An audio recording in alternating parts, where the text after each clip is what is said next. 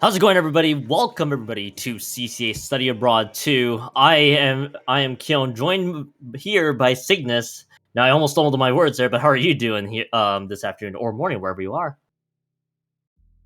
Yeah, I'm doing very well this afternoon. How about you, Keon? Still waking up.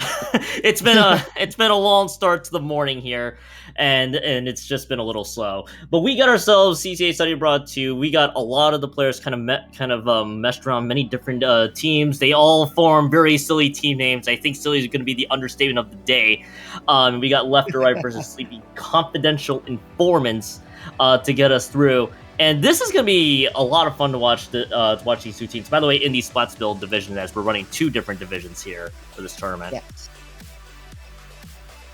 Yes, the Splatsville division is comprised of players around the level of CCA mid div 3 and below. But so there are a lot of different players from a lot of different schools all coming together in one place to play to play here, and I am certainly excited to see what these two teams have come up with in the last week or so since team announcements went live. I'm pretty excited here to Cygnus, and with the way with the way we had these divisions set up, as you mentioned before, excuse me, Splatsville division pretty much comprising whatever the phrase I'm going to use. I'm going to say compromise today. I swear on that on many regards. They are players from Div 3 or below, not below, I guess, and beyond. I guess I should say. And then on the other side, which we may see later today, would be the Inkopolis division, which is all of your teams from Div 3, Div 2, and Div 1. But we're about to get started here with our round 1 play all 3. Cygnus, I'm excited to see how these two teams go. Same here, yeah, and we're coming right into game 1 on Makomart Flat Zones here. Left to right versus Leafy Confidential Informers, as you said earlier, we're seeing left to right in the blue and Sleepy Confidential Informers in the yellow here. Yeah, and right away from these two teams, for the fact that we got players mashed up together, I'm still seeing almost the weapons I'm used to just seeing across the board. So only part of me is a little disappointed, but nevertheless, we got Sleepy Confidential Informants already taking control of the zone. It's going to be 2 down, by the way, on left or right, as we do get Amber kind of lurking large with this pencil. And saying this is a pretty good start so far for Sleepy Confidential. Yeah, definitely. They got the immediate 3 down. They're popping specials. They got their zone already halfway down here, as left to right has now taken control, popping their strikes, their Trizuka, and their Killer Whale. But Sleepy Confidential Informers already gets it back, but they do go a couple down, so doesn't last long. They do have a 44-point penalty now to deal with. Yeah, 44-point penalty that they have to work through. Left or right has a lot of control around this zone and still trying to move themselves up a little further. They're having to deal with the ink brush that is poking fun that left hand side. Nebu's still there, but going down quickly to a splat bomb. It's already 3 down from left to right. Sleepy Confidential, they do get the zones back. Now I'd be curious to see if they can push their advantage a little further, as they should be cutting themselves about halfway through those penalty points here, Cygnus. You were seeing Pampers is situating themselves really well on that block, just attacking the enemy platform with the Nautilus, applying pressure, but we are seeing left to right starting movement, trying to get something. Unfortunately, the brush does go down there, as Pampers is finally removed from that spot by Nebu. You're fighting with that hero shot. They will avoid the auto bombs. They have their Trizuka already, but the timer's going down. Left to right, it's going to have to make a move pretty soon, as we see the specials being popped now. Yeah, left or right, we'll have to make that move here relatively soon. They don't have much specials left other than the trip strikes, which just got popped. Not enough to wrestle and control the zone. In fact, this is just great coverage there that Sleepy Confidential had. They're going to take home game 1 here of this play all 3 Cygnus. We kind of saw from minute 1 that Sleepy Confidential Informants, I believe the full team name is for that group, getting good control of the zone, only losing it once, but they seem to be fine afterwards.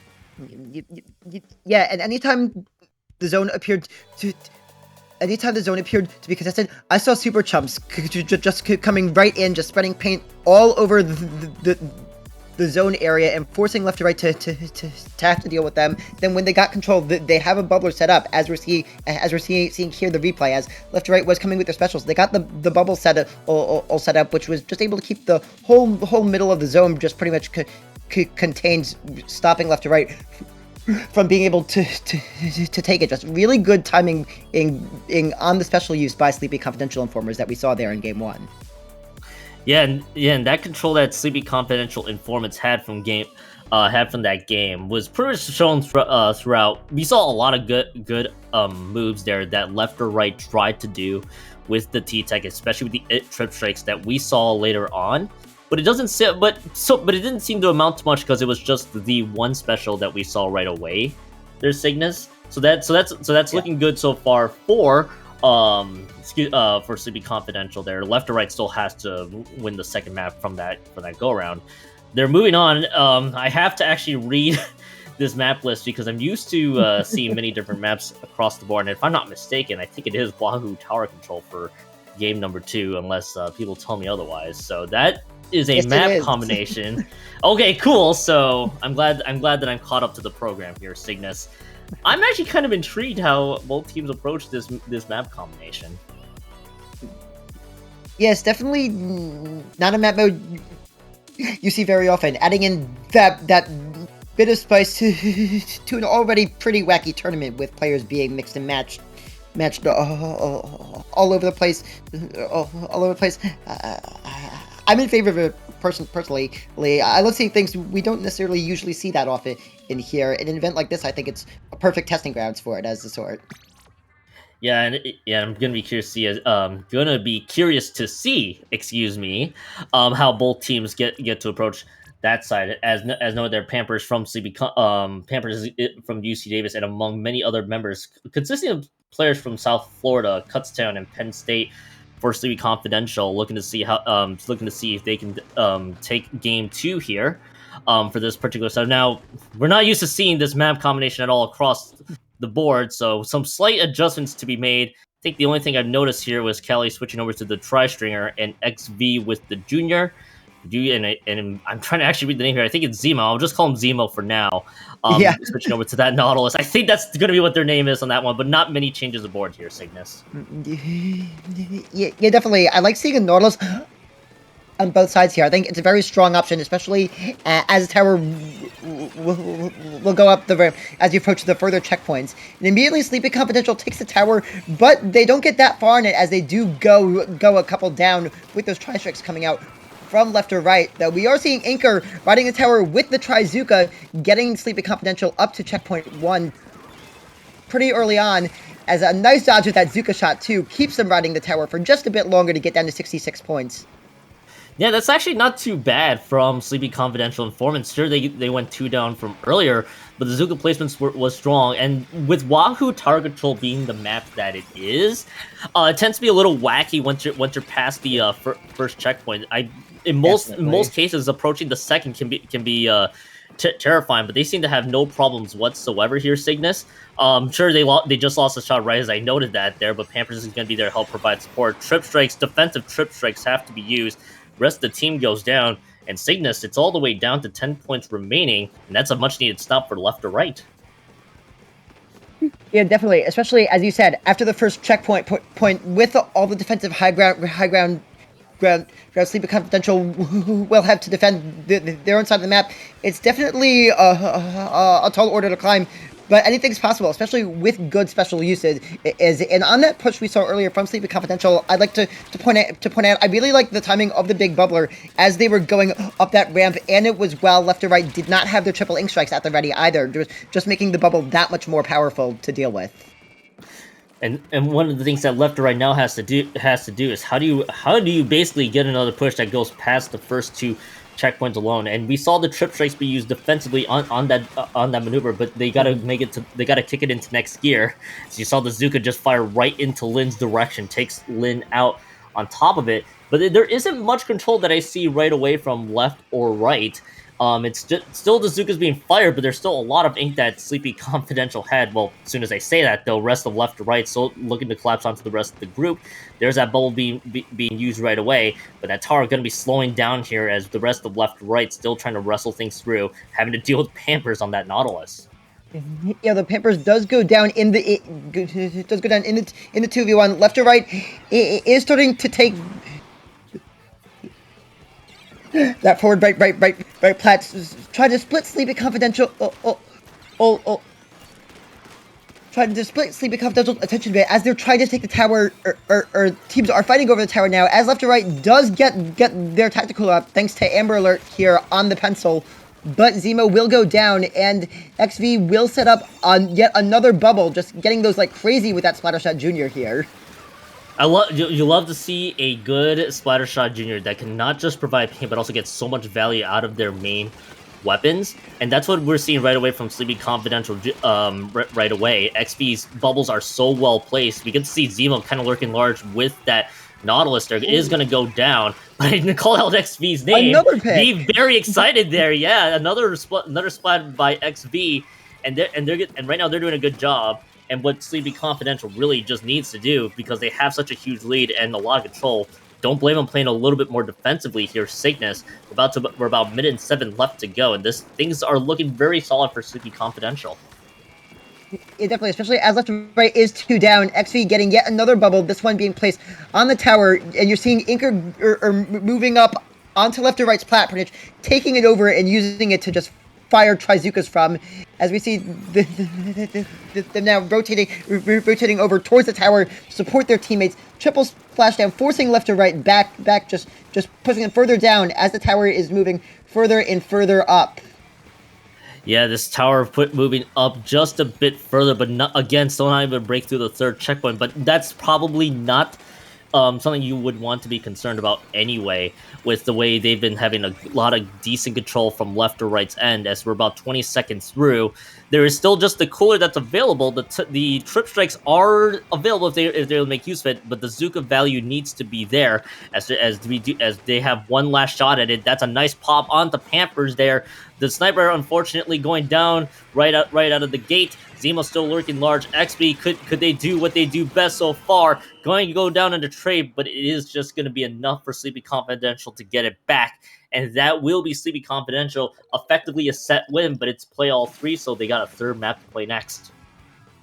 Yeah,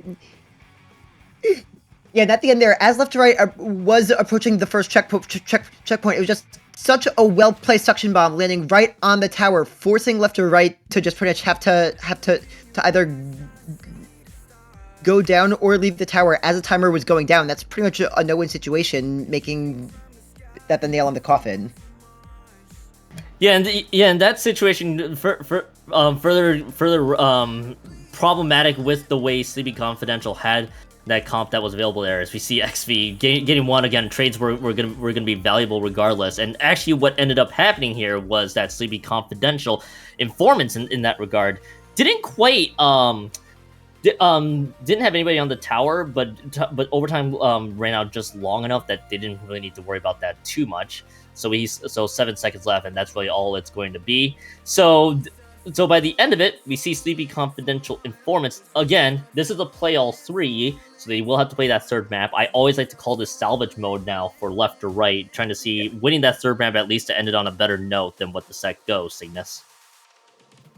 Yeah, definitely. And this third match of the set is going to be on Rainmaker Scorch Gorge, which I'm definitely interested to see what kind of adjustments left to right can make here on this map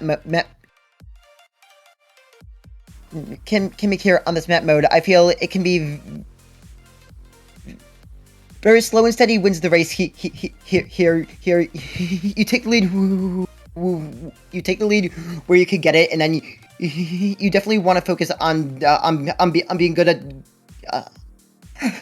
defending here. I definitely want to see if left or right can get out to an early lead fast in this one. That's it, and you're right on the money there, Cygnus, because the leads can easily snowball out of control past that first checkpoint.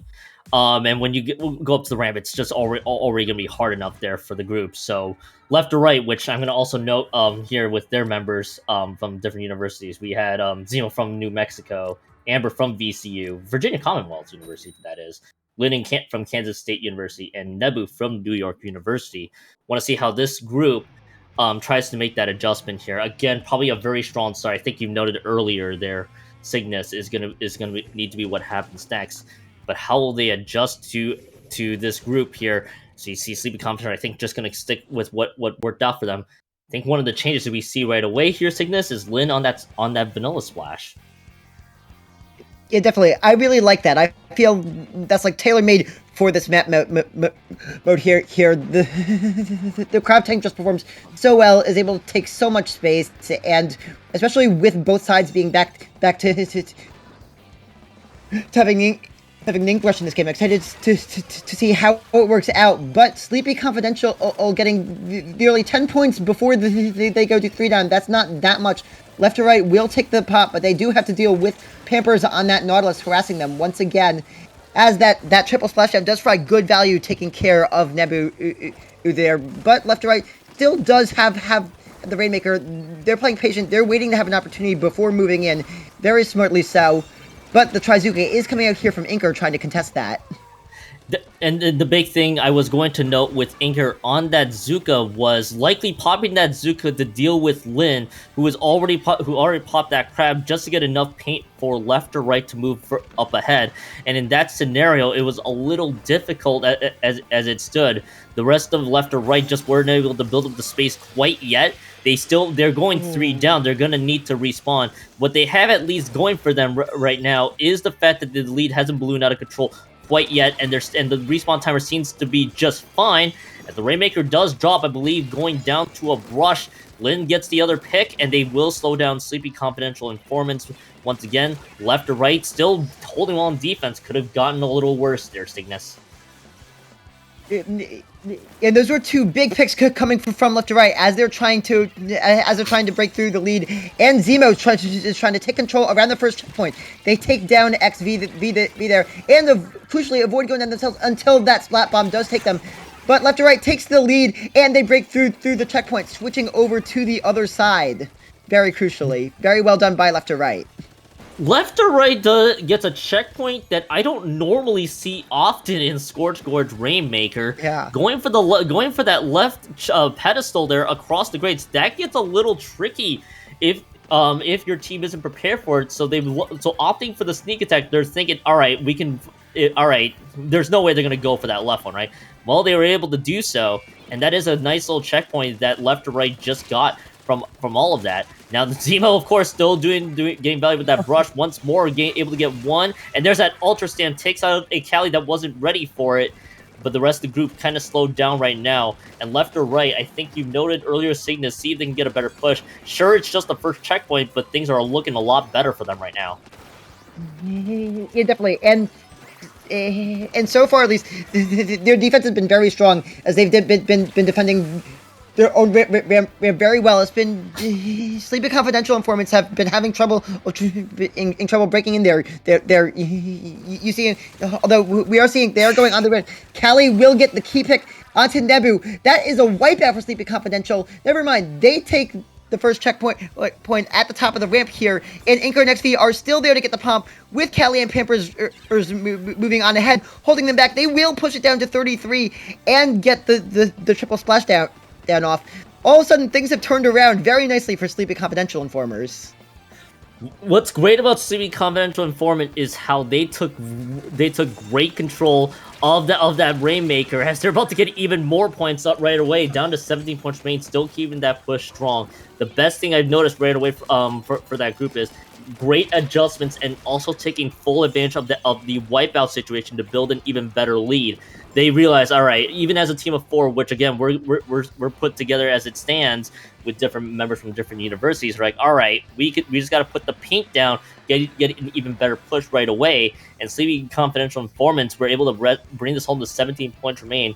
And left or right, kind of on the ropes here, trying to see how they can adjust as the triple splashdown find nobody so far, but other than just paint coverage. Cygnus tense moments right away from left to right as the crab tank gets popped. Yeah, definitely. This is definitely a very tough lead to overcome, especially as we do see Inker does have the Trizuka at the ready, which is going off. Left to right is popping Zuka of their own, but Pampers is able to get up onto the offensive grates and take 2 down. Left to right is 3 down now. Now all of a sudden, Sleepy Confidential, newly having a tacticooler in this game, has been helping them a lot too, as they are able to stop Lin from retreating. The timer is going down. They have control all around the Rainmaker, and this is looking pretty good for them. Yeah, things are just looking very strong, and because left to right was the last Rainmaker group that to hold on to it, there will be no overtime in sight. 3-0 is going to be the record here for Sleepy Confidential Informants. I was going to highlight on that last push, last attempted push, that left or right trying to split, trying to force Sleepy Confidential to split priorities across both teams. They win out a lot of the small skirmishes that were happening across the map here. We get to see the last 15 seconds of what of left or right trying to make something happen, but to no success. You definitely. We saw Lin didn't have that much charge on the crab tank, was retreating but to stay alive and hopefully get a crab to help them take control. Unfortunately, went down on the retreat. Nebu made a good effort towards the Rainmaker, but once again, it was the triple splashdown coming from Pampers on that Nautilus, which has just been such a terror this entire match, and just closed out this game, this game 3, protecting the Rainmaker from Nebu's last-ditch rush in there. Yeah, and the rest of CB Confidential Performance, I believe it's not just Pampers that really stepped up, but also just the rest of the group. Kind of, I feel like this is an interesting case where, you know, you have all the members from different universities thrown together. They looked like it was almost a well-oiled machine, just ready to go. And try to take this set by storm. Excuse me there, Cygnus. So, I mean, 3-0 set record, great start for them. Left right still has 3 more rounds to recover. I definitely think a recovery is possible. I think especially in that game 3, I think they can have a lot of positive takeaways from how they played, especially in the first half. Up until they got wiped out on that one Sleepy Confidential push, they were defending their ramp really solidly, and they had multiple small incremental pushes, just taking it bit by bit, which is what gave them a lead for a majority of that game until the one push took over. I think continue regrouping well, playing around the tacticooler, and keeping up strong team defense, I think, are going to be keys to them going forward in the tournament. And that's really what we would both like to see here from Sleepy Confidential Informants, especially with Pamper popping off, I like to say, with that Nautilus from earlier. So, the great start so far, 3-0 set record. Again, these are all play all 3, so every map starts to matter here from here on out. We're going to get the last set of replay, last set of highlights. I think seeing this, we'll just go ahead and cut the break while these play out. We'll get our second matchup ready to go here in just a minute, but don't go anywhere. More study abroad action will be coming up shortly.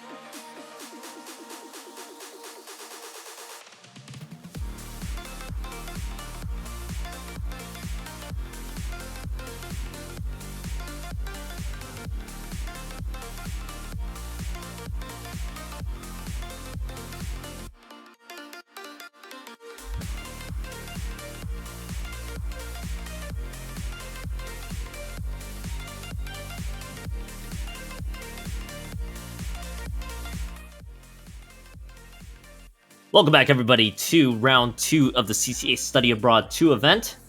Once again, I'm Kill, and once again, that's Cygnus. We're both back after Hi, a everyone. good break. Hello. We are switching over to the other side of the bracket, the Inkopolis side. We got two teams, Inkopolis Sightseers, and the full team name that I believe for this one is Mental Illness Recovery is Possible. I actually recognize members from the Inkopolis Sightseers, so I'm kind of excited to see how this matchup plays out. I think this should be a pretty exciting matchup. Again, the Inkopolis bracket in this tournament is made of players in CCA Divs 1, 2, and the upper level Div 3 players. So here's where we're seeing an arm race of some of the best the CCA has to offer. I'm very excited to see what we have coming up in this match.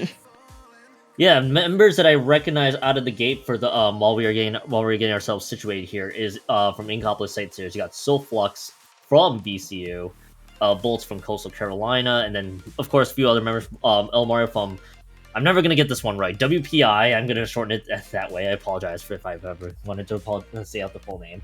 And then Apoxelixer from CSULB, California State University, Long Beach. So that will be fun to see that group go right at it. Excuse me.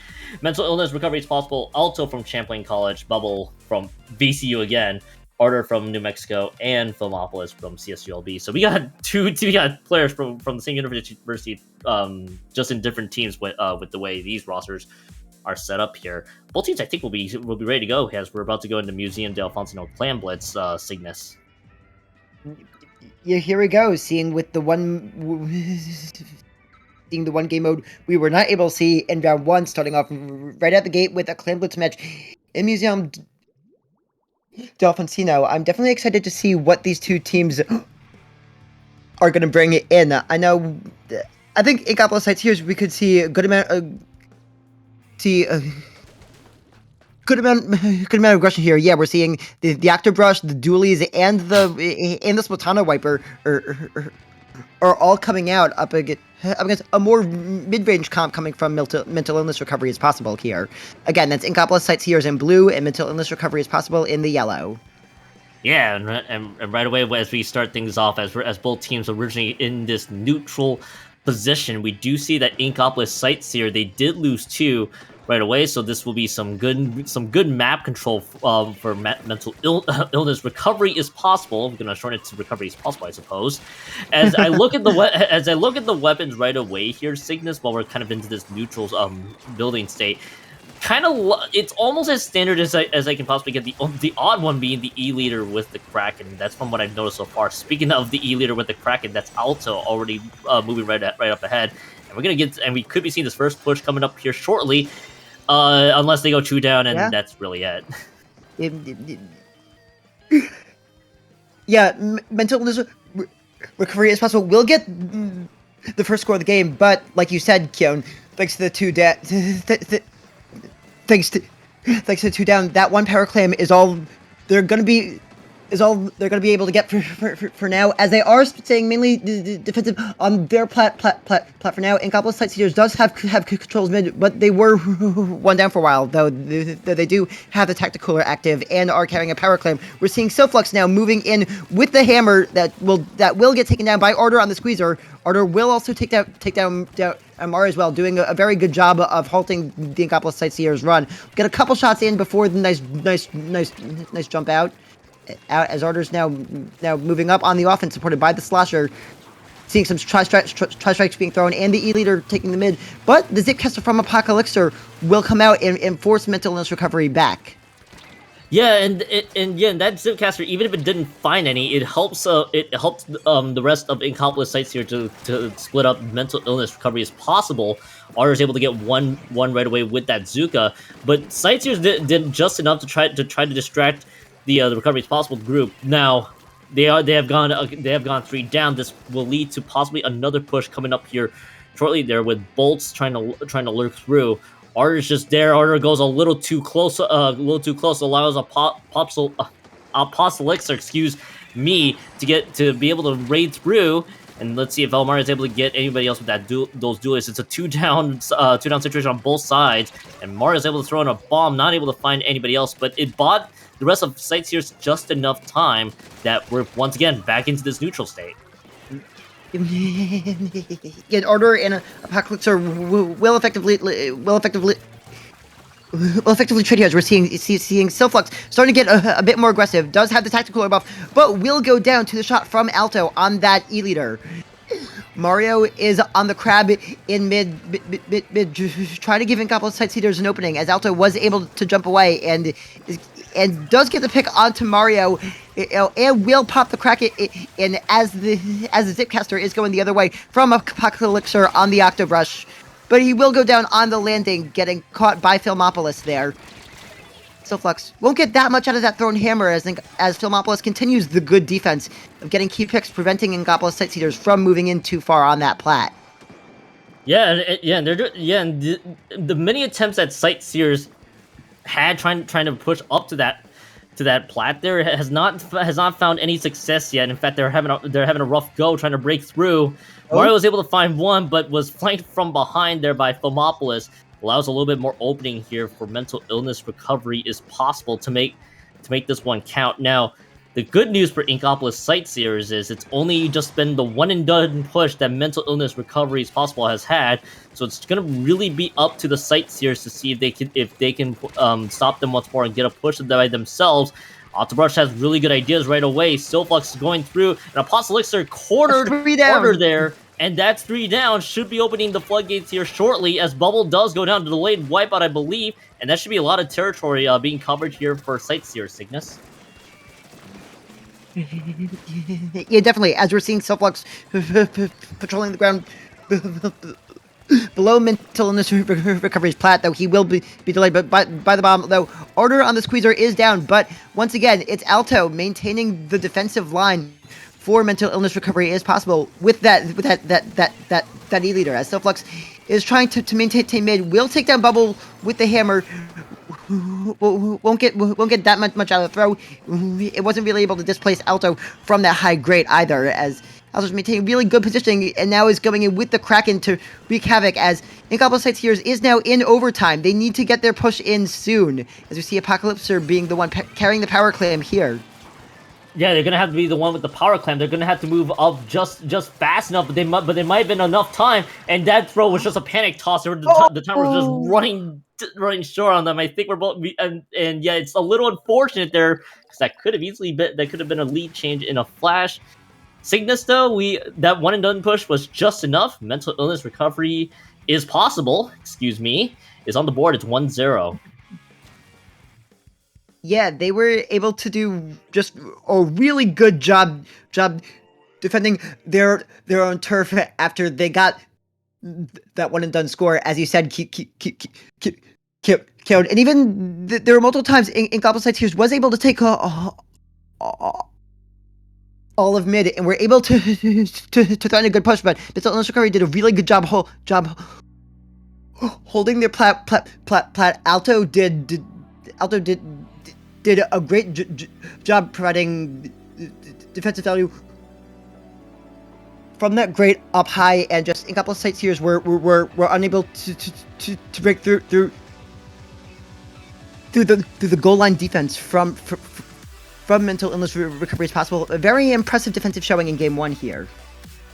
Yeah, and it felt like it really was a game of defenses from both of these teams too. There, because we saw Mental Illness Recovery is possible doing a great job stopping the rest of Sightseers, and just the one time that the defense broke open for Sightseers is how Mental Illness Recovery is possible was able to get the one push started. So that's kind of what we saw right away. And yeah, I felt like a part of my soul kind of left a little bit when I saw that throw just be a little bit short. But I felt like at that point in time, just when when overtime starts to tick down, you're just like, you just gotta throw, you just gotta make something happen, and that's why I got the sense that throw was supposed to be. Yeah, definitely. I mean, it's a tough situation, especially when the opposing defense is as well as it is. I mean, you have the E-leader, which could just become a Kraken, and the Squid Beacon's provided good value. The Squeezer got so many key picks there as the Incomplete Sightseers were trying to make a push. It was just really hard. It's just really hard to deal with. And looking forward at game 2, I'm seeing it's another map mode we don't see too often, as Flat Zones on Marlin Airport is coming in now. This is probably the most Cygnus, and a quick aside here. This is a very fitting map for the study abroad themes that we've been seeing all day. It really feels like, oh, this really is such a map that we need to embark on. I'm sure both teams are going to be feeling of what the heck did we do to get back here at Marlin Airport, a map that we don't normally see all time. And for those who are watching, it's a very small zone, as you guys are kind of seeing here. And you're also having to deal with the fans. If you remember Splatoon 2, the old anchovy games, map with the fans. That's all that's a big thing that you'll keep an eye on. And by the way, it's gonna be 90 points and still counting. Their Ingopolis sites here still lurking large. Yes, they're 2 down. They make that 3 down, but they will at least get the initial push start. That's still not a bad start for them. Mental illness recovery is possible with the zones back. Yeah, definitely a solid start for them. But mental illness recovery is in control of the zone, as you were saying, Keon. But we're seeing the Zipcaster coming out. That's 2 down from mental illness recovery is possible. Apocalypse was able to take that Alta there. And Order, that's a delayed wipe pretty much, as Ingopolis states he was right back in control. Also, I definitely find it notable well, how with the more compressed map, we are seeing Alto switching off of the E-Leader and onto the Rapid Blaster Pro now. Seeing some inkjets coming out. It's actually that Rapid Blaster deco, by the way, with the inkjet for context, is going to be very nice. I was still in awe with the Apostolixer or Apocalypse or whatever I'm gonna get their name wrong, I swear, for today. How that Zipcaster splat with literally what almost felt like a second or 2 left on that Zipcaster was able to find the picks. Excuse me, as right now mental illness recovery is possible. Probably their biggest deficit that we have seen here so far. Of course, this being zones in this case, as a Apostolixer able to get 1 more, and also got Alto, but also with landing a nice little direct there on top of it. Lux is lurking large, loses the fight once more to Alto. Can Alto actually outmaneuver this one, get the second? No, the rest of the team gets the assist. That's all good though. That's all good though, and that'll be mental illness recovery possible, getting the zones back. Cygnus. Yeah, and Ingopolis sites here are now facing a pretty significant 49-point penalty, as we're seeing Bubble is putting pressure there on Bolts wielding the Snipe Rider, but Apocalypse is defending Bolts just long enough for the jump to get away, saving the tactical charge. And Ingopolis sites here does have 3 specials available now as they're going to try for this retake. Although Apocalypse will go down very fast in that Zipcaster, and Ardor is getting out the Trizuka.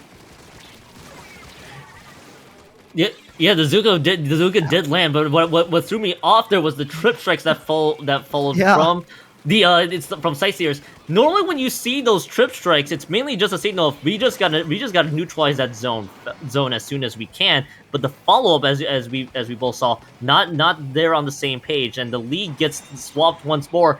More trip strikes are being thrown out once again. They're going to have to rely on the painting to be put down on the zone, which they're able to do just that. As another duel is down on the bottom side. And yes, Cygnus, they did put mental illness recovery as possible on the penalty points, but Sightseer is now trailing. Yeah. They are trailing, like you said, Keon, and having to recover from having gone 2 down afterwards. Here, once again, we're going to see if Ingopolis Sightseers can break through mental illness recovery's defense now, as Bubble will go down in a trade that mental illness recovery does get wiped out. Apocalypser once again getting value out of that Zipcaster. Ingopolis Sightseers are back in control, trying to maintain the zone. We're seeing Bolt is applying a lot of paint onto mental illness recovery's possible plat, as Alto is trying to attack them from the side angle. But Ingopolis Sightseers are rotating over well. We'll see how we're doing. Strikes being thrown on both sides now as we're hitting the 1 minute left. Ingopolis Sightseers are close to down on the penalty, but they lose control of the zone here. They do lose control of the zone, and they're gonna have to get that. They're gonna have that zone's cap back.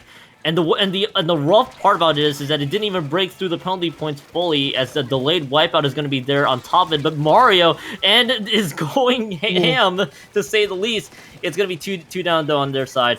with 35 seconds left to go and still counting, the rest of mental illness recovery is possible. Might be looking to just assert total dominance here. They're going to try to work across this elevator, on that left-hand side of their map. But now we got to see if Apoth's Elixir is going to try to find value again with the zip caster there, but they lose too many members left and right and what feels like center, as the rest of mental illness recovery is possible, likely going to get a stranglehold of this map here in general. And yeah, there's just too many members down here, Cygnus, and that will be mental illness recovery is possible up 2-0 in this play all 3.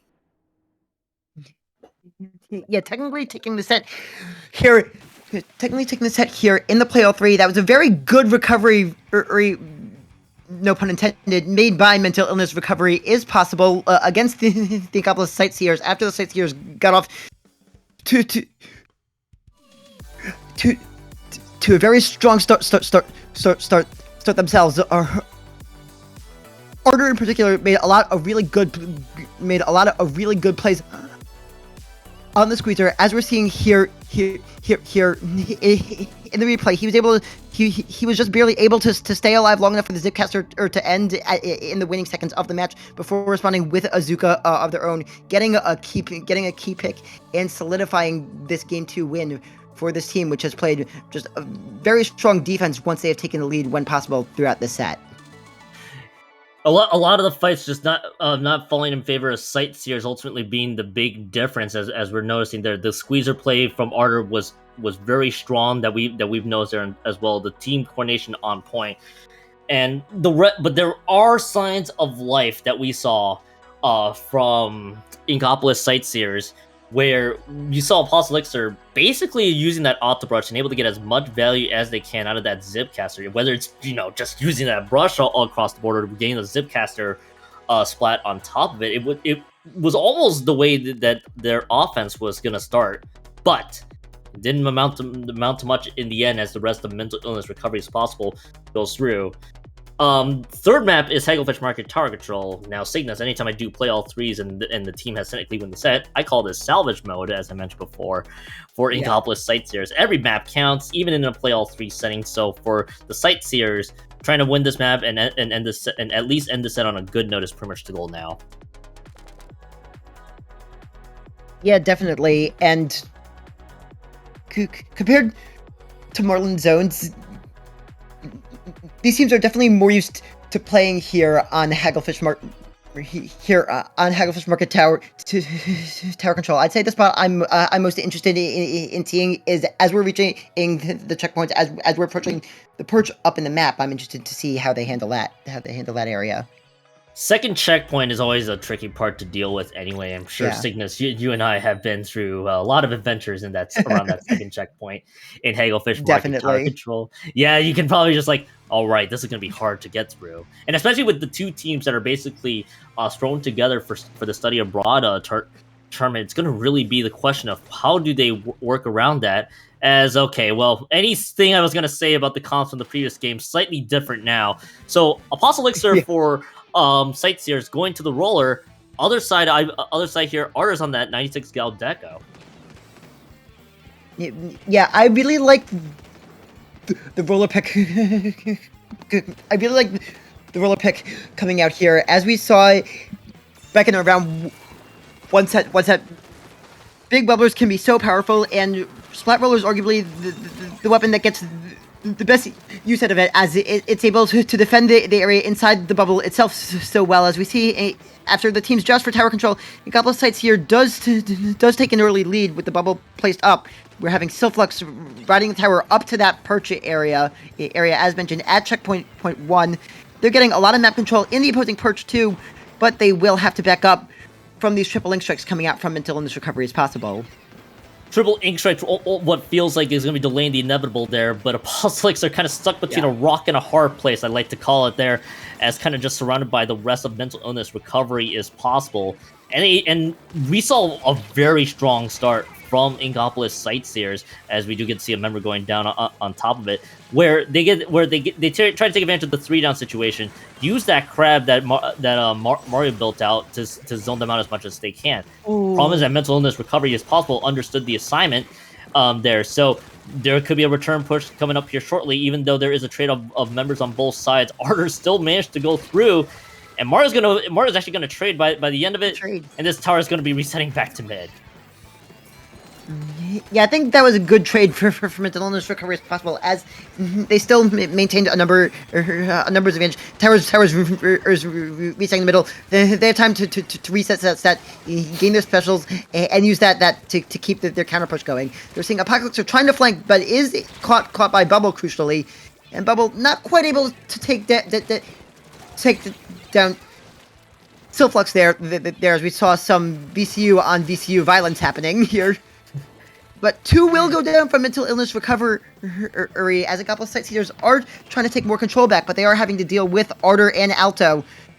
Just getting a lot of value, continuing to provide strong defense for this team, as they have throughout the set. VCU and VCU violence. I like that, actually. That's kind of what this matchup has became here. A battle of VCU players and CS and Long Beach players, I believe, too. Yeah. On top of this, now for Sightseers, real quickly, they're going to be able to kickstart that this push once more. As mental illness recovery is possible, by the way, got stalled there when the rest of Sightseers were able to recover back on defense. As Filmopolis gets a nice little trade there, that was pretty neat.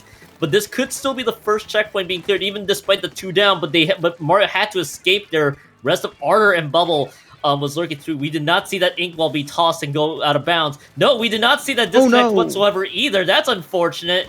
As Mario goes through on top of it, Filmopolis is going to go down. And this is now mental illness recovery is possible, almost in that perma 3 down, perma 1 down situation right now. Yeah, very unfortunate part of Splatoon. You hate to see it, but the teams are just gonna make do as best they can in this situation.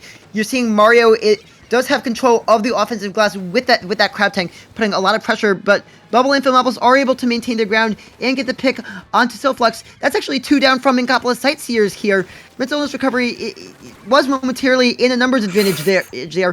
And Apocalypser though, wow, with that double with that bomb. You know, I always like to note that there was a chance that mental illness recovery is possible could win this 3v4 very strong, and then Apocalypser had other things to say with that roller there, as this KO is not going to be there whatsoever. Defensive trip strikes are successful, but that double I think pretty much broke it wide open anyway, and just made things even more tougher for mental illness recovery is possible to crawl back. Now that they're approaching 43 seconds left to go. Tower resetting back to mid. It's again perma 1 down situation. You've lost, I believe, your 96 Galdeco that disconnected on top of it too. Yes. So, if anything, there is still on paper still alive, but very tough to overcome.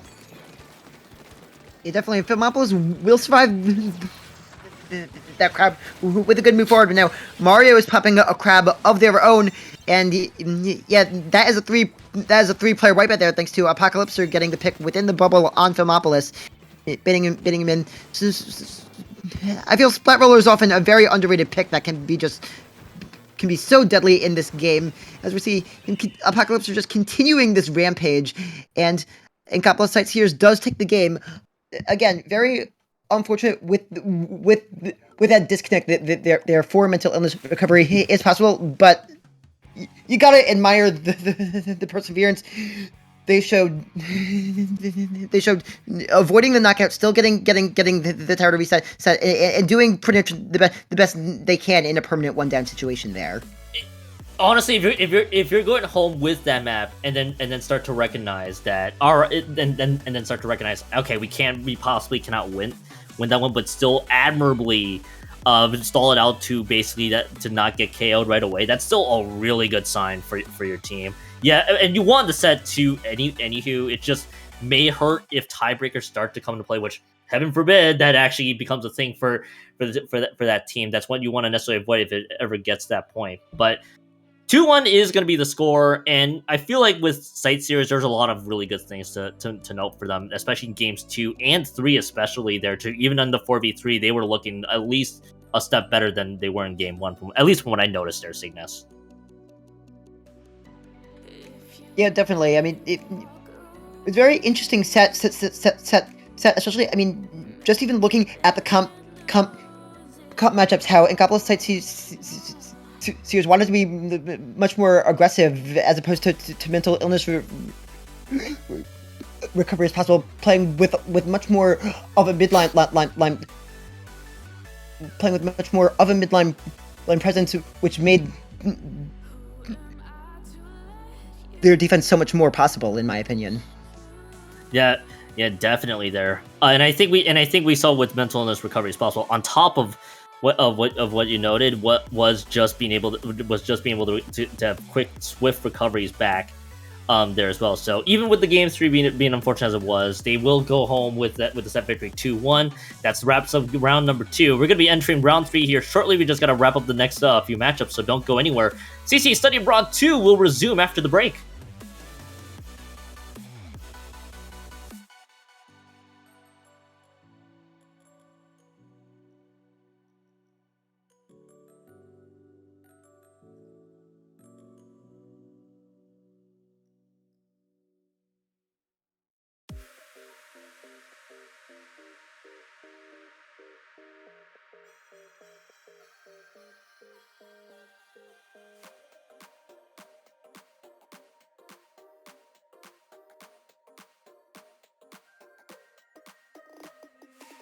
Inside lane, missing exits, glued to the pavement. Between the lines, I'll keep my gaze straight ahead as the last stop flies by.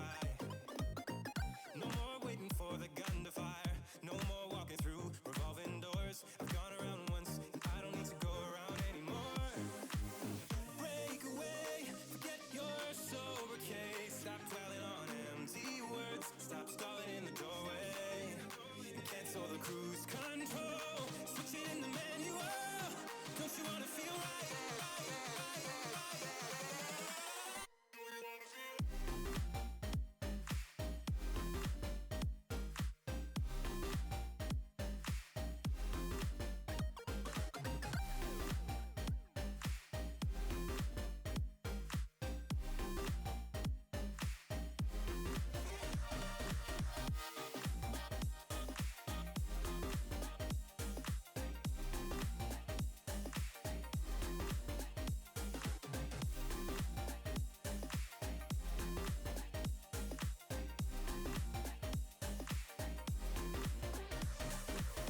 Full steam through the setbacks.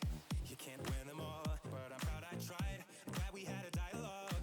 It's good to shake the mind. Speeding up the pace, turning up the heat. I'm where I need to be for the first time. I'm taking risks, I'm casting off without a lifeline. Break away, forget your sober case. Stop dwelling on empty words. Stop stalling in the doorway. And cancel the cruise control. Switch it in the manual. Don't you wanna feel right again? Don't you wanna feel whole? Don't you wanna feel?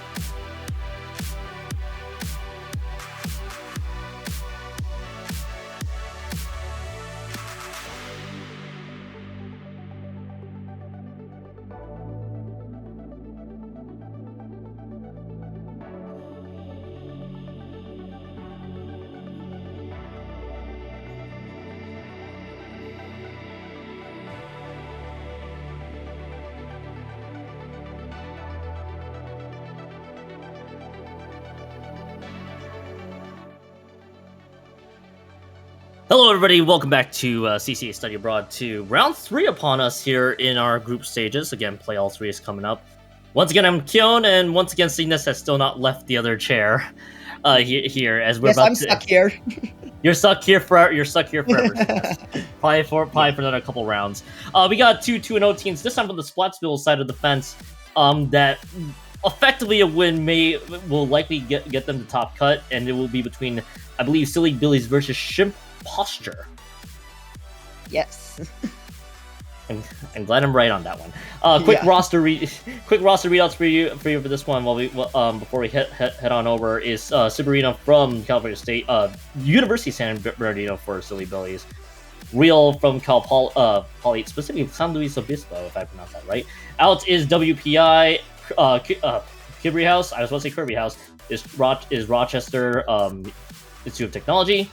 And then on the side for Shimp Posture, we do have Weirmush from DePaul, we got River from Cal Poly Pomona, Lucky from Kutztown, and then Type from the State College of Florida, running out those rosters there. So again, we are still running through players being thrown with other players, and see what team names they have, and this is what we end up with. And we should be, and that's what we got. Round 3 again, both teams 2-0. We're approaching probably the staple of Rainmaker maps at this point here, Cygnus. It's Undertale Spillway Rainmaker coming up. Yeah, always a classic map here, and I feel has improved a pretty decent. It has improved a pretty decent amount, especially around the checkpoint point area after the rework we've seen in the last couple months as we're heading in. And something it's something I also want to point out is on the side of Silly Billies, the player out is a Division 4 all-div CCA player from Season 5 here as we're heading into this game. Yeah, we do get to see Silly Billies on the yellow-orange color side. Blue color side is going to be Shimp Posture, as we do take a look right out of the gate with the weapons. That's a well string. Okay, then how are you doing there from House? And we do get to see that Dynamo Roller again, tweaks made to that weapon in the patch. Gonna be excited to see how the rest of Silly Billies, which by the way have a lot of control of the map so far, unless River has other ideas. River decides that Out needs to go out and call that one a day, as the Rainmaker's kind of just stuck in the middle. Yeah. Pretty even start so far. On Silly Billy's comp, they definitely have a lot of good area control between the Dynamo and the Wellstring, and even the Slasher versus a much more fighting focused comp against them with that Splatter Shot, Ink Brush. Even the heavy edit has just such a fast kill time. As we're seeing this going down, Rainmaker still remaining in the middle. That the Zuka from Severino, I think it is, wasn't quite able to get any picks. As we see a trade over there on the right. Shimp Posture is 2 down as we see Real taking control of the Rainmaker here. As Out is able to help them out against Typh there, and they are moving the Rainmaker up towards that frontmost checkpoint that you often see teams going for. The key pick there, and that is checkpoint number 1. Yeah, Lucky going down with the Rainmaker shot opened the door on top of Typh going down with the support of Silly Billies, just made that one up, just made that checkpoint pretty easy to get to for the rest of that team, and the rest of Shimp Posture are trying to have to collapse onto them, but it's gonna be 2 down. Weirmush and the rest of the group still trying to lurk large, and that Splat actually gets 1, wow. And that's the KO. That was impressive to say the least. Cygnus, as Silly Billies is going to start this one off strong. It's a KO, and they'll be up 1-0. Yeah. Well, that's what you get sometimes with Rainmaker. You could have long, drawn out back and forth battles, or you could have times where a team's just able to snowball their advantage really well into a quick knockout, like we saw here, as we're seeing in the replay play the teams just having really good control with Real having Rainmaker on the grade as their team is going up and pressuring the team on their own street. Out had a key trade there. There's a key pick from Severino, and Real was able to take that advantage and go in for the knockout. Very impressive start for Silly Billies. 2 things I'd like to note right away there too was I saw Typh had the right idea too. I'm trying to figure out what took out Typh on this replay here. from what I gather. I wonder if it was the. I wonder if they've just been met with the Rainmaker shot maybe, there on yeah. top of it. That might be what it was, because that was enough of the difference. Wormush goes right into the Rainmaker explosion again. Just it's a desperation maneuver, really, to try to stop them on defense. That's the best way to note what we saw there. But that's, I think, needless to say, Cygnus, such an impressive start for them. And Shipposture has to realize, all right, we got to reset here a bit, with the second map coming up being, oh yeah, it's Manta Maria Clam Blitz. That's also a map mode we don't see off too often. Keeping in with the spice and keeping in with the added spice to this map list. I'm definitely excited to see what adjustments are made, especially if Shimp posture is maybe going to have some interesting adaptations as we do see how Silly Billy's has a big paint advantage in their comps, which I think is going to be especially a big deal in a Clam Blitz match here.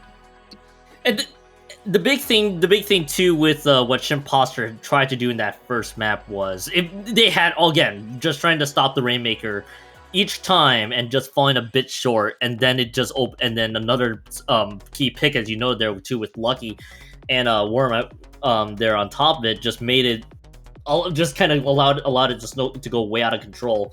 So not just any adjustments there too, is gameplay wise, how do you deal with the rest of Silly Billies? Because that's going to be the ultimate question, especially if you're a team basically at 2-0, could be a set away from top cut. So now we get to see Manta Maria Clam Blitz, which I have some very fond memories, air quotes on that one, with how this map plays out. I'm wondering what Silly Billies is going to keep here. Okay, we do have a change right away from that side. For the side of Shimp Posture, I don't think there is much other than Typh going over to the Flingza. Yeah, I definitely like the Flingza switch. It gives them a bit more of a backline presence, as the heavy edit isn't quite as long range, and the Tenet missiles do give them good area control. But I'm also very interested by Silly Billy switching over. The presence of a Bamboozler is very interesting coming from Kibri House here. I wasn't expecting the bamboo, so I knew I was seeing a weapon load in. I knew that we saw the vanilla heavy splatling there as well. I didn't expect the bamboo, which, if I'm not mistaken, this is the bamboo with the chumps, if I'm not mistaken, for this particular kit. So this is gonna be one of, this is gonna be a change. I'm intrigued to see if this would work there. In terms of how this comp plays out together. But both teams, by the way, stuck into this neutral position once more. It's a very tricky map to get successful pushes on. So gonna be excited to see how Shimp Posture is able to break things through, especially Cygnus, that they have a power clamp. Wow, yeah, and we just saw Kibri House just get barraged by 3 different specials at once. They did not want that bamboozle out there on the bunker, as Shimp Posture is now 3 down. Strong defense from Silly Billies, out in particular, making good use of that Dynamo Roller here, now taking his own position on the bunker, and applying pressure onto Shimp Posture, having to retreat. Typh painting on their own bunker, trying to get closer to the Tenet missile. As we're seeing Lucky is attempting a flank there with the splatter shot. Looks like he was spotted, and we'll see what they do from there. The Tenet missiles are out supporting that. Maybe Lucky might be looking for a jump. We are seeing Typh does have 7 clams, now has the power clam built. Both teams are 1 down. Yep. And 1 down, and then to make that the second 1 down on top of it too. Yeah. And Shimp Posture is able to break things through. Yep, and through the jump there too, able to break more. Is there going to be a fault? I think that was an assisted pass, but the rest of the team is gone. So that power clamp is out of the picture entirely.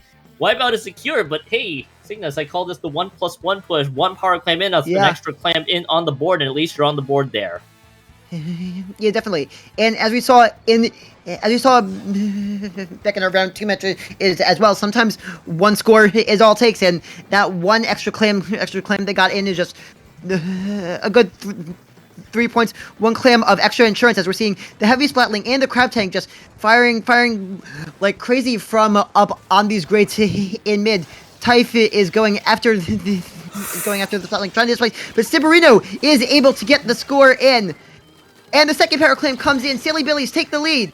Ciberino not quite able to get the next pick onto Lucky, who's also able to take Real, but more claims do go in, getting their score down to 51. Silly Billies is 3 down, but that is a very good push they make. More than two power claims plus change coming in, turning the lead around in this match. How would you... that street became so wide open, Ciberino just swam through and got the first push right away. And that pretty much opened even more stuff. They had to send one member back. I believe that was Type that had to be sent back, if I'm not mistaken. They're on top of it. That got Silly Billies an even better push, but we could be seeing a great return push here as Lucky gets a few more right away. But they are going to pick up this cooler there. Because can the Bamboo do it all? No, not at all. But Type is slowed down. And that will be a few clamps. That's 2, that's 3, and that's a delayed wipe. And and incredibly so, Cygnus, that is not a lead change. That is a successful defense by Silly Billies. Just barely hanging on. They have an 8-point lead there. They're basically just 3 clams away from it being another early change. Andrew, we're seeing Crab Tank is being popped by Shimposter as Lucky's going in, having 5 claims of his own, sitting under the basket. Might be looking for another jump, but Real is able to turn around and get the nice pick on them with the heavy splatling as Out is moving over to the grates above Ciberino as well. Well, as Silly Billies are trying to push up and take more space again with a good pick on Type by Ciberino, who's pinging for this way. What jumps are coming in here, approaching the enemy basket. We could see another score from Silly Billies, and we will as Real gets the power clam in to break the barrier, and the penalty is gone as well. Again, it's the same scenario. The street was just simply open enough that the rest of Shimposter has to go through. Yes, that barrier is going to go back up. This is going to be overtime at the very least for Shimposter to get the return here, as that pity claim is still stuck in the back. But the rest of the group's like, okay, well, Kibri House just needs to throw that power claim in, but they're not going to safely end up overtime just yet. There it is. Out's gonna throw it in. Gonna call it a done deal at that stage. Shimposter started off this game strong with one good push. Silly Billies just counters back with even better ones. Another 2-0 set so far. It's play all 3 though, so the third map coming up here shortly. Cygnus. Yes, and that third match is going to be played on the now revamped Flat Zones Barnacle and Dime. A map that's seen frequent play, and in the past has not necessarily garnered the best impressions, but it's been reworked in a pretty major way, and I think it improves the map's qualities a lot with added flank options. Definitely interested to see what adjustments these teams make and how they handle all this map. Yeah, and we're getting a lot of replays here while both teams are gonna be preparing for Barnacle and Dime zones, and several times I felt like Shimposter had really good ideas, by the way, and then the defense just breaks open for the most part with the power clans being dished in. Yeah, again we get to see the Crab and the rest of the team kind of move as a unit.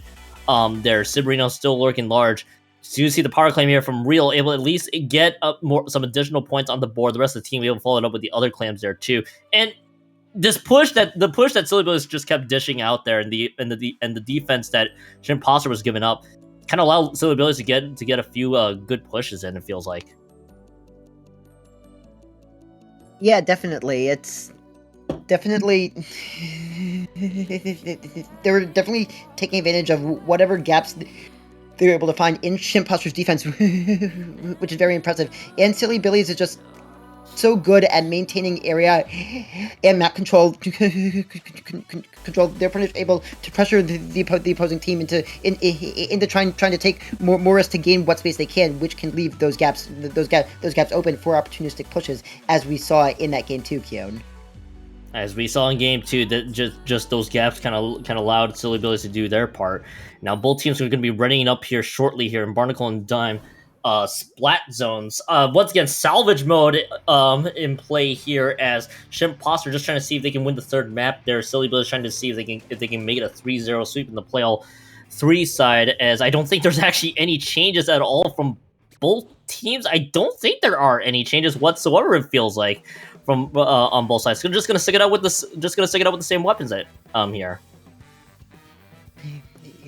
Yeah, bring it back. We're seeing Silly Billy's taking a bit more of a split approach on the opening than Shin Posture, and the zone is just flipping control back and forth here right away. A lot of fights are happening, but no one going down yet. All players managing to stay alive. Typh is getting these missiles out to force Silly Billy's back into losing control. Well, as the painting, but Ciberino is coming in with. Trizukas are being traded. Things are just happening all over the place here, Keon. This is what I like to call Cygnus, the game of skirmishes here. Fights happening left, right, and all across the board. That there's not really one central place that both teams are kind of just trying to fight around. They're trying to see whatever advantage they can throw across the map is what matters the most. And we are seeing zones flip for days. It feels like Cygnus. Not one team really fully asserting control of the zone quite yet. Even with the Zuka that's being tossed in, and even with this lead change, Silly Billies are going to be getting the zones back here. I feel like we're going to be seeing a lot of lead flips here with the way both teams are playing.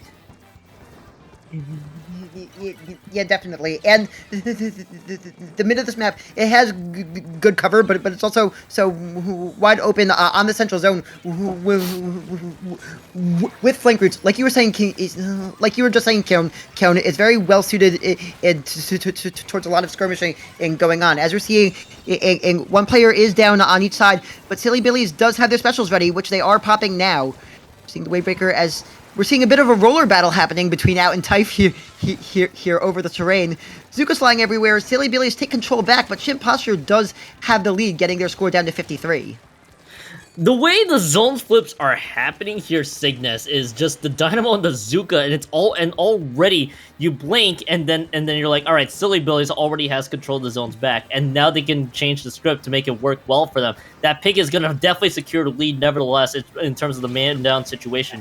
There, as the Dynamo got collapsed on top of it, Typh, excuse me, still trying to dish out a few flings of shots there, trying to see if they can find other members there on that side of the board. It looks like the heavy splatling got seen there on top of it. There will be another zones flip here that will at least put Silly Billies on the penalty points. 2 members have gone down, and again, so many zones flip here, Cygnus. There's not much. There's just so much to keep track on. I don't know, things are just happening so fast. I keep wanting to talk about every little thing, but there's just too much. We see Shin Posture does have cooler, but they are being pressured both by the Zuka and the Dynamo.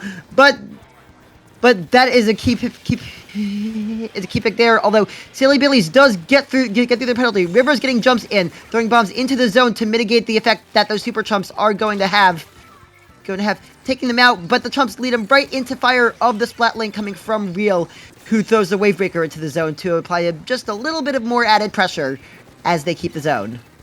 I feel like I've already lost track with the zones here, Cygnus. In terms of how many fights have happened, but I would think, all right, one team is able to push it further, and then the other team just gets the zones back anyway. Even because both teams have a Zuka at the ready. They're basically firing on the other side. Here you go. Here's another zone split, by the way. Shin Posture is able to make that one through. How do you not get splattered by that Zuka is already impressive enough.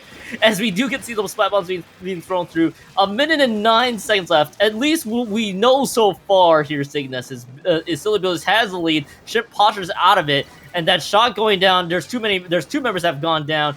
Unbelievably, the zone stays here in their favor. It's 3 down. They're gonna make Silly Billies will have control. Effectively a delayed wipe, and 50 seconds left to go and change.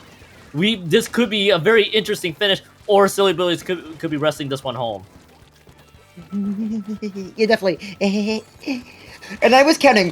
While you were talking, there were 9 messages of there being some sort of change in control during this match. It was just crazy. But Silly Billies has erased their penalty, getting down below 20 points, hoping to finish that. We're seeing Typh is firing missiles, just trying to force them back. But Silly Billies was able to get so much ground that still forced them to the zone. And Silly Billies is able to hang on for the knockout to secure the 3-0 win in this set here in Groups Round 3 in CCA Study Abroad 2.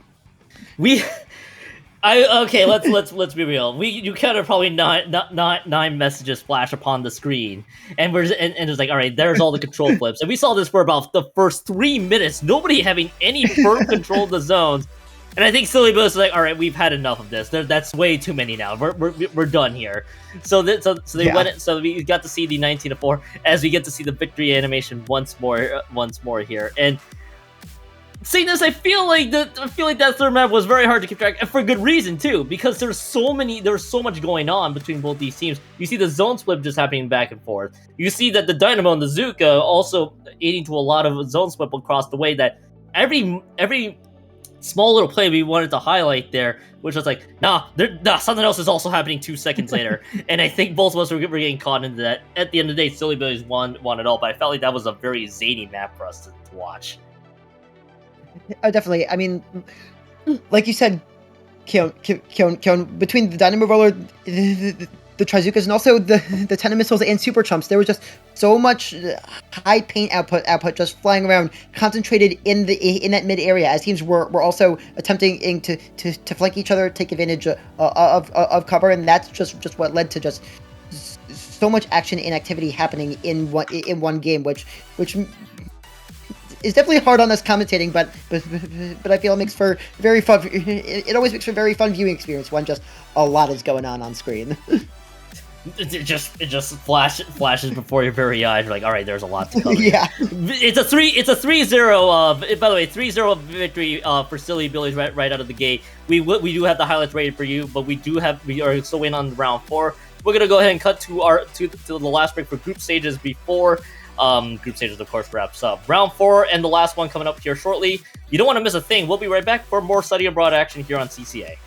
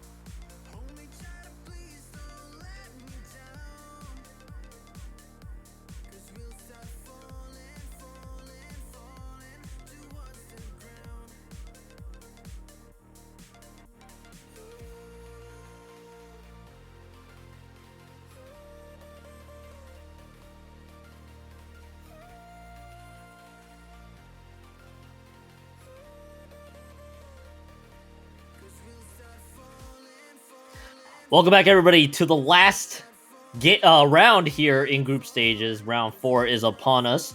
I'm Keon Cygnus. With me on the mic, we have Unauthorized Foods, and I'm actually going to say the actual team name here, just so I can give you guys the idea. It's not just cat.gif, it is https://mgr.com/t/cat_GIFS or GIFs. Yeah, it's literally just the URL, so we have shortened it to cat GIF for your viewing pleasure. Cygnus, this is a fun one coming up. Yes, here we are back in the Inkaopolis bracket for this match. It's very exciting. The last round of groups, a lot of top cut spot is on the line, and in we go. The hype train is here. We are going to be starting with game 1 coming in on Tower Control Inkblot Art Academy. I feel like I see this map way too often enough here, Cygnus, that there's not Yeah. much to really say here. The second checkpoint always the toughest part. I'm gonna be curious to see how both teams adjust to it, but I think we both have been very familiar with Inkblot Art Academy Tower Control in some form of the past. So the key thing for both these teams, especially with the top cut position on the line, is how do they adjust for it. As you know what, they're gonna get ready to be. They're gonna get going here in just a bit here, Cygnus, as both teams are ready to go for that side. Just to make sure I get my team name here. If you see Oceanopal, that is gonna be Unauthorized Foods. So that'll be the yellow team for Unauthorized Foods. That cat GIF team is gonna be on the blue color side right out of the gate. Cygnus, I see that there's an S-Blast wielded by Pinecone. Yeah, I'm definitely very interested to see that. It's a weapon that has such a high learning curve, but and it can be inconsistent at times. But the potential it has is so good. It's a really good weapon and has such a powerful kit, though. Although as we see cat GIFs are going down. One play early on, and Unauthorized Food takes a tower. Ocean Opal is using this blaster to provide just a good amount of pressure, and we're seeing Nex, who opts not to flank but drops the strikes and falls back instead, as Unauthorized Food does go down 2 players, but Lucky goes down thanks to a good slash from Nex. But Space Heels is able to help them take the lead, pushing up aggressively onto the platform before going down to Funny Man Zuka. But the Booyah Bomb is out there, and cat GIFs are 3 down. That is a past checkpoint 1. So as they do manage to hold on. Yeah, they managed to break through that first checkpoint there. A very messy fight, honestly, across the board. Space Seal was able to get through, but so did the S-Blast from Pinecone, that it was able to get trades across the board. Not really one team getting totality. Lucky getting a nice little splat into Ocean Opal is going to help matters here. But that was a little bit of carnage that happened across the board. Both teams, at least, if I look at the weapon right away, we got dueling sloshes, dueling shots, effectively speaking, and dueling cyber. It's actually almost a three weapon mirror match here. But the only difference being the blasters may as well be half a mirror. So this is almost as similar as you can get here, Cygnus, with the way the comps are rolling out here. Ocean Opal, by the way, is going to go down, and Unauthorized Foods will have good control of the map. Yes, Space Heels is once again getting up on the high ground. We're seeing the Trizuka just deletes Nowhere from the game there momentarily, as Funny Man tries going around but gets seen by the pencil. He's still moving in, as Lucky is throwing their tri-strike like into mid to help maintain control of tower. And Ocean Opal is able to get that bubbler up, move in, and take Lucky before going down, getting a good amount of value as cat GIFs are 2 down here, and Unauthorized Food is moving up the tower. Being able to move up the tower and be able to clear out that space is helping them a lot, as Lucky is able to at least was at least able to stop them through. But we've seen time and time again here, Cygnus, that both teams are what feels like evenly matched. Again, you're playing almost 3.5 mirrors here, so it really boils down to execution, and both teams are basically losing members left and right there in small skirmishes. It's the reason why we haven't seen the tower not make it past the second checkpoint on either side, or not even that, not even making it to the second checkpoint. Both teams using blasters to basically flank around, trying to find openings, and the rest of the team either trying to fall suit or getting outflanked by themselves. So that's kind of what we're seeing here. as both teams are kind of stuck in once again into this neutral position. Nobody really gained a chance until Ocean Opal popped the bubbler, but not before going down. And this tower may just be stuck here for quite some time here, Cygnus. Yeah, especially with those tri-strikes just denying tower access to nowhere there. Although Lucky does go down, and so does Space Heels. That's a 2-for-1 in favor of unauthorized food, as Nowhere is riding a tower and is able to get some paint onto the enemy plat with that pencil. The tri-strikes are coming out onto the plat, and that is a lead change. Unauthorized food now takes the lead as Lucky goes down. He goes down up top. Unauthorized food is starting to set up camp on that enemy plat. Though they will go 2 down thanks to some good maneuverings from Space Heels. That's a 3rd pick they get. They get helping to reset things as that tower is going back into the mid area.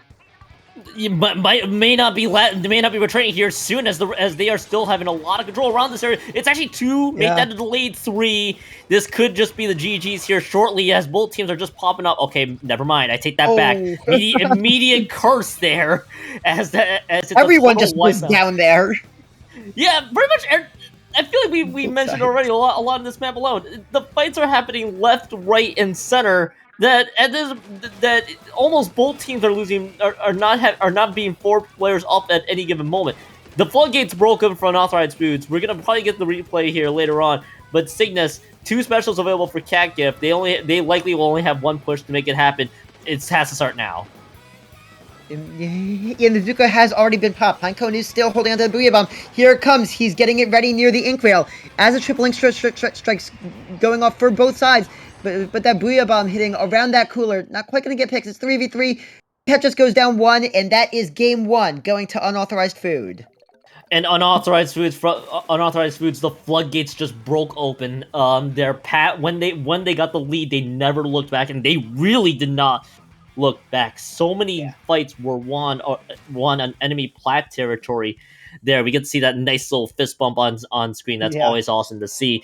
And yeah, this was kind of where everything kind of just broke open. Yeah, some picks from Space Seals did help clear out the space, but with the way they were positioned, the rest of Kagav didn't really have a chance to respond. So even with the 2 members down, they still had to try to find a safe way to maneuver up.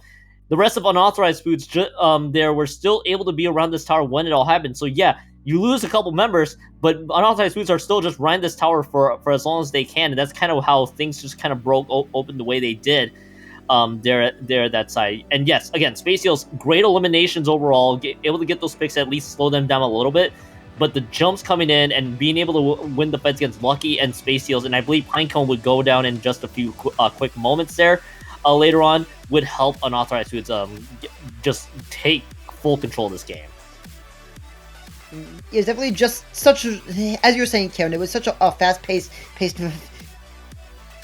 and fighting-heavy game, and I'm really curious to see how that transitions with an objective change in Game 2 as we go to Rainmaker on our fan-favorite stage here on Wahoo World. You know, I have a lot to say about Wahoo Rainmaker that nobody will ever allow me to say because their Cygnus because Wahoo World, nobody runs that map. Well, okay, soapbox aside, the checkpoint, more often than not, you probably could go on the left hand side, but if you're able to win out a lot of the fights, you could see teams get a little too spicy for their own good. So this is kind of where I'd like to see how both teams want to maneuver around Wahoo World Rainmaker, especially in a situation where a win will almost get you in the top cut. It really boils down to Cygnus. How do both teams adjust to a map combination that I don't think they would ever have to play again in a tournament setting? Yeah, I mean, I think when you're in the unfamiliar I feel when you're in unfamiliar territory, I feel go with your gut. I think we could see a lot of comfort. We're going to see a lot of comfort picks of what these players are comfortable with. I don't expect to see that many comp changes. And okay, never mind. They're coming from catch-ups. We're seeing the Wellstring, the Tri-Slasher Nouveau, the Dread Ringer, and the 52K. A complete change from them. So never mind what I was saying there. Apparently. The big old never mind. So much what you'd say go with their gut. I think Catgive may have taken that a little too seriously there. They went with everything that they felt could work here in Wahoo Rainmaker's side. The only thing missing here at this point is a certain weapon. I will call out sooner rather than later. As we do get to see again, both teams kind of trying things out. Catgive going 3 down. This is gonna open the floodgate. Okay, actually it's a delayed wipeout. This will for sure open up that floodgates. Again, because this is Wahoo Rainmaker. More often than not, they will use that left checkpoint there. The right one gets a little too spicy, but if they are able to get full advantage, that's where you see teams go for it. More often than not, though, it's the safe one is there. As the rest of Catgive, nice little recovery so far. Oceanoble gets a little too aggressive. It's a delayed wipe out there. Yes, it's only just Space Seals alive, but Cygnus a lot to break down. At the end of the day, checkpoint clear for unauthorized foods. Yeah, definitely. And as catches, we're turning that around. I love the coordination Space Seals and Lucky using aggressively taking fights together as a duo, forcing opponents into just like a whole bunch of 1v2 v2s in a row, which helped them regain a lot of space. Though unfortunately, they do lose the Rainmaker. Or they're next doing a good job with that bucket. Now chasing down Lucky. And is able to use the superior range of the Vanilla Slosher to get that pick, and Unauthorized Food is back in control of the Rainmaker as Catgifs have finished respawning. Next, taking full advantage of the range from the Slosher. Speaking of which, getting a double there, just opening more on top of it. That's a triple. Okay, now next, we see you there with the Slosher. That was awesome. On top of it, and even just gonna pick up the Rainmaker for themselves. So just the Blaster and everybody else is pulling suit. Cygnus, however, this is Unauthorized Foods possibly turning this into a crazy snowball situation. It's just Corby that's the only one alive, and having to be pressured out. The Rainmaker 1 point. Whatsoever. Just 1 point remaining is the score. Space Seals and the rest of Catgives has to clear Unauthorized Foods out of it. They just do that, and next is going to get punched for the wipeout. That push Cygnus to take it back a bit, fueled by Nex, and the rest of the team just followed up. Yeah, they do a good job of moving up quickly and taking space in mid. Now it's just a matter of how they'll be able to penetrate and get a checkpoint. It's looking like they might actually be playing around the right checkpoint, as they got the key pick onto the Zuka. That's Pine Cone moving up here. And Pine Cone is putting a lot of pressure on Nowhere, taking down the pencil. That's the backline. That's the backline down for Unauthorized Food. And all of a sudden, we might see a snowball push going the other way. But that is a good stop. Catches are 2 down. Corby will have to try regrouping a bit. So they are surrounded with the Rainmaker now and will eventually go down there. Yeah, but actually, there still could be an opportunity, but it is going to be very staggered for the most part. And next, again, with that Slosher, just run up that bucket, able to get one more on top of it. The rest of the team follows it up with another pick, and things could be slowing down here in just a few moments. As this Rainmaker for sure going to reset. Unauthorized Foods, 1 point remaining. Now Catgive in a position where they need to get the KO to make this one count. And Space Steel's going down isn't going to help matters. It's going to be up to Corby, who is shut down on the Ultra Stamp and not able to get any advantages whatsoever. They're going to pick up this Rainmaker. Overtime, the timer, excuse me, for the difference is they're going to probably explode, I believe. Yes, maybe a few seconds off. So there could still theoretically be another chance, but Unauthorized Foods is playing very aggressively here, Cygnus. Yeah, they're going for look, they're trying for the knockout here. They were getting very aggressive. They're in a situation where they didn't necessarily have to admit it. Now, yes, the Rainmaker is all the way back at the other end of the map, but that also gives Catgifs just much easier access to it. They won't have to fight to gain control of the Rainmaker itself, as we see Space Seals holding it here, and they're already moving up into mid, with Space Seals moving down through the carousel. To just waiting on team support to make it through that gap there. Yeah, and 10 seconds left to go on the clock. Effectively, the last push coming up here, Cygnus. Now the rest of Catgives needs to be ready for this one at any given moment here.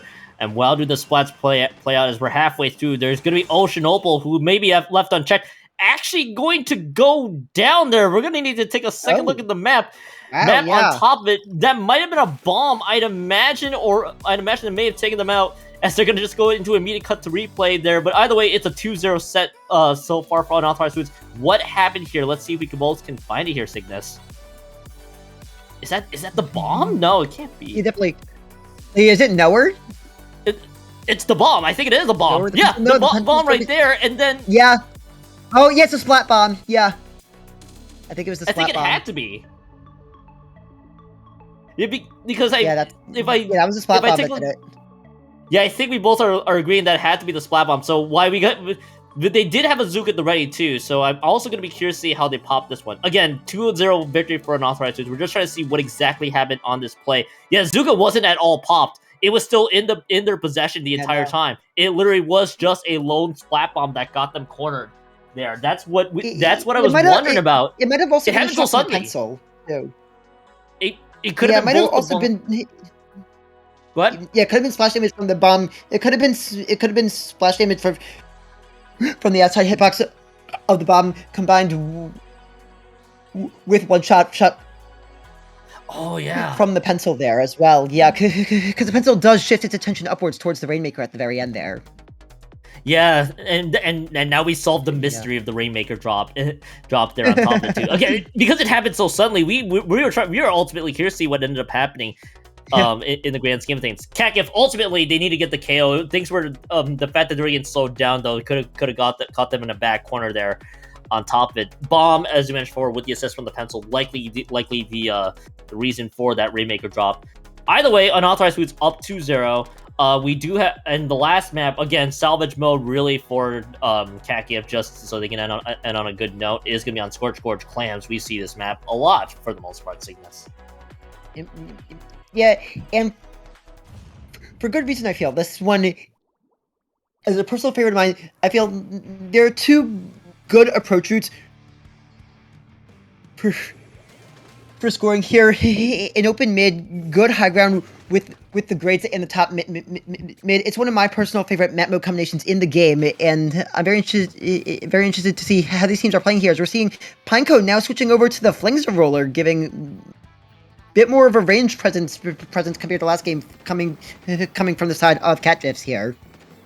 I've actually seen a lot of popularity with Tendon Missiles in a lot of Scorch Gorge based maps there for a few moments, and Flings is a very solid pick, especially with those Tendon Missiles. If they can farm those up, but you're not gonna be allowed to farm them up if the rest of Unauthorized Foods gets a few picks. Okay, Ocean Opal gets one more. Lucky's gonna be there to deliver with the slosher, but that bubble in a great position.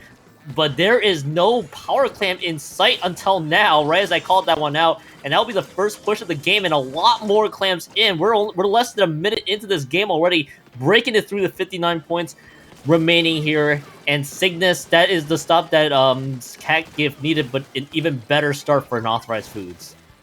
Yeah, definitely. An excellent first push for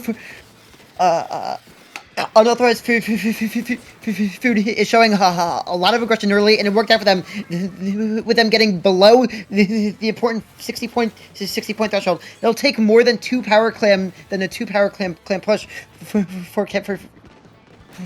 if Catgifs wants to be able to swing this. That's a very important number that Unauthorized Food was able to reach early here. As we see Ocean Opal doing a good job staying alive, just trying to keep control, as Catgifs does have two power clams, but they're all the way back at their own end. We'll see if they can find the opening to move those all the way up to where they need to score. May help with the Flings a pick that they just found, and the rest of Catgift clearing a lot of space there. There's the jump. Just met with the trip strikes. I think the trip strikes were away from Face Heals is still up there too. Gone. Everybody was gone. No. Oh, and Lucky. Oh no, the barrier went away. Okay, Cygnus. A lot of things happened there. At the end of the day, it's a one and done push. I almost what felt like a tale of two tragic stories unfolding all in one. Yeah, honestly, I'm surprised that second power clam clam didn't ultimately end up scoring given the opportunities Catgifs had. Although I thought it was over at first when Space Seals went went down, but then Lucky was able to come in, barely missed the throw. But Space Heels is able to make the sacrifice play to get the score, to get the score there. They're 11 points back, but Unauthorized Food is showing up with good defense, stopping the second push. That Power Clam is about to go away, unfortunately, for Cat Gifs, as Pinecone also goes down in the trade there. And Funny Man is able to take out Corby now on the other end. Space Heels down 2, that's 2 down for Cat Gifs. And Unauthorized Food is turning this around very quickly, pulling clams together to make a football. And with those tri-strikes, they are going to get another score on the board to get rid of that penalty. The action in this game just, like, kicked up from, like, 0 to 100, it felt like, in a span of a minute plus. Because before we knew it, I'm going to go back to that earlier push that a lot of things happened. They were basically farming to prevent the second power clam from being cashed in. And then Space Heels, you thought the push was over too. And then just a hair too late on the cash-in is the reason why we are seeing the score that we see now. And then we see Space Heels just on a mission to get a score of their own. Yes, you're out of the penalty points, but you gotta farm that Power Clam once more. And Unauthorized Foods was able to stop them right in the nick of time. Now the same problem, though, is that they gave them a free Power Clam, which, speaking of which, they break through the barrier. Space Heels One gets more a clam pick. to change lead. They just need one more clam to take lead, which they will, and that will be the lead change. It's 3 down on both sides. No one is taking a break here, Cygnus. They're still fighting left and right, and Catgift has the lead with a minute left to go. Man, Space Heels has just been a total menace this whole game after the switch to the point 52 gal just playing with aggressively with the splash walls on the enemy ramp just so well, giving the teams the exact opportunities they need to score, whether it's them or one of their teammates. They're doing so well, although Ocean Opal is now jumping over the grates and getting in, harassing the backline, while Unauthorized Food is moving in with 2 power clams towards the enemy ramp as well. This is a 2-pronged attack coming from Unauthorized Food here, as they want to take their lead back. That's a wipeout, and they get it back! Ooh. Yeah, and it's just the one clam that is only needed, and that was that. Okay, Wow. I mentioned before, more 0 to 100 changes. That one was the big one. There, the rest of Catgift's defense just crumbled entirely. And Unauthorized Foods 3-0 on a KO that just went way out of control. And at the end, it was just a perfect attack from both access points by Unauthorized Food, as you had Ocean Opal moving in from one side, drawing attention in with the blasters. Meanwhile, it was 2 power clams coming from the other side that ultimately results in a wipe out, giving Unauthorized Food the exact swing they needed to deposit all their clams into the basket and turn this game around. You also hit the nail right. You also hit the nail on the head, or you were right on the money there too, because it was 2 power clams. Pinecone was the one that was moving up forward. Space Heels 2 very forward, and also Opal and the rest of that group just went down. It was a set was there to help push the rest of Catgift's back, and then the second group of 2 was there to deliver the power clams in, and it was way too successful. The best way to phrase it there. On that push, and that was just expert playing from, again, the group that pretty much got brung in together here in study abroad. So 3-0, again, just like the game 3 from last time, this one was also a high action. Yeah, really, every game on this set I felt was very back and forth in certain aspects. There was just a lot of excitement, very high energy brought by both teams. You had trades going on everywhere throughout the whole set. Very well played by both teams, even if the scoreboard shows it as a 3-0. I love it when we get a close set, even if it is just the scoreboard says 3-0, or the box score even saying 3-0. It's just like, you know what?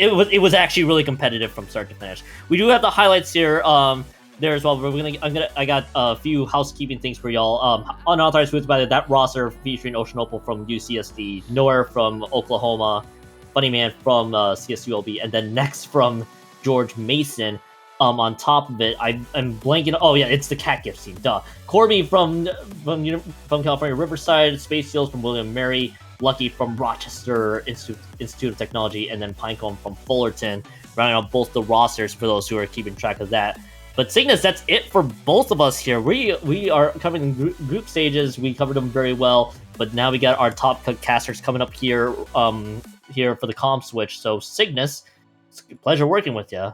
As I always say in most of my casts, where can the people find you? You can find me on twitter.com at CygnusX1018, and you can also find me in Discord, whether in the CCA server or in Academy, a bunch of different Splatoon servers under the same tag. That's CygnusX1018. How about you, Kyo? You can find me attempting to recoup on any sort of energy I have left in the day. but if you guys really want to know where my social media was, it is literally Twitter, Blue Sky, Kion2570 for any nonsense I post. I do have a Twitch. I am just on a temp break until I get back from the Legend of Riptide there as well. So yeah, I'll be going to Riptide if you guys are going. On top of it as well, which by the way, there's a collegiate 4v4 crew you want to have. Hey, thank you, producer, Vapor for bringing us through. Riptide is actually happening next month from September 6th to 8th in Sandusky, Ohio. Of course, Splatoon 3 tournament there as well, but other things there like Smash Brothers, Mario Kart 8 Deluxe, and the Rivals game, which I'm blanking the full name on. Somebody's gonna have to call me out on that one. But these Splatoon and 3, yes. That's what I thought it was, Rivals of Ether. Collegiate 4v4 crews also happening on Saturday, September 7th. It's a 4v4 format with one sub. Current students in 2024 may enter, but you can apply to be a part of this with that link down below, tinyurl.com/Riptide24 Collegiate Splatoon for more details. I mentioned before, I'll be at Riptide next month, so if you guys are going, I hope to see you there. But Cygnus, that's really it for both of us there. I'm glad I got that out of the way there before we got that out, because I knew it was like, wait a minute, I am going to Riptide next month. Thank you. But there. By the way, shoutouts to Vapor on production. He'll take you home the rest of the way as well, and Hacken and Hoken. I knew I got that name wrong. Hoken for the minimap coverage there as well. We're gonna go to a quick break. We got two awesome commentators to take you home the rest of the way for Top Cut. You are watching CCA Sunny Broad 2 here of course on CCA. We'll be back after the break. Yep, stay tuned for Top Cut.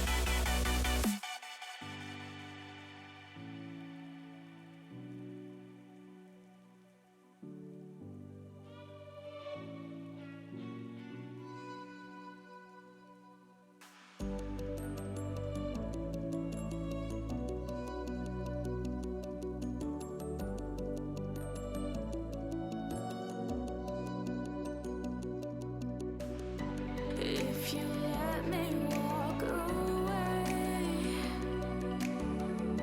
maybe then we'd lose it all. No.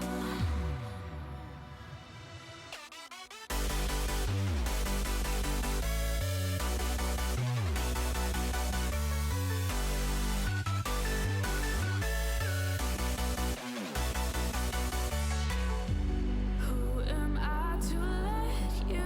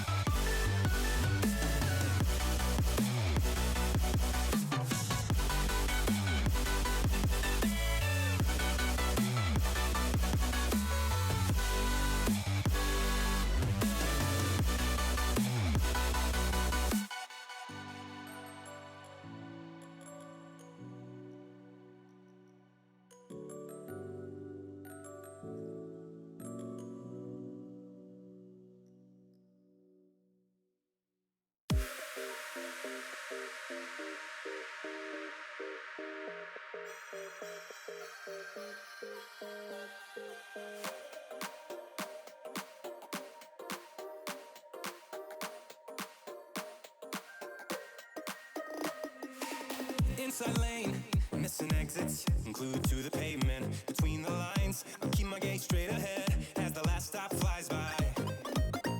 No more waiting for the gun to fire. No more walking through revolving doors. I've gone around once, and I don't need to go around anymore. Break away, forget your sober case. Stop dwelling on empty words. Stop stalling in the doorway. And cancel the cruise control. Switch it in the manual. Don't you wanna feel right?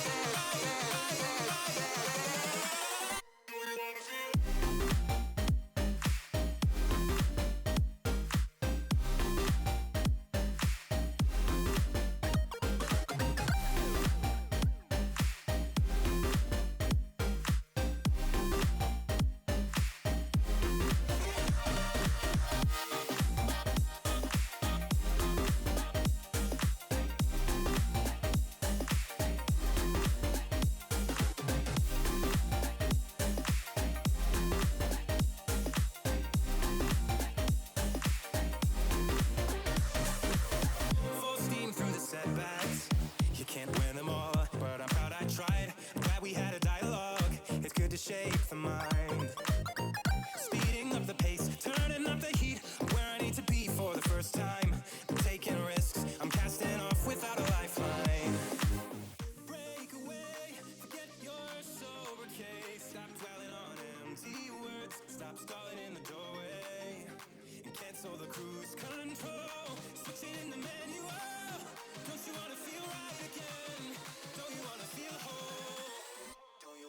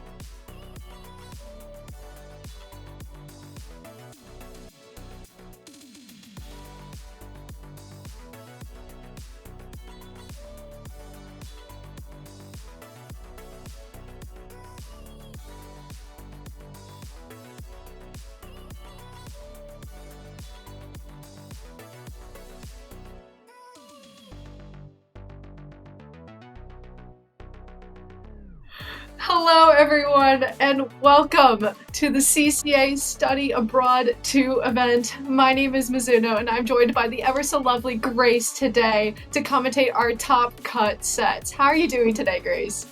I'm so great now that I'm here with you, Mizuno. The very lovely Mizuno.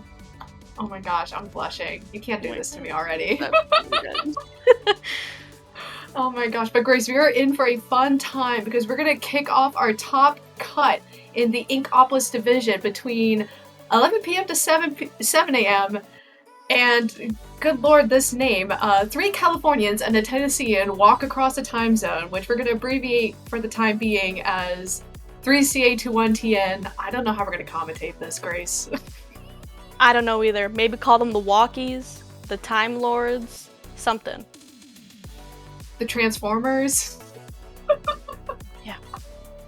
We'll call them something. We'll figure it out.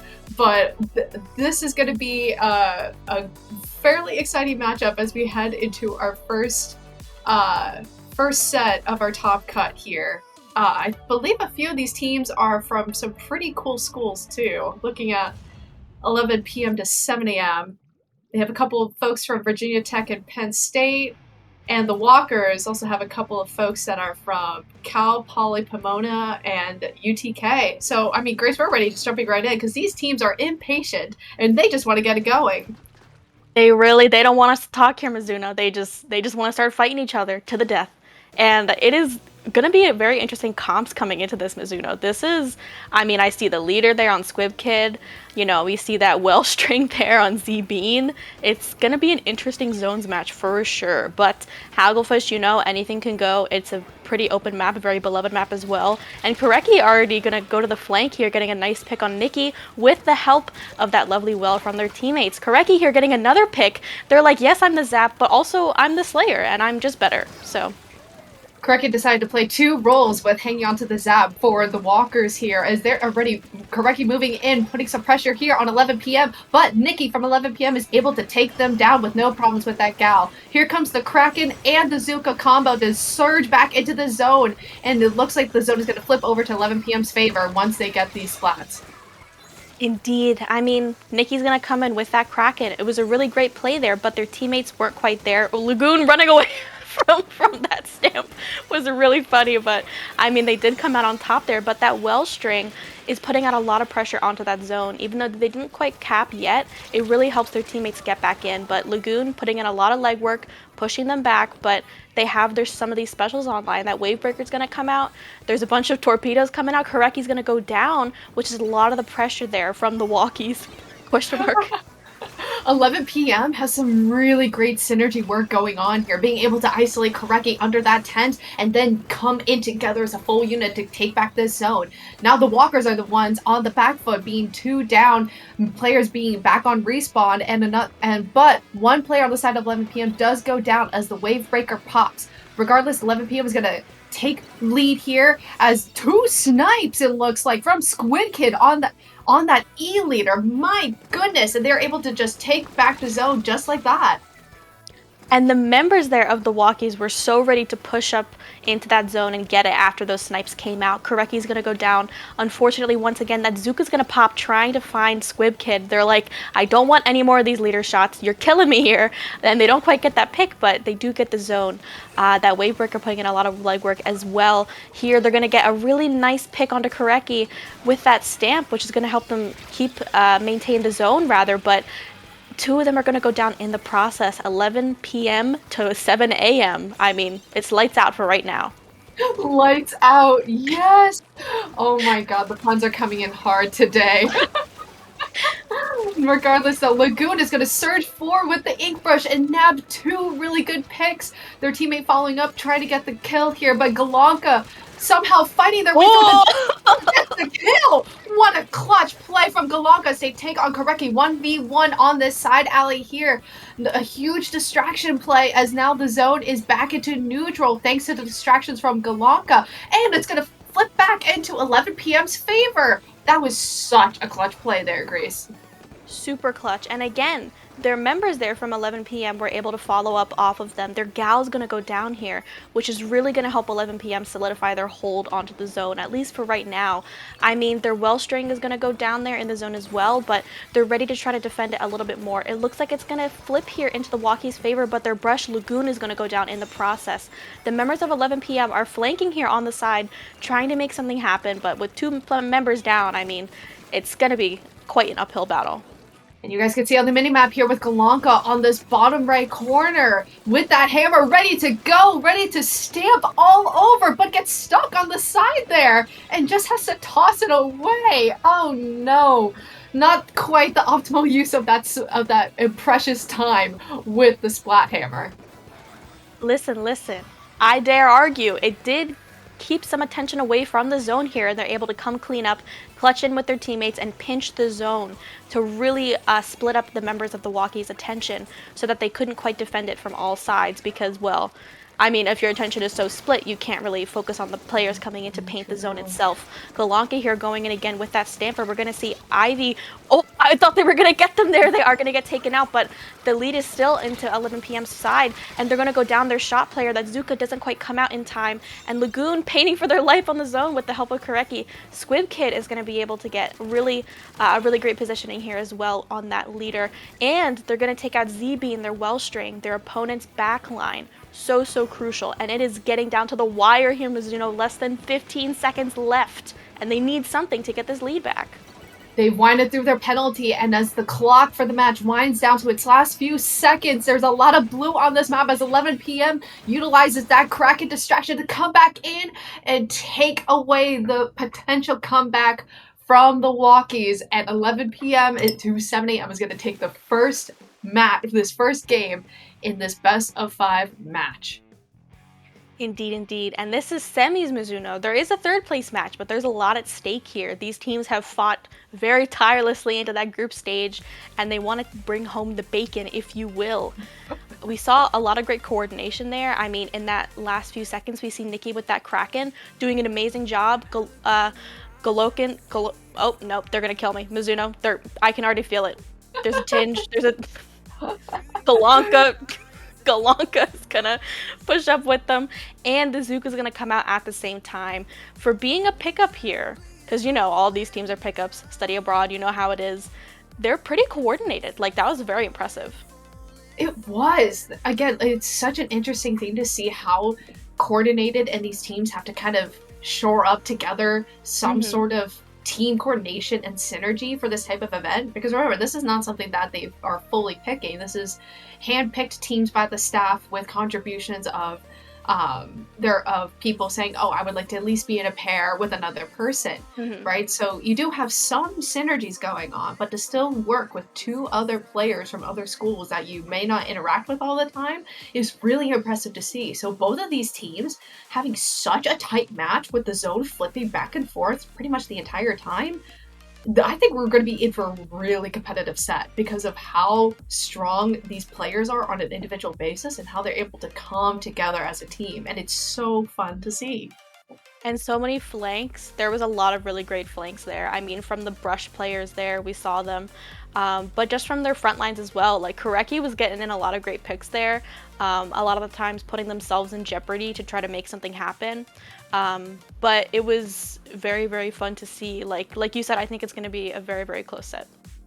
Indeed. And my gosh, I mean, to the point of the flanks, like, these flanks have been actually effective, and they're not just someone just trying to, narrowly go in with, like, you know, blinds aside and just trying to make something happen. You could see how these teams are trying to be mindful of how they flank, mindful with how they use their specials, and mindful how they push back into the objective, whether it be heading into zones or heading into the next map mode combo, which, my god, these teams are like ready to go.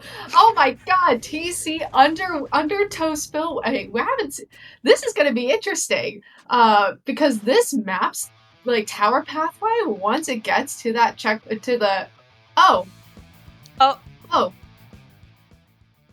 that is devastating.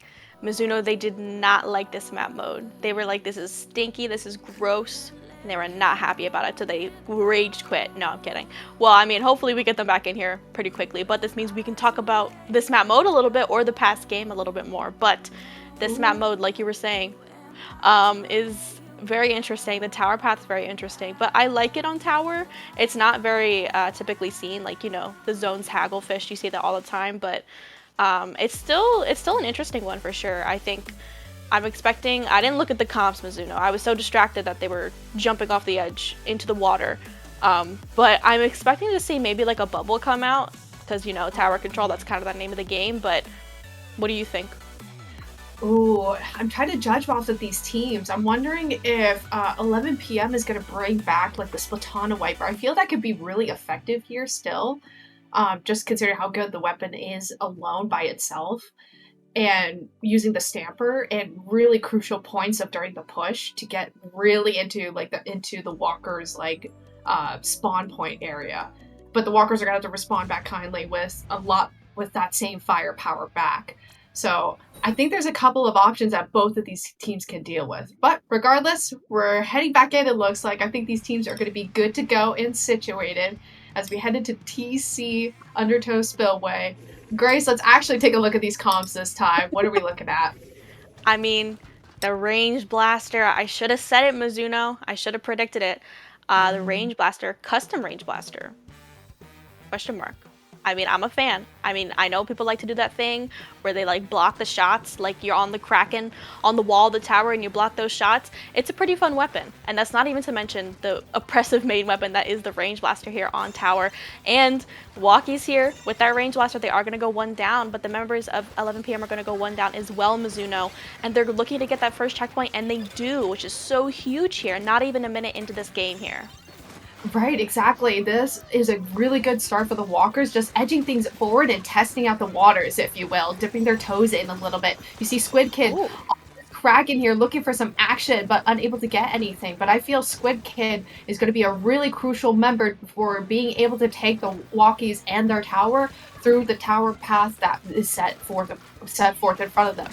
Nonetheless, though, we do see the walkies in a bit of trouble as they are 2 members down right now. It's just Lagoon right now with the killer whale holding down the fort with Squid Kid as they're slowly edging the tower forward and waiting for their teammates to check back in with them. Indeed, Lagoon's going to get a super crucial pick here. And I mean, this Kraken coming out from Squid Kid is really not only pushing back the members of 11 p.m., but really alienating them from their team members. It's a 2v2 situation here, Mizuno.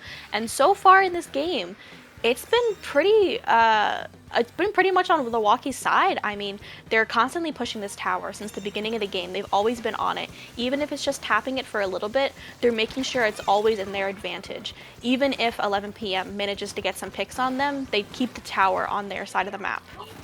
Ivy with a really great pick on the Zuka there, and they're just able to isolate Nova down with a huge pick with their last Zuka shot. And Grace, you're so right on this possession front. I don't think 11 p.m. has even had a chance to touch the tower at all because the walkies have just been able to just hold on to it whenever they can. And Ivysaur was just continuing to pick up more of these picks and not letting this possession go. And it's a huge game changer. Indeed, and whenever it looks like they're threatening to take back the tower, especially at those checkpoints, they just dance on it. The walkies just dance on the tower and make sure that it doesn't go into 11 p.m.'s clutches. Squid Kid here backing up, trying to get into a really good position to defend because 11 p.m. finally has the tower on in their clutches again, if you will. The Kraken here is going to come out from Squid Kid, really doing what it does best and alienating the members of 11 p.m. But their friends here, their teammates, aren't really there to help push up with them, and they're going to go 2 down. Lagoon is here to try to defend, try to get this tower, but they're alone, and they're going to get taken out.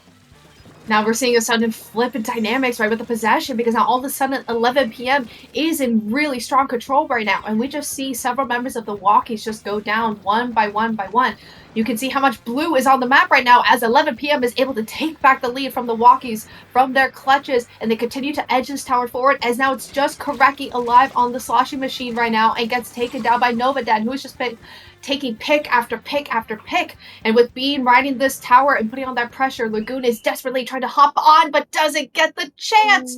11 p.m. shocking the walkies and taking the second game away from them after just shutting them out once they got back that tower.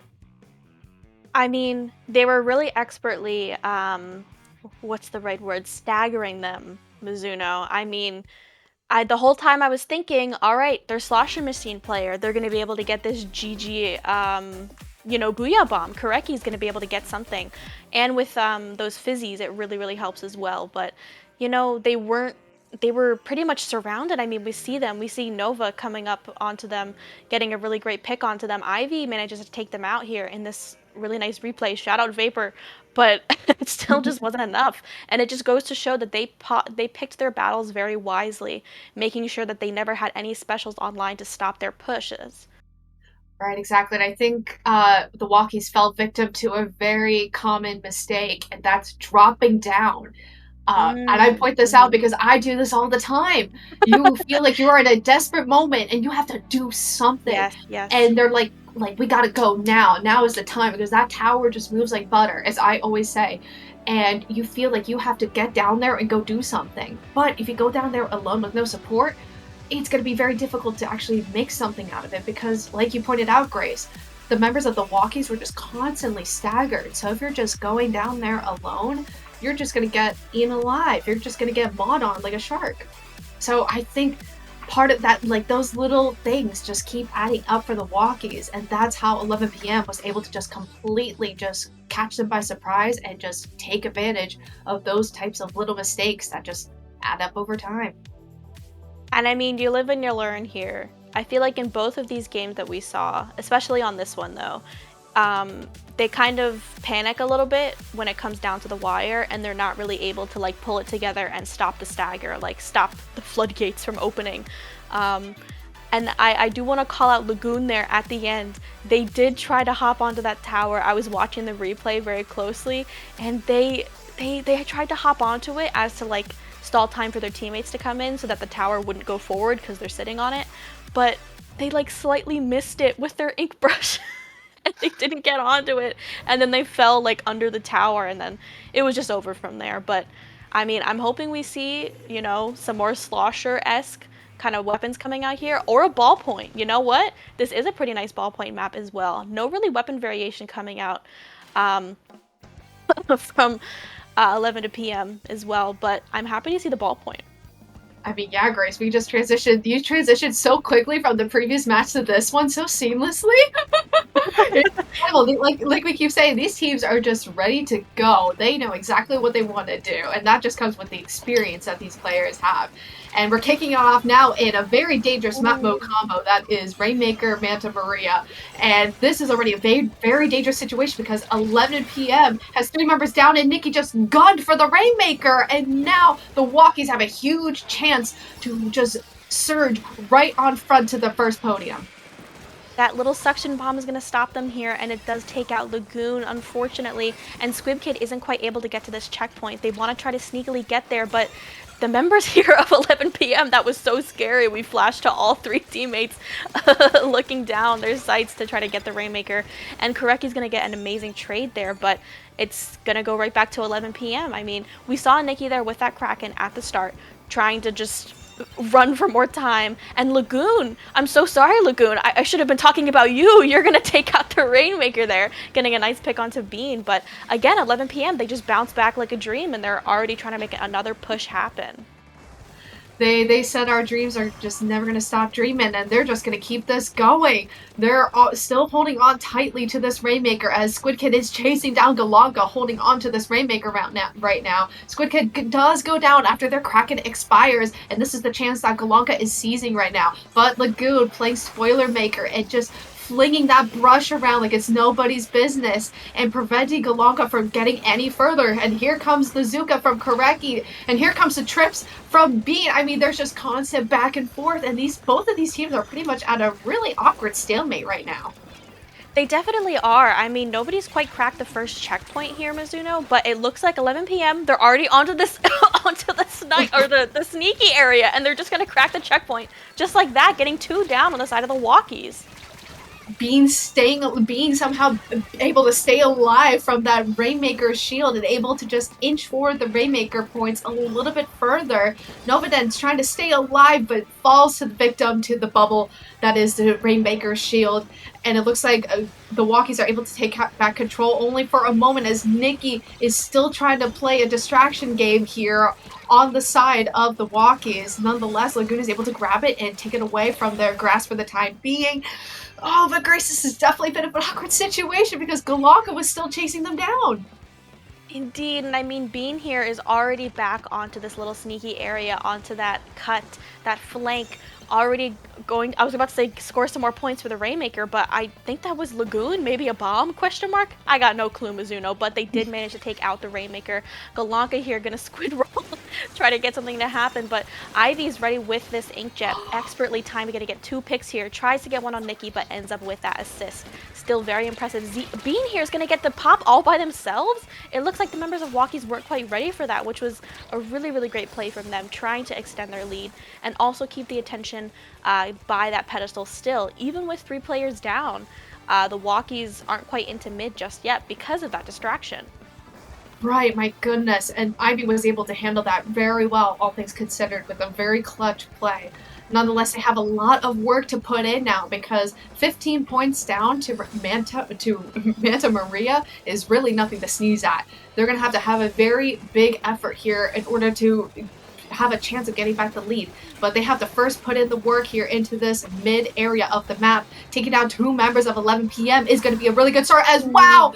Ivy's able to get one last pick with that Inkjet, and Squid Kid comes in with the first podium knocked down. Grace, this might be the Walkies' big chance.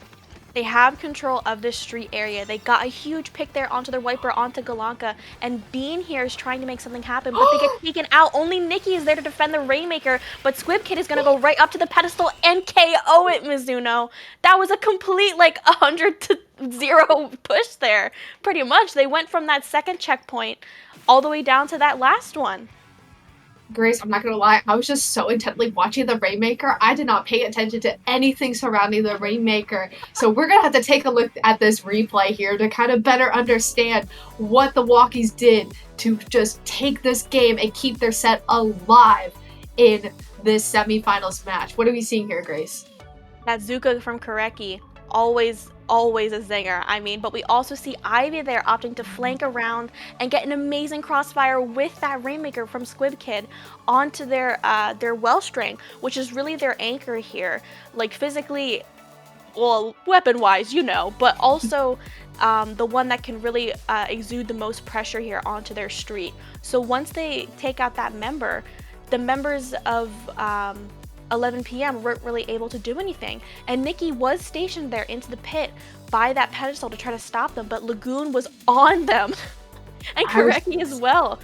I was just about to call out Lagoon. I was just about to call out Lagoon with the killer whale to seize on Nikki and to pinch, because you saw Lagoon also get help Koreki with the pick down in the pit. Get that pick. I can't even with these words right now. It was just so seamless. Like, they all just moved in so cohesively and they all knew exactly what they have to do to get that knockout. And now they're still alive in this best of 5 set. I mean, reverse sweep? Is that possible? I don't know. I mean, based off of that game and based off of everything that we've seen, it's very, very back and forth between these two teams. But it looks like their time to shine was really in Rainmaker because they are so fast-paced. They worked very collectively together, and before the Walkies were even, 11 PM was really able to be like, hey, wait, we should, get our specials back. Let's not quite, run in and get picked off. Let's try to defend with our specials. They were picked off before they could even form a thought. So, I mean, Clan Blitz here onto Mako. Mako is a very anything goes kind of map, kind of like Haggle a little bit, but maybe even more so. And the Dynamo coming out from Ivy and the Bamboo? The Bamboo coming out from Squib Kid. And wait, Koreki's on the Carbon. What is this? What is this comp? No, but wait, Bean is on the Octobrush, and then there's the 52 Gal? Oh my god, Grace, send help. This is going to be a wild match. Nikki's gonna get this opening pick here onto the Carbon, so crucial. Gonna get another pick onto their Dynamo member here. No more Ivy. They're pushing up here. Lagoon and Squib Kid are opting to pair up while Koreki's able to come back in. Try to get some amount of pressure back out into mid, but that well-timed, whale is just gonna come right out, and there's just everyone is exploding right now. Mizuno being here, running for dear life with that power clam in their hands. But I mean, we see those chumps come out. They're gonna try to jump back in with these beacons, but they're coolered up, and the paint is on their side here for the walkies. Their aggression is lending itself really well to this map, to this game, and it looks like they're already gonna crack open this basket. This is incredible, Grace. Like, I'm sorry, I'm looking at these comps still, and I'm like, how are both of these teams gonna even function? No, right? yeah, You have like Carbon, Inkbrush, Dynamo, and yet it's working? What? They're literally pushing as we speak. They're literally pushing, and they got 49 points on the board, and now they have a really strong lead and a lot of pressure. I'm like, Grace, huh? I mean, they are going to go 2 down, make that 3 down here. Maybe the members of 11 p.m. were like, gamers, we got to lock in. They cannot be outdoing us here right now. They cannot paint for themselves. They have 2 rollers. We're coming in hot here. Lagoon here flanking around the side, but Nova not managing to get any more. But Nikki here is going to get some more clams and onto the side flanking. 39 remaining is nothing to scoff at all, even when compared to that 51 remaining on the side of 11, or rather on the side of the walkies. Man, you're so right, Grace. That painting factor is going to be huge, and I feel like the type of aggression that the Walkies are able to exert are going to be very offensive and dominant. So their defense might crack a little bit, but so long as they keep continuously scoring points and doing this type of work right here, right, isolating the members of 11 p.m. like this is where the Walkies will be able to still stand a chance despite the very like unique and just rather unique comp, just team comp in general. And you see Lagoon right here trying to put on the pressure on Nova Den to no avail. And right now, both of these teams are kind of waiting for the right time to strike. Indeed. I mean, but the Walkies have the most clams on the board. Technically, right now, with that power clam, Galanka is going to get a huge pick, trying to get another pick onto Squib Kid, but they jump out just in time. I mean, I was thinking that they were about to explode there in the midair, and their hammer is indeed going to be wasted at the hands of Koreki, getting another pick into mid, getting onto the stack, trying to get Nikki, able to get another pick onto Nikki. And now they're looking to score once again. And that penalty isn't that little here, Mizuno. They're going to get the lead already, 35 remaining. Koreki wants to score some more. The chumps are coming out. Squib Kid's coming in as well with more clams. But Koreki is going to get taken out here. Ivy looking to score some more clams. And they might have enough to KO. I don't know how to do math, Mizuno. I'm in screenwriting. 2 remaining. 2 remaining. Koreki here probably not going to be able to sneak up their way in, but they can hold back the members of 11 p.m. for making a push of their own there. Nikki calling out for dear life saying this way, but I mean, Koreki is going to get taken out, so 11 p.m., this is their chance. They can still make it back here. Doing a lot of girl math here, Grace, with that pretty big penalty. It's going to be a little bit of an effort for the Walkies to completely win the match outright, but nonetheless, 11 p.m. has a lot of room to work with because they got 40 points ready to just swipe right through that penalty and maybe toss in about 4 to 5 clams or so. So penalty gone, 29 points remaining to go, and here comes the points. 1 member down the side of 11 p.m. as Galanka is here on the right stack looking to toss in a few more clams to keep this basket open and alive. Here comes Bean with 6. 6 times 3 is 18. They'll need that amount just to tie it, but the basket is going to close before Galanka even has the chance. So with 30 seconds left on the clock here, 11 p.m. is going to come up with a ball and several more clams if they are going to have to take the knockout to win this match. And if you were in this really high stakes position here, less than 30 seconds left, 2 down on both sides here, Mizuno. But 11 p.m., this is their match point. If they win this, they're going to go to grand finals here. So if you are them, you want to make another push happen. But the Walkies are not going to let it happen. I mean, they have the power clam online. And while the members of 11 p.m. do have one online as well, the chumps are going to come out. 3 are going to go down. That's a huge wipe onto the side of the Walkies. And they're just going to take this 2-2, and it's a game 5, Mizuno. My jaw is on the floor. The Walkies just did that Yep. with an ink brush, a carbon, a dynamo, and a bamboo. Uh, that's incredible. I'm sorry, that's just straight up incredible. I'm I'm also in awe. I mean, when that comp came out, I gotta respect it. First of all, I've gotta respect it. I think a lot of these players here, especially because you're not playing with your normal team, some of your little clutch picks, like the carbon, the bamboo, even the dynamo, you need comps around that. So it can be really tough to pull out those picks if it's a comfort pick, for example. But they were like, you know what? It's Mako. I don't care. They can't outpaint us if they're all dead. And they just did that. Like, again, we're seeing that wipeout at the end. They were just ready. They were so ready. They were playing together. And even though the members of 11 p.m. did have a lot of footing, they were making those pushes. The members of the Walkies were just kind of ready for it, and they just zoned them out. Exactly, and it's just incredible to witness this replay here. Shoutouts to Vapor number 2. To see how they all were ready to move in so cohesively, exactly like you said, Grace. I mean, you can literally see them like huddled up at the podium, right at the top of the mark there. But even just seeing, like, you see 11 p.m. gearing up and getting ready, and they just don't have the opportunity to do that. Even with the killer whale coming out, they just don't have enough room to move, and that's because the walkies are just eyeballing them like a target, like, oh, we're just gonna come and run in on you. Like, you guys aren't gonna stand a chance. And it's incredible to witness, as now we're in game number 5 of a free agent tournament and semifinals. This is so competitive. Like, these teams are incredible. They are incredible indeed. And speaking of incredible, question mark, we're going on to Splat Zone's Marlin Airport, something that I don't see played competitively a whole bunch, so these comps are kind of a toss-up to me here, Mizuno. We could see the Carbon Dynamo Brush Bamboo. We could see, quad shot. I hope we don't. I don't want to see that. I mean, to be frank, but it could be anything. Anything goes. I've got no clue. That fan area is great for like pencil if anyone wants to whip out that interesting weapon. It's very interesting, but oh my god, Mizuno, they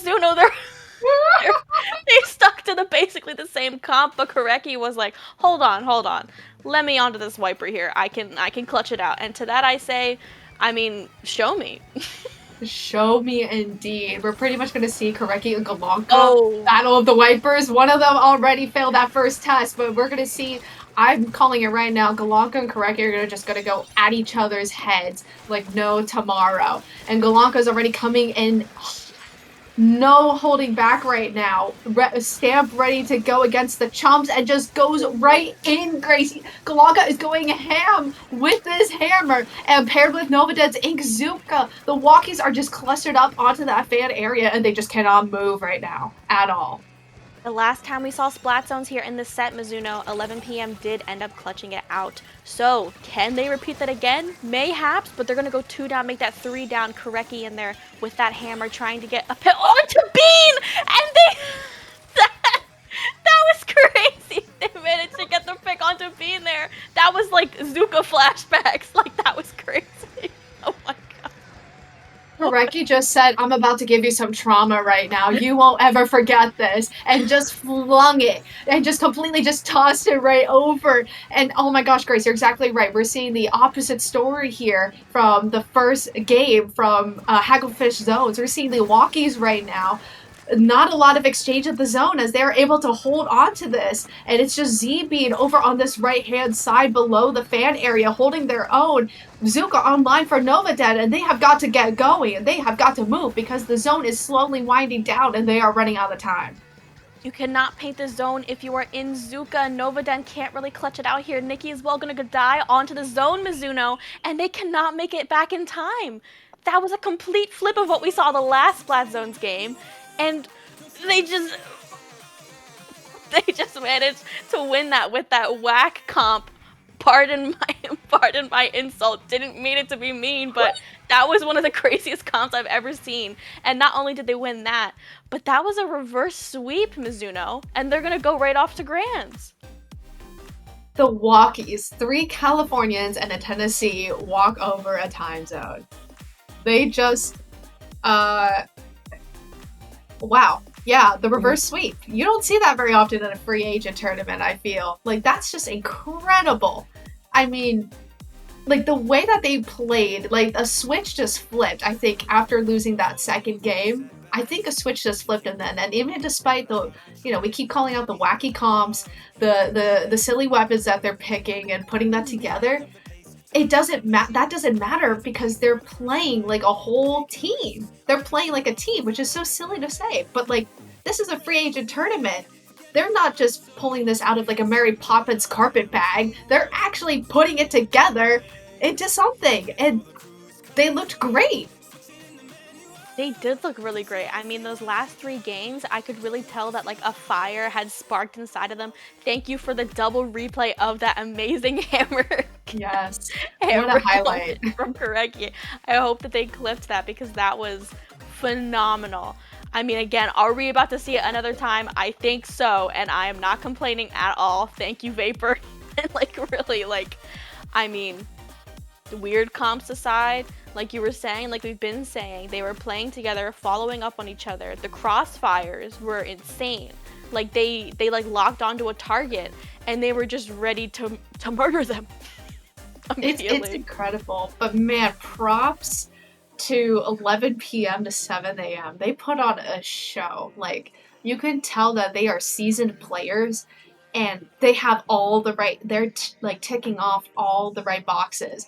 And it's just that the walkers just edged them out just slightly at the end of the day and just brought forth that energy and that spark that just ignited right in the middle when they realized it was do or die for them.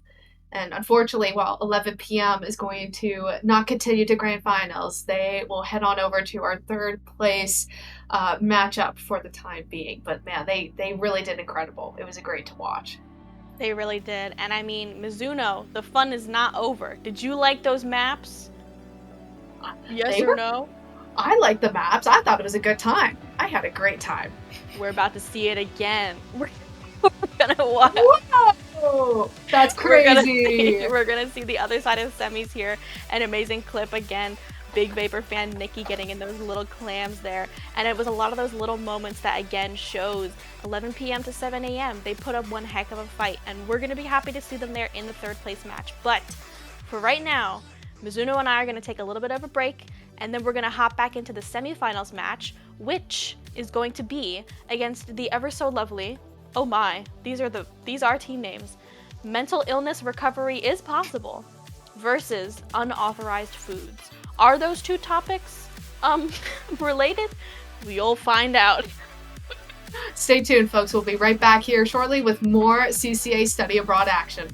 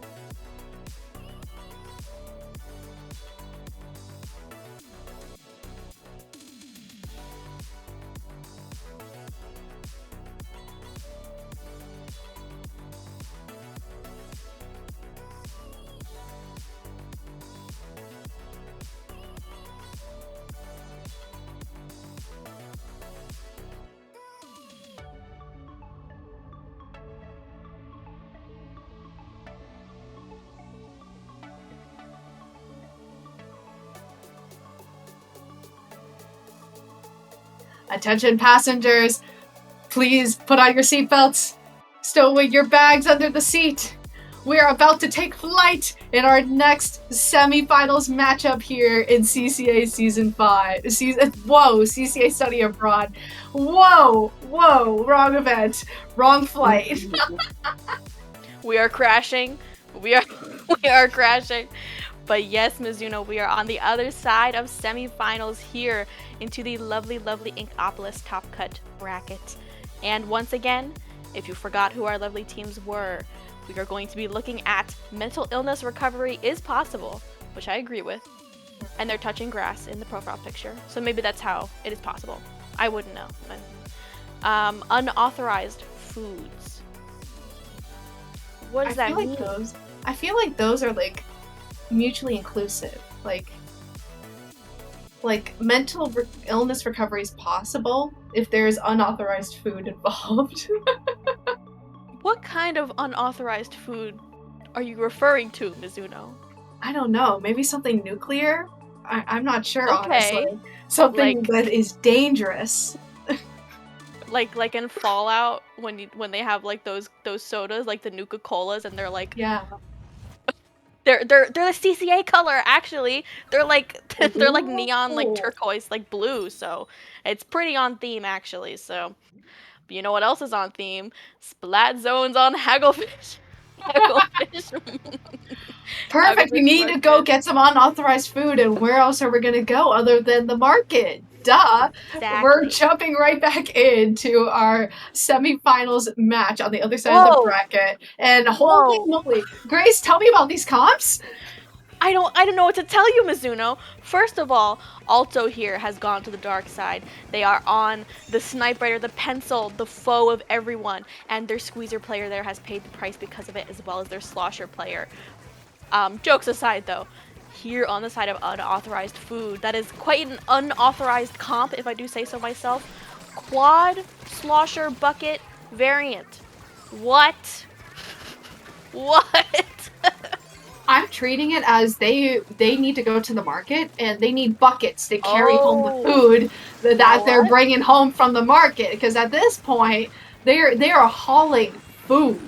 They need to eat, and that's hopefully the plan, because they have the zone and they already just blaze through like 62 points.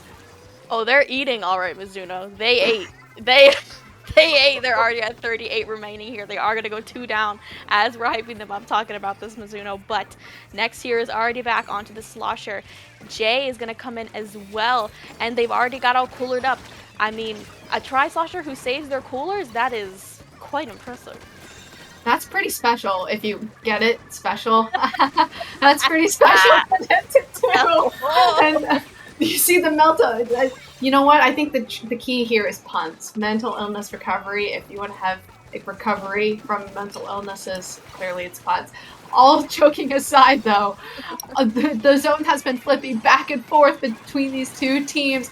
And you see Jay here running up with his Tri-Slosher and coming in and getting a really good pick. It's still causing mayhem as Alto is trying to flee from the scene, but falls victim to Jay and the Tri-Slosher madness. Oh, it's madness, all right. This is wild. I mean, mental illness, I don't want to call them that. Well, I'll call them that. Mental illness is coming in hot here, though. They have 2 specials online. They've already putting out those strikes onto the zone, helping their teammates push back in here, but they need a Zuka too, and they just popped it there, getting an amazing pick here onto Nord there, onto their X-Blosher. And the Crab's gonna pop as well, but it didn't flip the zone here, Mizuno. Unauthorized food still has a pretty firm hold here of the objective. Their Slosher is gonna go down, which is unfortunate. Make that 2 down on the side of unauthorized food, but I mean, they're still in the lead as of right now, so... And they still have the zone! Yeah. They still have the zone, and it's working somehow. It's all just working. Nonetheless, though, mental illness recovery, Ardor here is able to get a really nice pick under this canopy area, but does fall down to the trade regardless. And mental illness recovery is slowly trying to take down those penalty points. Unauthorized food is going to counter with the cooler, getting those Nuka-Colas that we were talking about earlier, and just try to get back in. Nonetheless, though, we're still waiting for things to happen. Here comes the train, here comes the reef slider, here comes everything as Opal is trying to run up onto mental illness recovery. Not able to get too far as Arter's able to take down a couple members, and here comes the Zuka. My goodness. And that wall there to protect their Zuka player is so smart. I'm a big Squeezer fan sometimes. And I mean, we're going to see Opal again trying to make something happen, but it helps, again, like we were talking about before in our previous set, flanking on the side. It helps distract, even if you don't quite get the pick that you're looking for. And they did keep the zone for just a little bit longer there. But the penalty is applied. They're going to go 2 down once again. Unauthorized food. They are getting eaten alive a little bit right now, as they were eating previously. But the strikes are going to come out. They're going to try to take the zone, and they do. Their Explo is going to end up going down, but they are coolered up, and the Squeezer here is no match for all of that fall off. Great combo work there from Opal and Nex, just storming in on that left alley. 4 plus 4 equals 8, if you will. And Opal just continues to just dive right in for more. They said they want seconds, and they went to go get that second pick. Really great plays on the side of Opal on that left side alley there, as unauthorized food is continuously stalling out this zone and just keeping mental illness recovery off to the side. Here comes Bubble, though, on the slosher of their own, trying to exert some pressure, but Nex and Opal yet again are just gonna deny that and say, you're gonna stop eating right now. You're not allowed to. And Arter's going to get a huge pick there onto their X-Splasher again. But that Reef Slider coming out, getting another pick.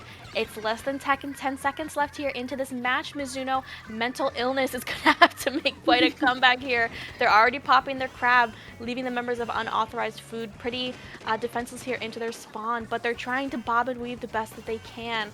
But their Expo is going to go down. They're coolered up, though. I mean, they're going to be able to come back in here. The Splash is going to go down. The strikes are coming out. But then the strikes are going to come out from mental health, but it looks like unauthorized food. They didn't even need that Reef Slider there. They just took the zone right back, and it's 1-0 in their favor so far. Unauthorized food was served to mental illness recovery here on Hagglefish Market. That was a match. Wow. And despite the memes that are still living in our dreams, they played that incredibly well. Even after like here on this replay, you see Filmopolis with that crab pressure, trying to take down that canopy area, but nothing happens, and unauthorized foods just kind of played the patient game because time was on their side. And then you get to see them all come in together as here comes the Reef Slider, the Trips, the Rain, all the good, yummy, fun stuff to make a full 5-course meal to wrap up the game and just take it away. I mean, what a great game from some very unauthorized food. I mean, I guess their comp was authorized at least here, Mizuno, because that was wild. I wonder if they went into this as soon as they linked up talking about comps. They're like, oh, hey, my teammates. Hey, do you play a bucket? Yes, I do play a bucket. Do you play? Yes, I do. Oh my god. All 4 of us. let's just run that. Yeah, and everyone's just so excited. And I gotta respect it. I mean, Bubble here, gotta give them some love for that really, really great pick onto their X-Blow. I mean, it didn't end up winning them the game there, but they've got their priorities down, and I mean, that will fare well like in these other games that we're gonna see here in this set. I hope we get to see more of this like quad bucket or quad same weapon variant type of thing going on. I think it's a great thing to show off on stream, first of all. It makes our jobs all the more entertaining. But I mean, it's a great demonstration as well of how strong this type of pickup is, considering these players don't often play with one another, right? It's just great to see. It's just a ton of fun. I'm having a great time. It's awesome. I'm also having a great time, and I mean, I'd be so happy if we see them kind of bust that out once again. But TC onto Undertow Spillway, our lovely game 2. We talked about it a little bit before. It's like a little rare to see, honestly. I mean, it wasn't Ludi, bless up Ludi, but you know, sometimes it's not played a lot in a lot of tournaments here. So, but I think it's very interesting. We talked about those checkpoints and about how difficult it can be once it really starts ticking down, and how important it is to stagger your opponents, especially if they have a lot of those GG weapons there. We see the GG Booyah from Bubble there. And we see, is that just the normal blaster from Opal, the one with the bubble? Yeah, no, that's the vanilla blaster. Yeah, just good old vanilla blaster. I mean, it does make sense actually with the bubble on the tower. You could kind of play off of that cheese and that dynamic, and then the little chickens can help deter people away because who wants to deal with that? Nonetheless, though, these comps are definitely a little bit more familiar or a little bit more in tune. They're not so niche or meta, if you will. So both of these teams are kind of returning to, say, the status quo. And next, already kicking off with a great pick after pulling off those trips, able to pick up another one while they're at it. And here comes Jay with finishing up their Zuka and trying to push back the members of Mental Illness Recovery back onto their spawn. And we're kind of seeing a very interesting story here forming, Grace, with this type of pushback. And we're going to see how long Unauthorized Food is kind of able to hold possession of this tower. Indeed, next, the only bucket player remaining, and for good reason. I mean, we saw that amazing double that came out, but the pressure as well, those strikes are amazing. Next here, getting a huge pick onto Ardor, that lovely 1v1 there off to the side. Bubble, though, is like, heck no, I'm booyahing them, and they do indeed try to push them back, and it is pretty successful. Opal there, oh, it's gonna die as their bubble comes out. That happens to me so much as a junior player. I feel your pain, but I mean, the advantage is kind of going to go back to Unauthorized Food here, but they're going to be trading out 1 and 1, but make that 2 down onto the side of Mental Illness. And Opal here is, I mean, just peeking at those ledges, doing what Blaster does best, and taking advantage of its main weapon there, trying to get a lot of pressure out. And next, getting a huge pick there onto that Inkjet, but Ardor ends up picking them off there as a return revenge fight from that 1v1 earlier. And with all these distraction plays, Grace, you see that, like, Next being able to even get that trade was huge, because now, all of a sudden, Unauthorized Foods was able to go through their first 2 checkpoints, and they're making their way through their third. And you see Opal here is at the prime spot. You see the trips coming out, you see the Zuka coming out, you see everything coming out. And the tower is just blazing through this last checkpoint. Alto here, though, being able to help out Mental Illness Recovery, getting some key pressure with that rapid blaster radius damage. And it's able to put a stop into Unauthorized Food's very dangerous plans that could really lead to things like an upset stomach or some really serious problems. And one of them which being knocking out on this map mode combo. So really good plays from Mental Illness Recovery to still keep in this game, but they have a lot of work to do now as we are halfway through this match. Next, once again, opting to go for that kill onto the Inkjet, and they do get it here. But I see Film here trying to make something happen. They're halfway to their to their cooler, their Nuka-Cola, if you will, and they're gonna hop onto this tower right now. This is their chance to try to make a push happen. They haven't cleared that first checkpoint, which is arguably, I think, one of the harder ones. I mean, especially if they're just so close up here into mid, you have to position around that tower. But they are going to clear it like nobody's business. Film here is going to get a huge pick onto the side. Next here, though, we know that they go for those sneaky picks, and they are going to get taken out. RIP. But it's looking pretty great for Mental Illness here. They're going to pop that the screen as well. Really going to be a great against Noah here on this pencil, stopping them from their reign of terror, if you will, onto the tower. Opal trying to do their best to make a distraction to push it back, and finally Mental Illness Recovery is going to have to fall back and wave the white flag on this push as the tower slowly inches back forward to that middle position. This was a really good dynamic that Unauthorized Food was able to have to still contain their lead as they are looking for an opportunity now to start making another counter push of their own. Ardor, though, on a great position with that squeezer. Jay here getting a really nice pick, just falling down to Phimopolis here. All these picks and back and forth, though, is still going to tack on and add up because on Mental Illness Recovery, they're slowly running out of time, and they are probably going to only have maybe one more push out of them as we only have 30 seconds left. Indeed, indeed. Next here, stationed up aggressively. They do not want to get mental health, any access to the tower here, as to let them have a bit of a push. They're staggering them very, very well here. They're 2 down once again. Those strikes are coming out. That cooler's going to come out. They're coolered up. They're pushing the tower, furthering their lead even more. And still, the members of mental illness are still staggered, leading unauthorized food to the win there. That tower just went right like butter, super smooth, and they just couldn't do anything against it. They really couldn't, and unauthorized food was able to play that very carefully and considered every little step along the way, where they wanted to be and what type of pressure to put on. Noah on that tower putting a lot of great pressure with that pencil, really getting this really nice pick early on in this final checkpoint section was so satisfying to watch because they were just at the perfect prime position and knew exactly where to go because of those trips that their teammates gave them. And you can see the positions of where everyone is. Opal by the ledges. You see there was one member I couldn't quite see on the top there on the spawn.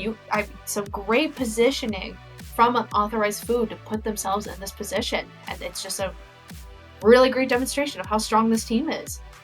Definitely. But I am getting flashbacks here, Mizuno. Uh-oh. Once before, a team did go 2-0, and then something crazy happened. That's not to say it's gonna happen again, but I mean, I think mental illness can definitely make a comeback here. We've seen it before, literally like 30 minutes ago, with our other teams there in semis, but it's pretty close. I mean, they just kind of had all the answers on the side of unauthorized food. They had all the answers for what mental illness was trying to do. Like, I mean, we saw them stagger them really, really well. Something that we talked about is really important for tower, and they never got to use any of their specials that would have stopped it. So, if you're mental illness, you're going into this and you're like, well, what went wrong? Like, what's happening? We gotta lock in, if you will, if they don't want to get pushed down to the 3rd place bronze match there.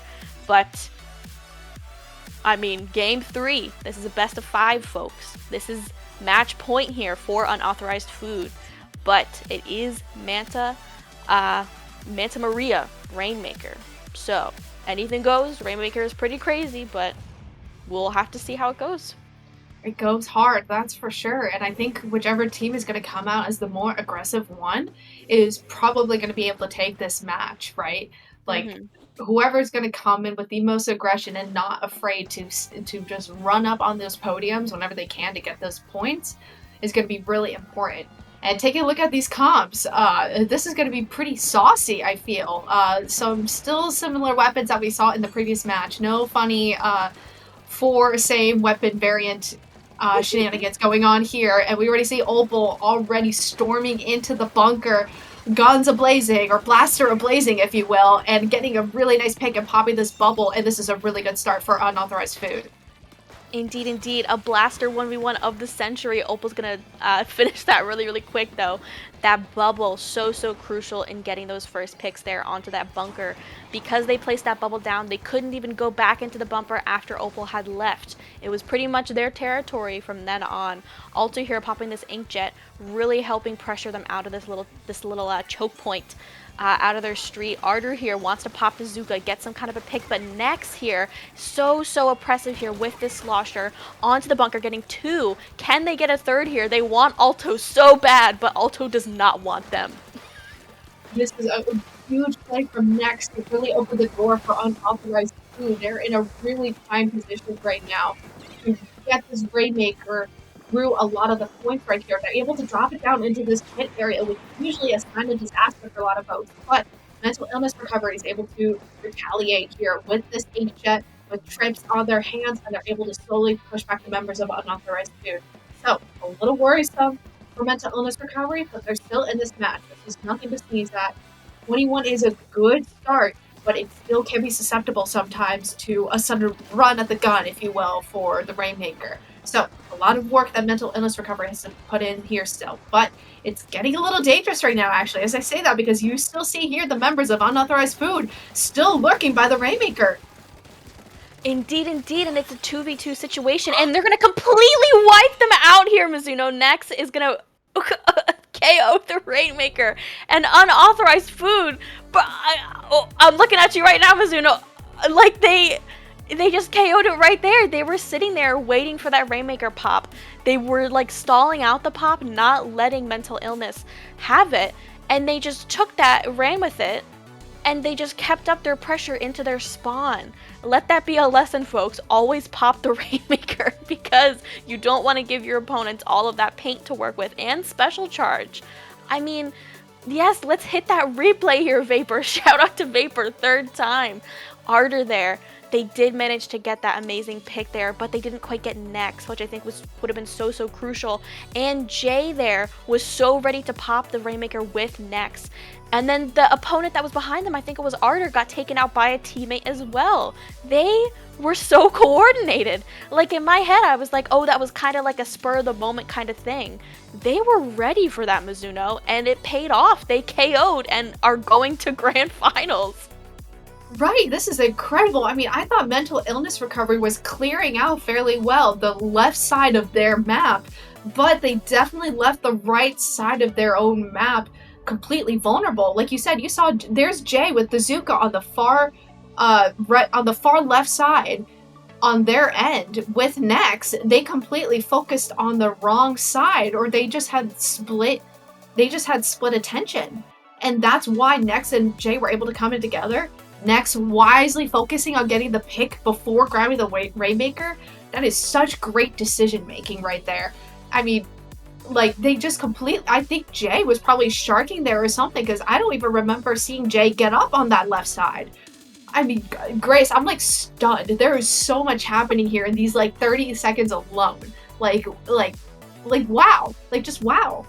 Yeah, and I mean, my favorite little thing back here is that you can see another teammate shooting behind them, because even if Nex didn't quite get that pick, maybe they traded, they would have been ready to grab the Rainmaker, and maybe they wouldn't have KO'd, but still, like, they were locked in, they were ready, they went to the school of Rainmaker, and they ate, if you will, they ate. Man, and they ate good. Unauthorized food was served in this match and completely swept mental illness recovery 3-0. A great showing though from mental illness recovery. They got to semifinals for a reason. While Unauthorized Foods was an incredibly strong matchup, you can see how mental illness recovery, they were ticking all the right boxes. They have all the right tools and all the pieces for the puzzle. They just got to put it together, and they can certainly do that as they head over to their third place match for Study Abroad 2. Indeed, indeed. Another replay here from the lovely Vapor, our first game here in that overtime.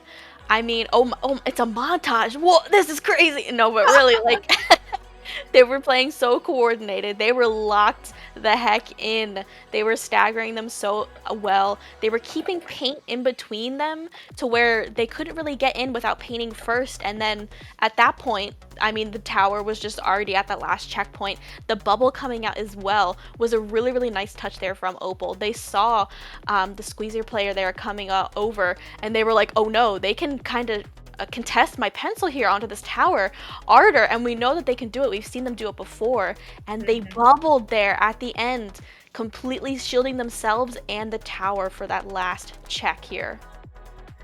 It's incredible. Well, folks, you're going to see more of mental illness recovery as they are going to be taking on 11 p.m. to 7 a.m. in their bronze matchup, which we'll be able to stream for you right here before we take a look at our grand finals match. So don't go anywhere. Just grab a quick snack, grab some water, run to the bathroom real quick. We'll be right back with our bronze matchup for our top cut here in Study Abroad 2. See you shortly.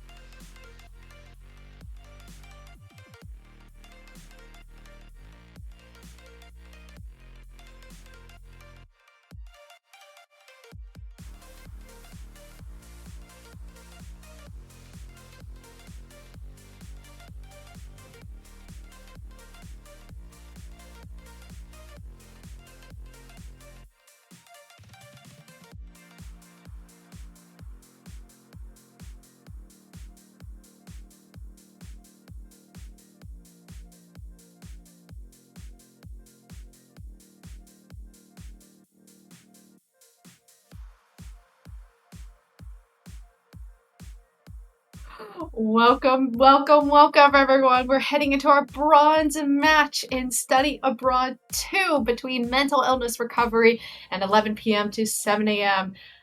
Grace, I think we have a bit of an ad to talk about here. No way. This is the ad of all time. If you know me, you know how excited I am to talk about Riptide 2024. Oh my god. At the lovely Kalahari Resort over there in Sandusky, Ohio. It's coming up like almost a month away. That's that's so crazy. September 6th to 8th pretty much and if you're just thinking, all right, Grace, well, I don't give a crap. Well, you better give a crap because there's going to be collegiate 4v4 crews. This isn't the first time y'all have done this, I believe, but very, very exciting. I mean, 4v4, you get a sub, sure, but any current students for 2024, that kind of school year, you may enter. It's going to be, a part of the whole sign up stuff with Riptide, but it's going to be very, very exciting. It's going to be on Saturday, though, so don't leave early. I'll be so sad if I don't see you there, because not only will I be there, not only will Vapor be there, lovely, lovely producer, streamer, but the one and only Mizuno will also be there at Riptide this year. Oh my god. No, I'm not kidding, you guys. I literally signed up. We were talking about it before Top Cut started. Grace is like, did you sign up? And I'm like, no, I'll go sign up right now. So I literally just signed up. So I'll see you there. Literally, it's gonna be so crazy. I don't know how tall anyone is. I think I'm technically taller than average woman, maybe? I don't know. So I don't know. We'll see how tall everyone is. I'm a little scared. I don't want anyone to be like really tall. I don't know. Is anyone trying like, to really think. tall? I feel like there's like a couple of people.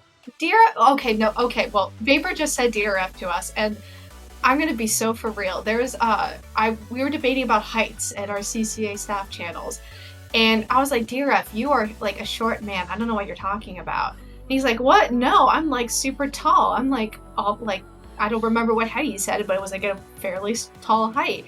And I'm like, pics, or it didn't happen. We checked the pics. I'm like, oh, you're right. So Whoa. he's deceptively tall. Oh, like short king energy, but not. Yeah, like I'm forgetting how tall he is, because usually when I see him like on camera or something, it's usually at a different angle. So I think the man is smaller than he actually is. Anyways, that's like some DRF slander I'm getting into. But regardless, DRF is deceptively tall. You could probably tell I have short girl energy. Maybe. I'm a short girly. I'm standing at 5'3" at best. Grace, are you like, if you're like average, are you like 5'5"? I'm like 5'7". Girl, what? Yeah. How? Wait, that can't be. I'm so sorry. I thought that was average. Vapor just told me that's average for male. Unless there's something I don't know. I think I was just wrong. I'm trying to think. I found like the average for women is like 5'5". That's why I said that at the start. But like for men, I thought it was like 5'8" or something like that. I think I'm losing my mind a little bit. But yeah, I'm very excited to meet everyone. There's gonna be a lot of friendly faces and a lot of faces you will probably recognize. Like Hyun from earlier. I don't know if Cygnus is going from earlier. I don't remember. There's a lot of remember. CCA staff members who are confirmed to be going though, so which is very exciting. We have a list somewhere. I have to go dig it out, but there is at least like 5 of us going, which is crazy.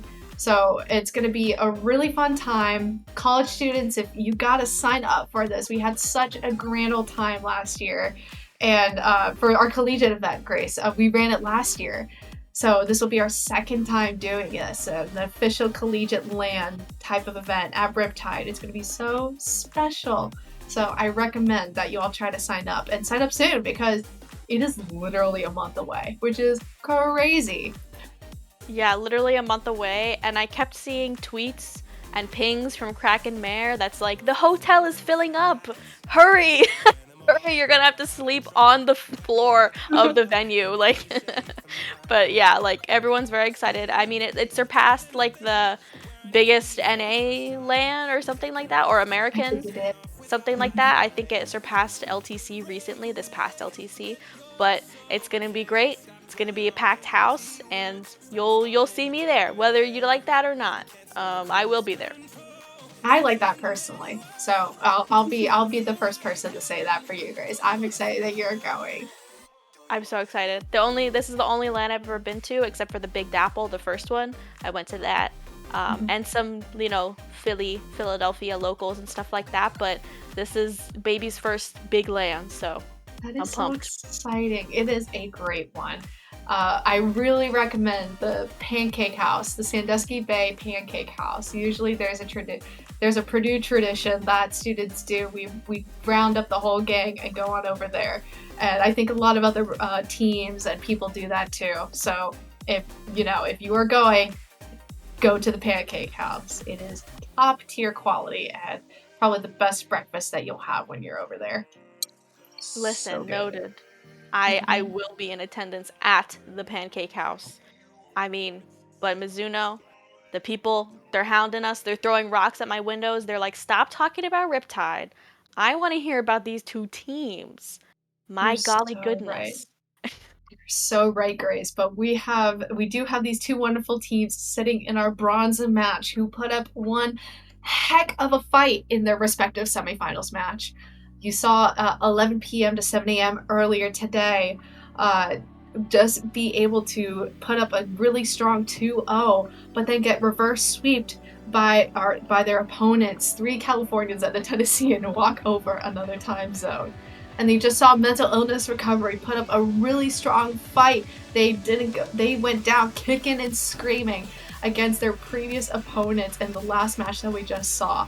So 2 really strong teams here in a pickup tournament, a free agent pickup tournament. And sitting in bronze match, they got something to prove here. And they're gonna come at it hard, I feel. Oh, we have a DC? Oh, Vapor, I think, Vapor, my friend, I'm only seeing us on screen. I don't s- There we go. All right, Well- DC to open things up. Here comes everyone. Well, I mean, we just have to keep looking at us for even longer now, Mizuno. If you're tired of us, you're gonna get even more tired of us.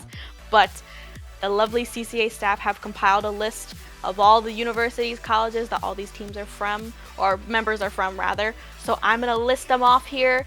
Nova on the side of 11 p.m. to 7 a.m. Where does that come from? Somebody will have to tell me. Is that your sleep schedule? Is that when you study? Was that the scrim time? Anyway, they scrimmed at 1 a.m. The worm in my ear is telling me. That's so crazy. I'm in bed. I'm like in bed with like my skincare done and my like hair like in a little towel at 1 a.m. I am asleep. My goodness, Mizuno. I didn't even get to list off the things. I just said Nova. Nova from Virginia Tech. Nikki from Penn State. ZB from University of California, San Diego. Galanka here from Cal Poly What? What is that? Pomona! Oh, they're gonna kill me, Mizuno. Start commentating. Get rid of me. Rid of you've been had, Grace, as we kick off our bronze match. We'll talk a little bit more about these teams and where they hail from after this game here, as we're already kicking things off here on a very intensive Inkblot Art Academy Tower Control matchup here. And we have 11 p.m. to 7 a.m. in the blue, Mental Illness Recovery in the orange. Really gross orange color, in my opinion, but they're going to rock it regardless. And we're already seeing a lot of people just trading back and forth non-stop to just get you all up to speed on these first 30 seconds here, as 11 p.m. to 7 a.m. is taking their first crack at the tower here. Indeed, indeed. And we're seeing that Hammer is going to come out, Nikki here onto this tower, wailing the members of Mental Illness back. But Galanka's going to end up going down there, and they don't quite have control. I was going to say they didn't quite have control of the bats area there, Mizuno, but only Bubble is the last person remaining. They're going to get a really nice pick onto Nova. The strikes are going to come out. They're coolered up, and Nikki holding on for dear life trying to defend this tower right now, but they don't quite get any picks out of it. But Mizuno, 40 remaining is nothing to sneeze at, as you would say. Nothing to sneeze at. They better grab a tissue. Oh my god, that was so stupid. But anyway, I was just about to say, Bubble came up really clutch there for mental illness recovery on that slosher. If they would have gone down, their bats would have been completely compromised. And I think 11 p.m. to 7 a.m. would be able to get that tower much further than those 40 points. Nonetheless, though, mental illness recovery still has a lot to recover from because they just went 3 down. And you're seeing Galanka here pop this stamp, and they're coming into the bats yet again, trying to put some pressure onto Bubble and to the other members here, but they get taken down. Bean trying to follow up with the Octobrush, but also gets taken down as the members of 11 p.m. to 7 a.m. slowly start to wind back and have to withdraw from this push.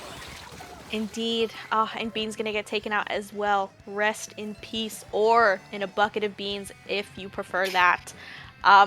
Here with the members, though, of mental illness, they're going to be taking mid back. We see Bubble here already on the stack. They've got those strikes ready. They're going to pop them. Get that building out of the way, Vapor. I don't want to look at that building blocking my view. But they're already here onto this first checkpoint. 2 members are down on the side of 11 p.m. Make that 3 members down. Nova there. They've got that Zuko ready. They can hold down the fort, but with Bubble coming up onto them here onto this ink rail, it's going to be tough. They're going to have to basically like a 4v1 here as their teammates are coming back in, but they're holding the Zuko for dear life. Strikes are coming out. They're coolered up. All of these specials are coming out. And Bean is in the water. Sure. I mean, get some yummy bean water while you're at it, why don't you? Nonetheless, Arter is able to take down Nova Dead. Nikki's able to take down someone over there. I don't quite see the name. The name is too small and scratched out the C. Thermopolis is going to have to force to jump out here. Glonka able to take a pick. So much is happening on this screen. But the main takeaway here is that 11 p.m. is able to take the tower back and stop mental illness recovery from their push. With a minute and a half left to go, though, both of these teams are in a very awkward spot because these leads aren't very comfy. Not very comfy at all. So both of these teams have a little bit of work to do to feel either to defend their lead or to take it back. Regardless, though, we see Zuka's being exchanged here, like shake of a hand, like they're shaking hands, if you will. And Arter's able to take down 2 members here, make that almost 3 against Bean, is able to almost serve another round of bean water. Nonetheless, Arter's able to come in here with their teammates and try to take over this bats area as mental illness recovery is looking to take back the lead. Bubble here already into this bats area. They are going to go 1 down, but another member here onto the side of 11 p.m. is going to go down as well. Bubble here fighting on this tower for dear life. They want to get this lead back because even though it's not quite the end of this game yet, and they do get the lead here, mental illness is in the lead right now, 35 remaining. A 4-point difference from 11 p.m.'s, but I mean, that can be crucial. That can be it. And especially because there's 30 seconds left into this game. Nikki's going to go down. A lot of their pressure is getting taken from them. Nova here trying to get their Zuko back online. They do actually have it, but their brush player there, Bean, is going to go down once again. Their wiper as well is going to be going down. Mental illness is keeping up the pressure onto 11 p.m. They're not able to make anything happen quite yet. They're coolered up here, Mizuno. The inkjet's coming out. Specials are popping like crazy. They're 2 down once again. Bean! No, Bean! They're gonna go down, and Nova can't get to the tower in time, Mizuno. That is game 1, going right over to mental illness. Mental illness recovery, just being able to utilize those last 30 to 40 seconds. Once they took back that lead, they literally just stiff-armed 11 p.m. to 7 a.m. the rest of the match, and they did so perfectly. That was some high-quality execution there of some classic stiff arming, preventing them from touching the tower and playing so patiently. They didn't have to push the tower continuously. They just kind of had to let it teeter back and forth and let it so that 11 p.m. to 7 a.m. wasn't going to go any further. And Grace, look at this special dynamics here. Alta with the inkjet, and then I believe that's Nova Dead with that Zuka right afterwards. My goodness, that was just so good. Indeed, indeed. You know what else is so good? All these players and their colleges. Whoop, whoop, whoop. All right. How can I butcher these again, Mizuno? All right. From Alto there. Really great inkjet plays as we've been seeing so far. They come from Champlain College. I'm a big fan. Commentated at least one of their sets because I recognize the name. Mizuno, it's already starting. Oh my god. All right, hurry, Bubble. Somebody just hovered over it for me on the sheet. This is so crazy. Bubble comes from Virginia Commonwealth University. Arter here killing it on that squeezer, as we've been seeing. University of New Mexico and Filmopolis. Are you also a fellow film area person? You will have to let me know. California State University, Long Beach. You are living it up right now. I mean, it's probably really hot over there, but at least it's beautiful.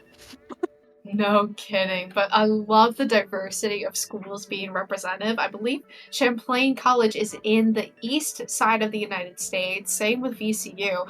Then you have New Mexico and then California. Like, that's just incredible. Like, this is giving international, or, well, okay, not international.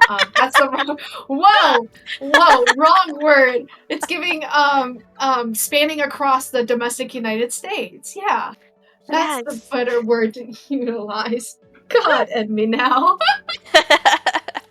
No, because that is so cool though. I think um, a lot of the appeal here for study abroad is just getting to connect with so many different people, and like it's fun if you are in the same state or like in the same time zone, but it's even more fun if you come from a lot of different places.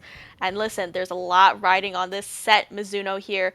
This is the bronze match, but if mental illness recovery wins, Kira, the Kamakira of CCA staff, will go back to therapy. This is huge. What are the comps, Mizuno? What are we looking at? This is for Kira's well-being. Well, these comps better bring it because my God, we are all here for therapy and for getting better. Looking at these comps, we're seeing some of the same weapons that are reminiscent to the prior match with a couple of changes. That being the pencil and the splash-o-matic on the side of mental illness recovery, which are some pretty great weapons and will hopefully sustain that mental health effort for the side of mental illness recovery. But 11 p.m. to 7 a.m., they've been staying up late studying, and they are here showing off at this moment and taking that first Rainmaker check. Being on the stringer here, still trying to apply a little bit of pressure, but gets taken down by that Zuko. And Grace, this is just a very interesting, like, push. Like, I don't know, this just feels strange to me. It is a little strange. I think a lot of that comes from mental illness's ability to try to not really allow them any space to move here. I mean, they did crack that first checkpoint, which was to use Galanka. Oh my goodness, gonna get a double here. Gonna allow them to try to get another push going. Filmopolis trying to fight them off for dear life. Nova here ready to follow up off of them. They're coolered up, sure, but Bubble is gonna go down in the process. Nova finally taken out, but Arter here is gonna get a trade, which is pretty nice, but Bean here is running up with this Rainmaker, did not care about that bomb or pencil staring down at them, just opting to get some more points, all the way down to 28 remaining here, Mizuno. They're like a staggered 2 down situation, but that means that they already kind of have control of mid going into this. Mental illness is going to have quite an uphill battle going into the rest of this game. They will, and they're going to have to continue the effort and energy here because they still kind of have to flesh out the members of 11 p.m. to 7 a.m. You see Galanka here putting on a lot of pressure, able to get a pick. Filmopolis also being able to retaliate with a pick of their own. But the mental illness recovery still has a lot of room and ground to work with. They are making leeway, though, as they're able to take two picks with that Zuka. No, I saw that. I saw those Zuka picks. You think I wasn't watching because of the camera perspective, but I saw those. And Grace, this is actually a really good opportunity for mental illness recovery.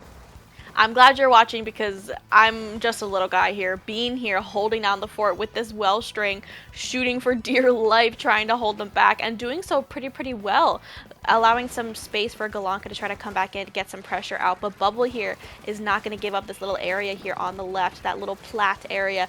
They're going to try to rotate around, and while there is a member down on the side of 11 p.m., Arter's going to pop the Zuka, trying to get another push, but Galanka! No, they're actually going to get taken out by the Zuka, but the Rainmaker themselves gets taken out by a Zuka here, Mizuno, and that completely stunts their push. The Crab's going to pop here as well, but will it be enough? I hope it is, because Filmopolis is trying to make use of it, and they're not going to be able to get quite anything out of it. They're able to take down Galanka, though, in a 1v1 situation, but 11 p.m. to 7 a.m. is not letting up. They are somehow still in it, but no, mental illness recovery. They're trying to get the Rainmaker, but they don't get it further than 31. They just needed just a few more points. And man, Grace, they played that so patiently to find the right moment to push that Rainmaker up that ramp, and Mental Illness Recovery just falls short. Unfortunately, yes.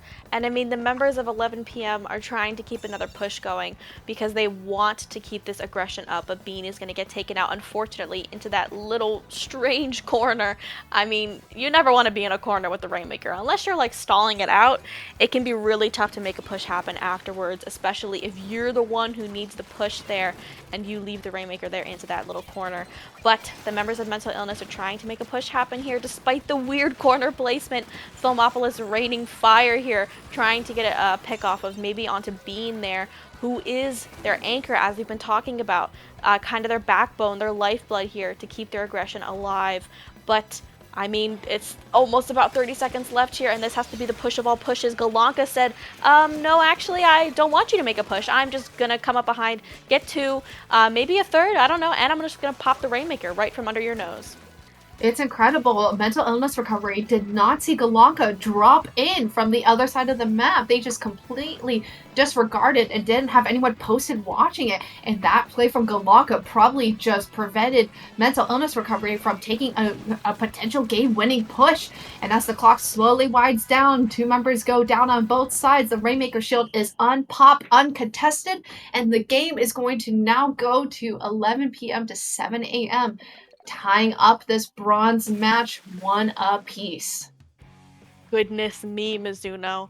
I mean, for those amazing flanks to work there, and a lot of kudos there to Galanka, but your teammates as well. If there's not enough, I don't know what's the right word, like stimuli, if there's not enough happening in the front, your flank isn't really going to do anything because they're going to immediately know that you're there. They're going to notice your absence. So, the members here of 11 p.m. to 7 a.m. are really, really skilled in helping their Wiper player, Galanka, here get in. They're very coordinated, and we saw it here because it resulted in a win. Exactly, and it's just a really good game from the side of 11 p.m. to 7 p.m. after taking a pretty tough loss the previous match on Inkwa TC. It was so close. And same with this match. This match was also very close, but they felt fairly secure once they were able to get that push from the start and just be able to stiff our Mental Illness Recovery on their own counter push is very impressive. So with both of these teams tied at 1 apiece right now in their bronze match, like this is, you can still see why they were here in the playoffs and how strong they are, and they are willing to put in the work for getting that third place prize and that bronze medal. Goodness me, Mizuno. Wowee. But we're going into the divisive game 3 here. Although they are 1-1, Rainmaker is very, very... Oh, I lied. It's Clams. Ooh. I can't read. We just saw Rainmaker. Clam Blitz on Museum. This is a testament to how much their teamwork has come, how far they've come in their coordination, in their scrims, in their 1 a.m. scrims, question mark, from 11 p.m. to 7 a.m. But we haven't seen Museum so far. I mean, I don't think so. So what do you think they're going to pull out here? What do you think is like going to be their game plans going into this? Oh, that's a tough one. I think at least for 11 p.m. to 7 a.m., they really need to continue to rely on players like Galanka to create distraction plays, right? You can only do a couple of things in Clam Blitz to get the ball into the Clam Blitz basket, and you're going to need some big, like, playmaker plays, right? And I feel like Galanka is one of those members to deal with that, to deliver that, at least for 11 p.m. to 7 a.m. And folks are just getting right in. And at least for Mental Illness Recovery, if they want to come back after that close match, I think they're going to need to utilize players like Ardor on that squeezer to play some really strong defense. And that pair with Alto is going to be really interesting too with that pencil. Indeed, Galanka's going to opt to go for the end zap here. That is very, very interesting. I think that it's a lot easier to kind of win fights. I mean, Wiper's pretty great too here, Mizuno, but you can really paint for yourself as well and give opportunities for your teammates. Paint-wise, special-wise, you got that... Oh, Nova! What? Nova's gonna get a triple here. Oh, Zuka, and that's gonna be a delayed wipe there onto the. Oh, but they're gonna go down to a bomb. Nikki, that is so unfortunate here. Bubble here, following up off of that amazing bomb kill. But Bean is in their spawn. They are inside of their spawn, making stuff happen. They've already cracked this basket. I mean, we see Galanka, we see Nikki scoring all of these clams, and it looks like Nova's trying to come up onto the side, onto the box to score some more, but they can't quite get up there just yet. Galanka here maintaining their position, trying to make something happen, getting a pick onto Ardor, trying to get a pick onto Bubble, but they know when to back off, which is so smart, and they jump out. Maintaining their control of mid is so crucial here because that push, 53 remaining, is good, but it's not what you want to see here on the board. No kidding, Grace. And man, when I was talking about playmakers earlier, how about Bean on that Octo Brush? That is scary. Yeah. Like, I would run away screaming if I saw a brush coming at me with all that energy. Like right now with the Zipcaster, here they come again. Bean trying to cause some chaos here is able to almost get a pick against Ardor, but it does push back the mental illness recovery. And they're down with just Ardor left on the side of mental illness recovery as they're looking to take 2 balls in. Oh no, but Bean misses the throw. Oh, and Nova there jumping in. Oh, I'll jump to this. I got it. I'll clutch it. I'm so sorry, Nova. Not this time. You're gonna get swarmed there, and they aren't able to make anything happen. But their aggression still does pay off because it does take that much longer for mental illness to come back in. But they are coming in strong into the spawn here. They already scored this clam in, that power clam. Bubble here. A lot is happening. There are so many clams coming into this basket. They are coolered up, but they need someone to go back and get some more clams here. They're 2 down. Both members still up on mental illness opt to get some more clams, but they're going to get completely wiped here. The members of mental illness are coming in hot still. They are getting so many clams, and clams are spawning onto the plat. Unfortunately for 11 p.m., oh my goodness here, but also here isn't quite able to get back into the basket, but they have another power clam online despite having the lead already. 11 p.m. are taking control of mid very quickly, taking out also their pencil player, their backline here. And this is looking to be the start of another push here coming from 11 p.m. because they need it. They don't have the lead anymore. Man, the catalyst to start all that, I don't know if you saw, Grace, was those 2 Zuka picks. And we see a similar action going on here with Bean getting 1 pick, and I believe it was either Galanka or Nikki with another pick that caused another tidal wave of points to come in favor of 11 p.m. And all of a sudden, they can't get the ball! Galanka just jumped right in with the ball and just delivered a stab, just a complete stabbing wound to mental illness recovery, putting that ball into the basket. And that's going to be another huge point discrepancy that mental illness recovery is somehow going to have to make up here. They do have a ball at hand and a handful of other clams in to work with, but they have a lot of that penalty to go through and several more.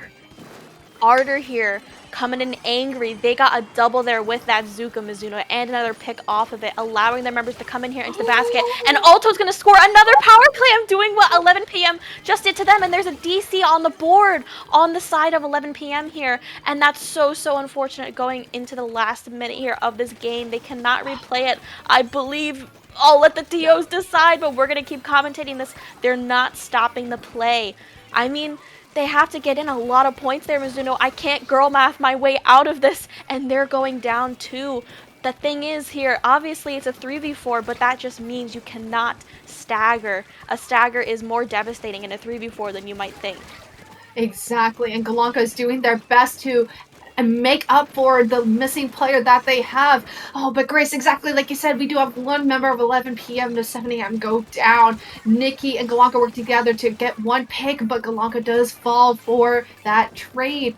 And with 17 seconds, it's so tough right now, but 11 p.m. is going to have to come up with something. They do have a ball in their hands to work with, but according to my girl math, they're gonna have to bring in also a lot of other clams on top of this ball, and with overtime and a lot of paint to work with, they are going to have to start moving and schmoving. Oh, Galanka is going to help clean up there to get 2 picks total, but Ardor here is not going to let them go, and their cooler is ready online. Ardor here dropping, getting that pick, and there's just not enough time for them to get even a resemblance of a push going. I mean, they're trying to get onto that box, but they just can't in time, Mizuno. So unfortunate with the DC, but they still played really well up until the end. They did indeed. And man, we were hoping to see something happen there because this has been such a huge back and forth between both of these teams, right? Counter push after counter push, and then to have it come to a really unfortunate DC, that's just tough. I feel for this team. I totally understand. And this is right about when we kind of see, some of the tides turning here, right? With 11 p.m. to 7 a.m. A huge play from Galanka jumping in with that ball to bring them down to those 9 points. That was such a great push. But then mental illness to respond in kind and being able to drop that down to 4 and just not having the time and the player count to come back. Oh, I really do feel for 11 p.m. That is so tough to witness, truly. It is, but they're coming back into this maybe hungry, angry, hangry, if you will, and they're gonna want to see this out till the end. Like we were seeing there, even with the 3v4, they were doing pretty well. I mean, they were getting these picks, they weren't quite able to get control of mid, but they still had a fighting spirit there. So, going into this game 4, will I say it wrong? Hopefully not. Splat zones, Barnacle and Dime. This is very difficult. It's a lot of coordination, I think, and it's a lot of knowing when to back up, knowing when to give them the zone and just kind of let them go and go back to your stack and just kind of play it by ear. It's a lot of movement, but we'll have to see how it goes. You are so right, Grace. I have to say, this is probably one of the toughest maps out there because you have to be so good at locking out your opponent and then, like you said, determining when to get back in there versus holding back and waiting patiently. I feel like that is such a hard thing to do. And this map mode combo really tests you. And this will be a really big, important test for both of these teams if they want to clinch this third place match. And as we head into it here, Barnacle and Dime, we're seeing a cup, not too many comp changes here. I do see the sloshing machine, and the pencil coming out on the side of mental illness recovery. And 11 p.m. to 7 a.m., kind of rocking with what they know. Nikki is still sticking on old reliable blaster there. We do see the stringer come out from, I believe that's Bean over there on the top right. So some familiar things coming out in hopes of still trying to stay back into this match here for 11 p.m. Indeed. And 11 p.m. is trying to take the notes that we were just talking about. They're listening, Mizuno. They're trying to gauge how much they need to back up here, but Bean is going to get taken out, falling victim to an amazing crossfire here from Bubble and from the other members here of Mental Illness. Especially we see Ardor there. Again, amazing player right here on that squeezer. But they have the strikes already online, and with that pencil already onto their stack, it's going to be so tough to out pressure them. They are gonna go in a little bit. I mean, we see them, they're splitting up to try to splinter their attention here on the side of Mental Illness, and successfully so. They do take the zone here, taking out that pencil player as well. But Nikki here is trying to get some more picks, but the members of Mental Illness are pretty firm in their hold here. Fomopolis is gonna fall victim, Ardor as well here, but their pencil player's back as well as their slosher, and it's going to be tough to try to get control of their stack unless they can get that pick, and they do here, Mizuno. Listen, the tides are turning, and it's looking to be pretty good in 11 p.m.'s favor right now. They're doing a great job coming back from a really tough DC in their previous game, and a lot of it, I'm going to have to point out Nikki here on that Rapid Blaster. You see them constantly pivoting and looking for the right places to apply that pressure. They're not going for the kills, they're looking for the assists, and that is so huge in this game and helping out and being a team player. They're going to wisely back up here, noticing the pressure, and with Nikki and Novadan together with that Killer Whale and that Zuka pressure, they're going to wisely back up here and still try to stay alive and try to at least maintain the pressure on that zone that they lost previously. And it really does pay off because now the members of Mental Illness Recovery are 2 members down. This is a 2v2 situation, but 11 p.m. is still slightly edging them out at this point.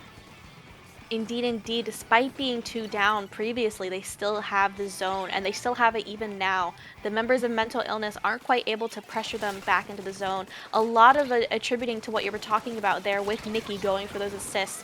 They're comboing off of each other, getting in chip damage to help each other get kills and zone each other out, not just to go for those picks a lot of the time, but they kind of have to give up control there of that stack area. We see Alto here running for dear life, trying to not get their try to not die before getting their cooler out, and they are going to get an amazing pick out here onto Nova, getting that cooler on the ground, exuding so much pressure over the zone here, and they're going to get 3 down pretty much, but oof, I was going to say almost something happened there, but still, that was pretty much a 3 down situation from 11 p.m. and Mental Illness is going to try to lock them out from here because you're just going to want them to not get into the zone. Exactly, Grace. And all credit where credit's due to Alto for staying alive and getting that crucial pick and popping that cooler. I think if Alto wasn't staying alive right there, the chances of mental illness recovery of getting back in would have greatly dampened. But regardless, though, they are doing their best to hold their ground and hold the pressure. But 11 p.m. is not letting go. They are storming back onto this zone, and they're able to flip it back into their favor. Nonetheless, mental illness recovery is looking for those trip strikes to get back the zone, which they do. It is this tug of war back and forth right now as Z-Beat is looking to get that echolocator back up and running to get a little bit of pressure and help out their teammates. And this, I mean, Grace, there's just so much back and forth going on. There's no clear favorite right now on the zone. Indeed, indeed. But we're seeing a lot of really expert plays here from Nikki. Gonna shout them out once again here. They're fighting with that killer whale expertly. The second that killer whale locks onto an enemy, Nikki is there. Other teammates are there to follow up off of it, getting a really nice assist here, getting another kill here onto Ardor, taking out their squeezer, which is a lot of pressure. That's their Zuka. That's a big tool in getting them back in here. And it's going to be about what specials can they pop here to try to get back into the zone. I mean, they're going to be coolered up. They're going to try to get other main painters in to get the zone. But if they're able to just outpaint them, paint over their specials, and they do. And there, we just saw, they weren't able to get back into the zone here. And this game 4 is going to go right over to 11 p.m. A clean KO knockout there of that zone. And tying up this set 2-2. That's incredible. I mean, I really thought mental illness recovery is going to be able to take it back. But they were able, but 11 p.m. was able to stall it out just enough because they noticed with the time winding down and the lack of pain pressure, mental illness recovery only had the trip strikes to work with, if I'm seeing correctly. So if we're taking a look at this replay here, the last few seconds, here comes the trips from Bubble, but they're not quite reaching where they want to reach. And I think with Filmopolis also on the crab, I'm wondering if the timing of those specials might have not been in their favor, right? Because you saw that they were in the crab mode where they're just shooting the pellets versus the explosions, right? If I'm seeing this correctly. That does make a difference between what type of paint you're putting down. So we're seeing this one more time, right? We see Filmopolis in the pellet shooting mode. Then the trips, they're only covering that one corner of the zone. And all that 11 p.m. has to do is just paint right over it.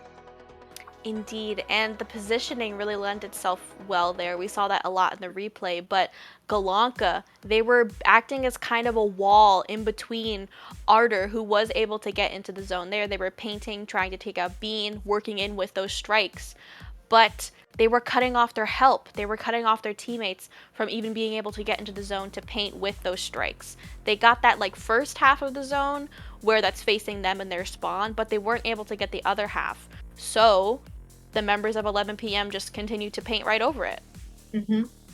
It's, yeah, I mean, it's great, just a great play at the end of the day. And it's incredible to witness as now both of these teams are tied at 2 apiece. And this last game is on the line for determining who takes home the bronze medal.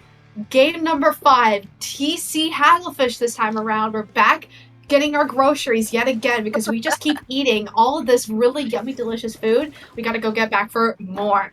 And with both of these teams rocking out with some similar comps that we've been seeing before, some similar weapons, I think both of these teams are pretty locked in and ready to just duke it out here on this TC map. Indeed, indeed. We're popping into this game here. I see you, Galanka. They want to get onto that flank, but they're not quite able to just yet. Ardor has an eye on it. They're not going to let them push up any further than they need to. The cooler's already going to pop out there on the side of mental illness, I believe. Ardor, again, that wall completely stopping Galanka from flanking here, which I'm so sorry if you hear the fire truck outside of my room. It's really loud, but Galanka here trying to get another pick. They do get a pick onto Bubble, so huge. But one of their members is going to go down in the process here, Mizuno. It is very scrappy right now in mid. There is a lot going on, and the tower's finally moving here.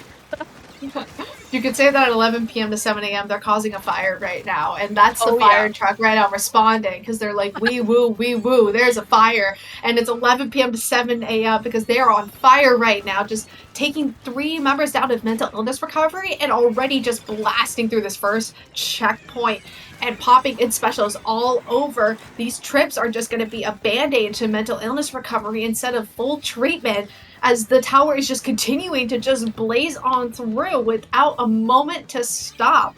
Grace, this is very dangerous right now for mental illness recovery. It is very dangerous, and Galanka there, we see them with that hammer. It's already ready. They're probably going to throw it there to try to get something to happen, and they're forcing the members of mental illness to drop because of all that pressure. 11 p.m. has complete control over this tower, Mizuno, and mental illness did not stand a chance there. That was a really quick KO there in that game. That was a really great showing. That was crazy. That was just it, like textbook great push out of 11 p.m. to 7 a.m. We kept talking about like there's just like the perfect plays. You mentioned Galanka earlier. Galanka and Novaden Grace, they were both on this area completely distracting the members of mental illness recovery. Look how much effort and manpower they're devoting. They devoted 3 people to that moment before turning their favors back over to the tower and not paying attention to what's happening. And then Novaden and Nikki able to clean up accordingly. I mean, just great textbook stuff that mental illness recovery just fell into a really unfortunate trap too, and just could not react to all of this being just thrown at their face. Indeed, and you can see here the second they turn around to try to look at this tower, I mean, they got Zuka, they got shot by Nikki there, all of that chip damage, and Bean as well. Those little stringer shots, they deal so much damage if you let them. So much chip, so much follow-up. And again, they were playing like a full-fledged team. They were playing really together. So much crossfire, so much coordination. I mean, they went right through this checkpoint with like no resistance. It's incredible, and props to mental illness recovery for this entire match. This went to game 5 for a reason, right? Like, this is a best of 5 and it went to game 5 because we're just spoiled like that. But man, what a great showing from mental illness recovery. They were incredible, and they did a fantastic job and put on one heck of a show. But regardless, 11 p.m. to 7 a.m., they're going to take home the bronze medal to hoot and holler about. So congrats to them. What a great show. What a great show that we just witnessed. Indeed. But Mizuno, if you thought that game was pretty, or match set was pretty crazy, we're about to go into grand finals. Probably going to take a break first. Let's see what the little worm in my ear says. What will the worm say? Nothing. Yes. The worm says yes, we are going to take a little bit of a break. Go to the bathroom, go get a little snack, get some popcorn, go deliberate with your friends and your watch party VCs if you are partaking in them. But we will be back with grand finals with, once again, going to call out both of these teams here. 3 Californians and a Tennessean, walk across the time zone, and unauthorized foods. We've seen both of these teams so far because we watched both semi sets. We know them, we love them, and we're going to be seeing them pretty soon. Stay tuned, folks. We'll be right back with our grand finals match.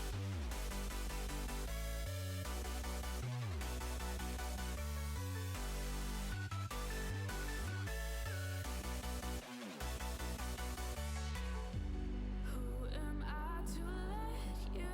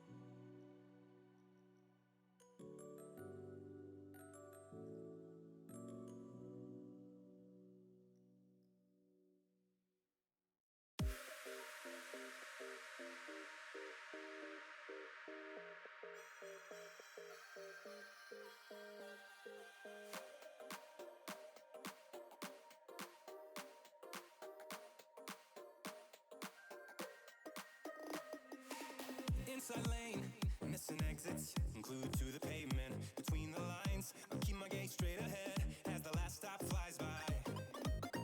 No more waiting for the gun to fire. No more walking through revolving doors. I've gone around once, and I don't need to go around anymore. Break away, forget your sober case. Stop dwelling on empty words. Stop stalling in the doorway. And cancel the cruise control. Switch it in the manual. Don't you wanna feel right?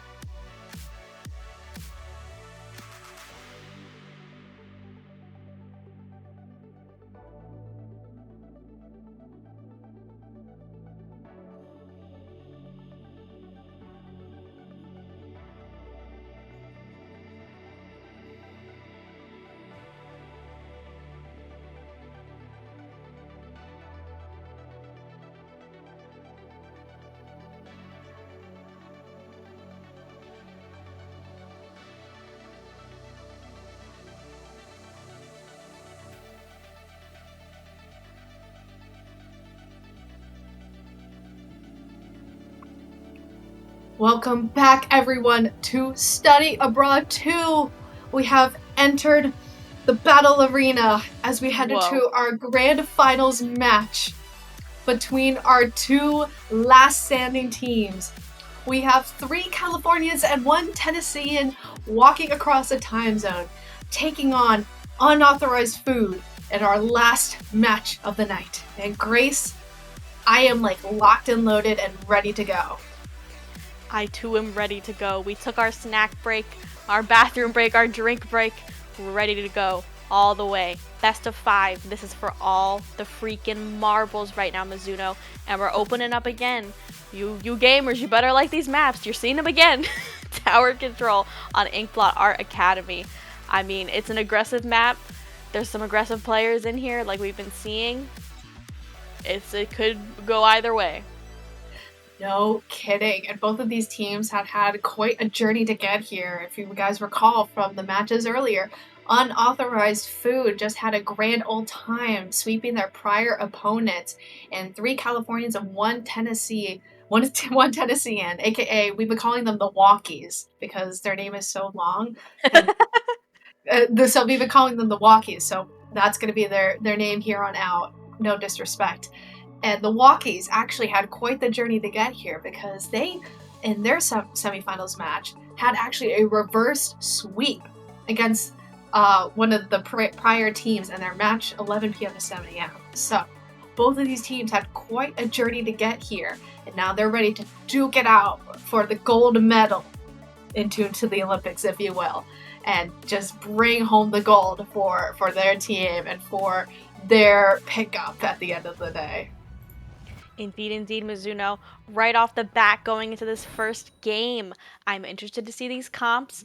I want to know if there's any variation. We know these players, and I'm happy to see them back once again. I mean, it's been a bit since we've seen the Walkies. We've had a few sets since then, but Unauthorized Food is more fresh in our minds right now. Very interesting comps coming out here. I mean, we're going to see the Blaster like we've always been seeing from Opal. Next, that Slosher.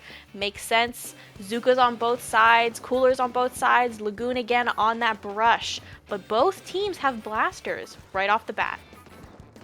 Both of these blasters are going to be really important for that constant chip and radius damage on a map like TC, where you're just trying to just direct all of that pressure onto that one specific point. And wow, what a great start to get 2 members down on both sides. A really good Zuka shot, but taken down over there by Squid Kid. Nonetheless, it looks like Unauthorized Food is going to come out on top here as they're able to get 3 members down. Excuse me, 3 Californians and 1 Tennessean, aka the Walkies. They're over in the orange right now, I believe. I'm still trying to get my colors straight here, folks. Bear with me. But you see Ivysaur trying to run away and flee and get into a really good position for where that they can put on that pressure with that Zuko. Goodness me, 2 down there on the side of Unauthorized Food, unfortunately. But they're going to be able to come back in here. Wait, this is Unauthorized Food in the orange question mark. I also don't know my colors, Mizuno. This is horrible. Horrible news for me when I'm so stupid. But next, they're going to go down here into their bats. Their Blaster as well is going to go down, and nowhere here is running away from the tower. They're scared for their life. Koreki here getting pick after pick. Lagoon here flanking behind them, trying to make something happen. But they're going to get taken out. That's a wipe there on the side of the Walkies. They're going to be able to take so much pressure here. Push up into their bats, into their plat. Those strikes are coming out as well, but 2 members of the Walkies are on here to the bats. Next is going to have to fight them both off here. They're going to opt to drop here into the plat. And one of them dropping to mid, and next drops to fight them. But ends up getting taken out. A full wipe on Unauthorized Food. 2 wipes, 1 for each team. I mean, that's pretty even. A 2-for-1 deal, if you will, and Unauthorized Food is able to get a really good lead, and just crossing through those first 2 checkpoints will be huge. Nonetheless, though, the Walkies don't want to go down without a fight as they are blazing through their opponent's mid area and getting some pressure on, which is going to be really important for them to get the tower, get it through the path and these checkpoints. The cooler, though, is going to be popped, though, by Unauthorized Foods, hoping to get some use out of it, but it looks like Lagoon and Koreki are going to work together to take down a couple of members there. You see Opal on that blaster, trying to 1v1 Lagoon here on the brush, which Lagoon is trying to just deceptively dodge and move and move around and just try to get a lot of this action going here. And Grace, there's just like a lot of back and forth going on at this point. There is a lot of back and forth. Squib Kid, amazing pick there with that Kraken, going up onto their spawn, into their bats, trying to get some more pressure out here, but they aren't. Oh, I was gonna say they were maybe gonna get a pick there, but they weren't able to clutch it up there. 3 members now down and out on the side of the walkies. They're gonna get a huge pick here onto next, trying to delay their push a little bit with that Zuka as well, making sure that they cannot push it there. They're too scared of those Zuka shots here, Mizuno, but the members of Unauthorized Food have a Zuka of their own, trying to take out some members, getting a huge pick onto Squib Kid. Opal here pushing up onto their plat. That bubble is gonna maybe get run over by the tower, but who cares? Koreki's killing it anyways. And they're still trying to make a push happen, but they have the lead here, Mizuno. 29 remaining. The walkies are the one that needs to make a push here.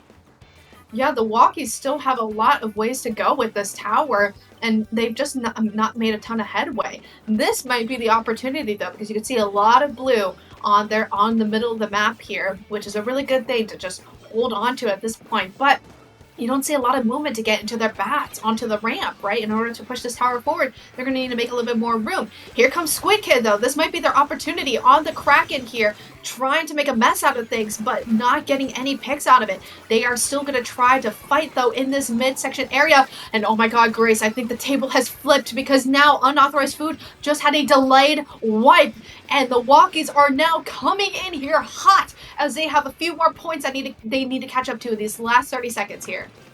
Oh, how the have turntabled. There's a Zuka coming out from Jay trying to get a pick, but they end up getting taken out instead. There is a lot of paint pressure coming out from the side of the walkies. That Kraken's going to come out. It's a 2v2 situation. They're coming back in. They're spawning back in, but Opal here defending this tower with Jay.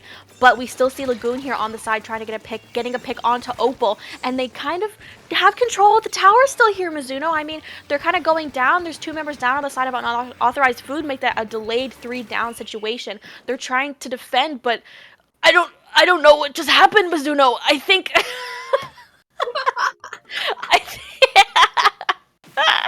I think here, yeah, the members, the walkies, their pressure was just too much here onto this tower. They pushed all the way up, and the members of Unauthorized Food were unable to hop onto it in the end. They didn't quite KO, but again, nothing to sneeze at. That was a really great push from them.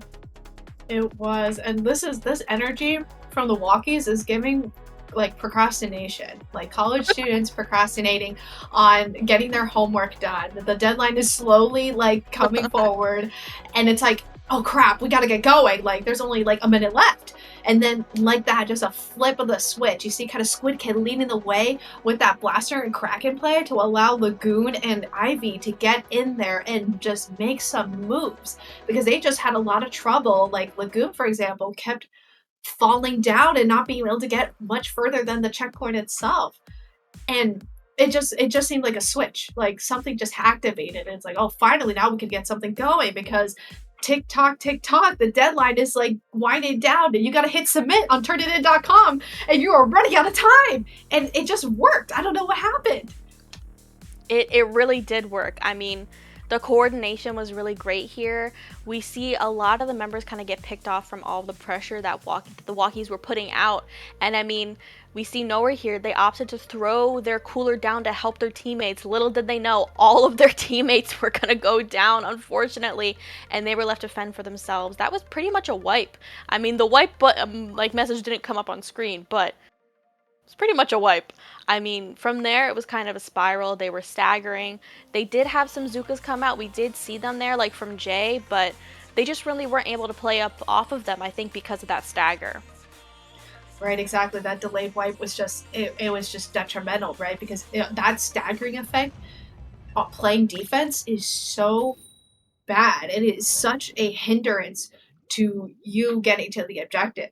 And they're going to have to really take these lessons and keep that in mind as we're heading into now Rainmaker on Scorch Gorge, where it's just blazing hot over here.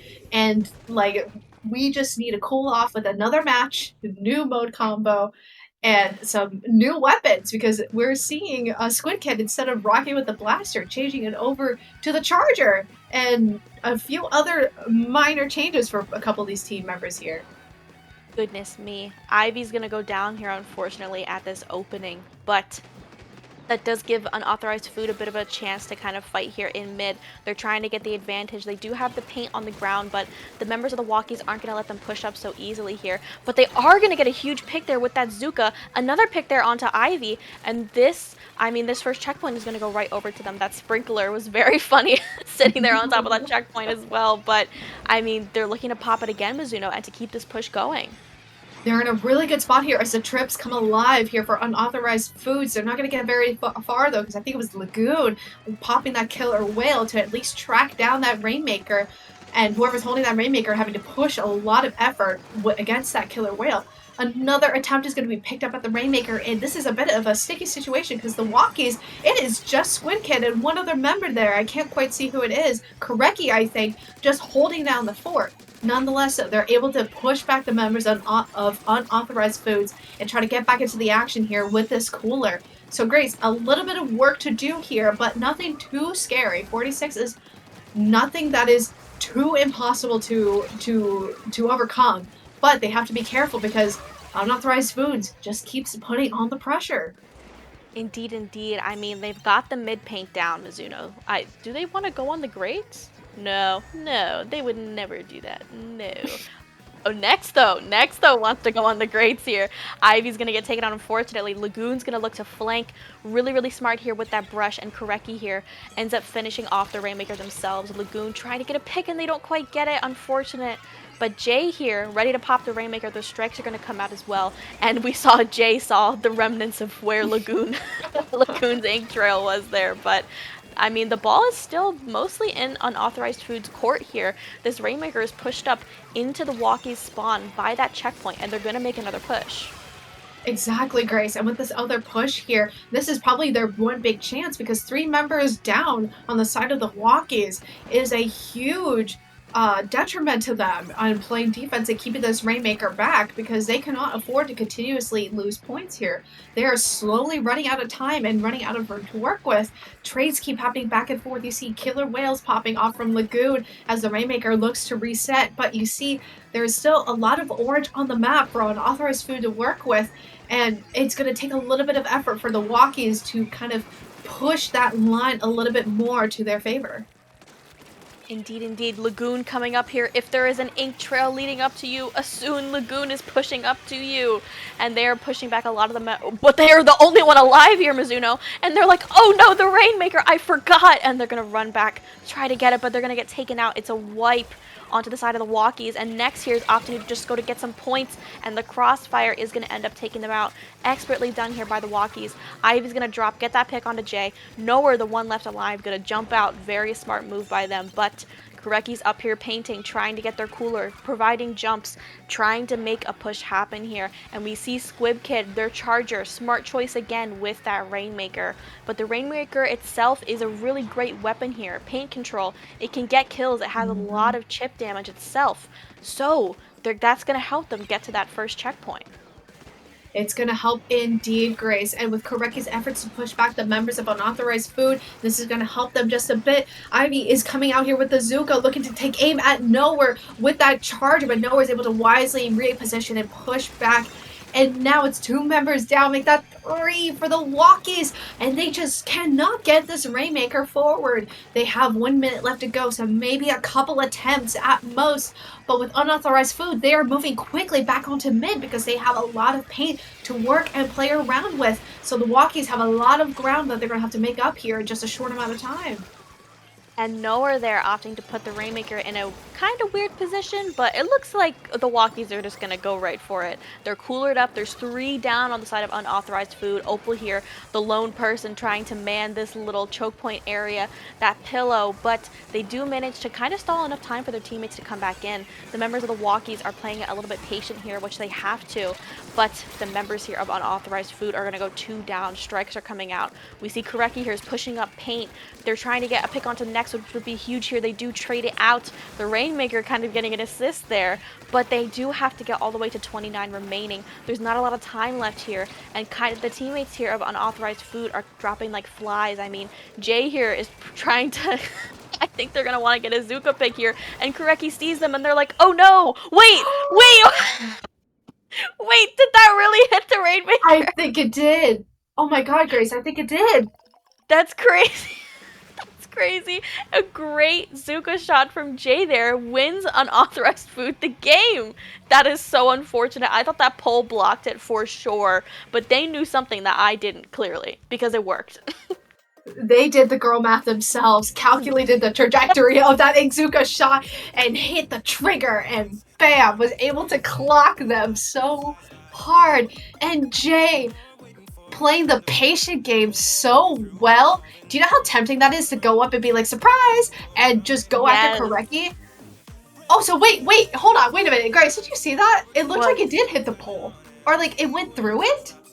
I think because it like the hitbox is that it like turns. You know what I mean? Like it's like a cycle. Oh, like it spirals. Yeah, it spirals. Yes. So I think half of the spiral hit the pole, but the other half hit the Rainmaker there, which is just so devastating because you can't even be like, oh well, you should have seen it coming. From where? Behind the wall? Like really? And man, you know that Koreki and it looks like it was Ivy. They were looking around. They knew that there was still a couple of players alive, right? And they just couldn't sniff them out in time. And shout outs again to number 4 or 5 to Vapor for showing us that replay continuously, because Grace and I are coming in, we're opening our eyes, like squinting at the thing, like, can we see? Like, this is why we both have eye issues. No, literally, like I'm like, I thought that hit the pole, but it's actually a secret third thing. It's that it did both, and it still killed them. But I mean, if you're on the side, I mean, just at any point, if you're playing Rainmaker, you're in overtime, and you see the Zuka player is up, and they have their Zuka, and you don't see them, you are scared. We saw Koreki was searching. They were like, where's Jay? Where are they? Where are they? They have tears in their eyes. They're crying. And they weren't able to get them in time. Expert play there from Jay. Expert play from their friends there as well, their teammates there on the side of the walkies. Really doing a great job. I mean, sometimes you just have to react. No kidding. And folks, we're heading right on into game number 3, Clan Blitz on Museum de Alfonsino. You see both of these teams kind of picking most of what they're familiar with, except I'm actually noticing the E-Leader just now on the side of the walkies. I'm not quite sure. Squid Kid, it looks like, actually has opted to pick up the E-Leader in favor of some really nice range, which actually I think is a really good pick here on Museum, considering where that they could be sitting here throughout the match. But regardless, though, with this match kicking off, 30 seconds in, not much is happening as these teams are just kind of scoping things out and trying to narrow in some players. And Squid Kid actually getting a real nice pick there with that E-Leader shot. Indeed, a really, really crucial pick. I mean, we saw them raining fire there right at the start. They were like, oh, that's a leader. I'm gonna have to Zuka you forever, aren't I? And the answer is yes, Jay. The answer is always yes. 2 down, though, on the side of the walkies.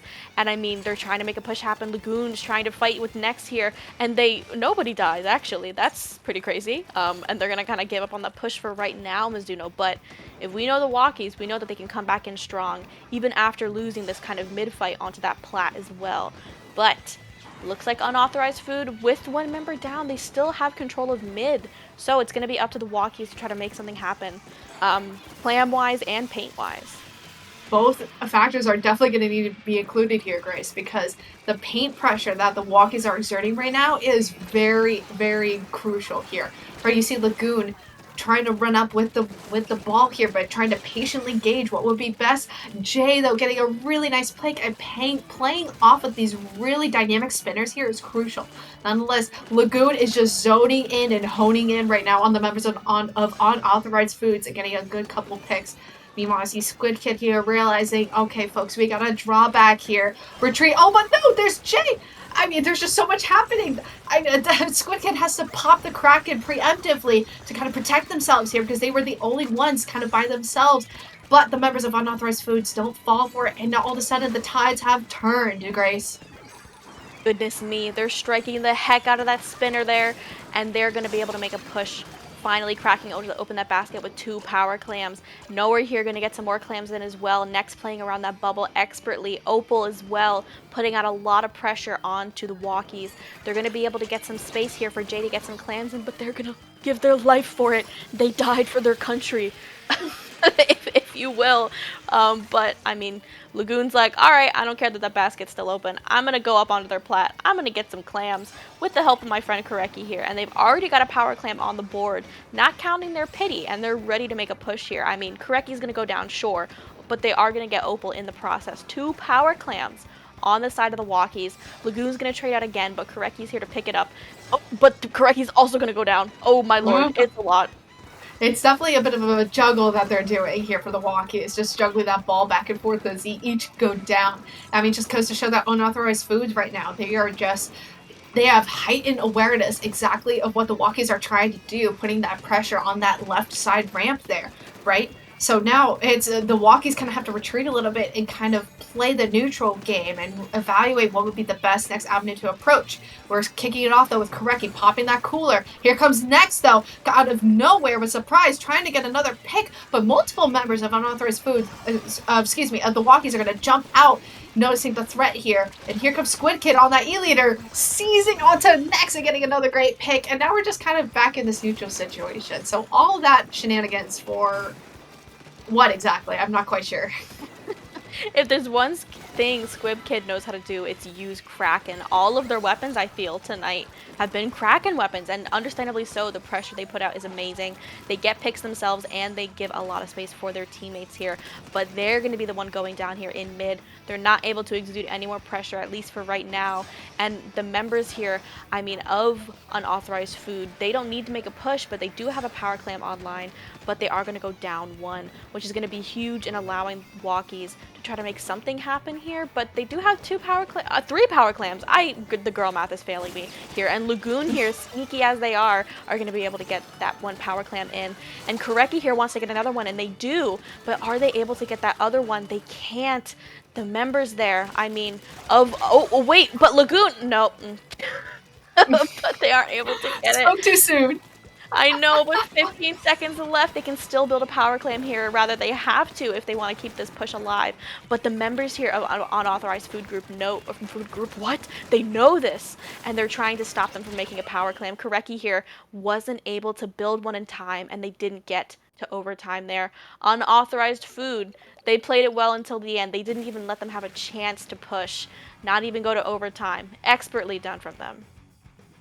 Very well done. They just were able to identify the types of threats that the Walkies were trying to play off of and just did not let them have it. And at some point, you saw when the Walkies had to toss in 2 balls to get down to those 45 points there on the board right now. That was out of sheer desperation at that point. There wasn't really a lot of like playmaking or strategy. It was just kind of out of desperation. And that's because Unauthorized Foods just kind of had them in the palm of their hand pretty much almost the entire match. It was a great thing to witness. Unauthorized Foods being able to kind of play so well, being able to know when to dial back and play defense versus when to come in guns a-blazing and just shooting up the place. So very well done from Unauthorized Foods to kind of recognize those moments of when to push forward versus falling back and just not allowing the Walkies a chance to move. So the Walkies are definitely going to have to make some adjustments here as they just lost the third game, of the match, and we're at a game point here for Unauthorized Foods. Indeed, indeed. And looking back at that replay again, it really goes to show that Unauthorized Food was not letting them even get the power clam. Like I said it, but in the end there, you could see the members of the Walkies were like, all right, Koreki is the power clam carrier. They are the designated ball carrier, if you will. They were getting all those clams. They had 6 at one point. And then Jay Zuka'd them so that they couldn't even get any chance to breathe or even go to their teammates to get more clams. And then the members of Unauthorized Food opted to keep the pressure up onto Koreki specifically. They were doing so much crossfire. Koreki was dodging it like a boss, like the goat that they are, trying their best to make a clam. But in the end, their teammates threw 2 clams to them. We're gonna see it here later on in this replay. But their teammate, I think it was Ivy, did throw 2 clams to them. But one of the members of Unauthorized Food picked it up. They picked up the clam. Look at them. Look, Jay, they picked it up. They picked up the clam, and they couldn't build the power clam in time.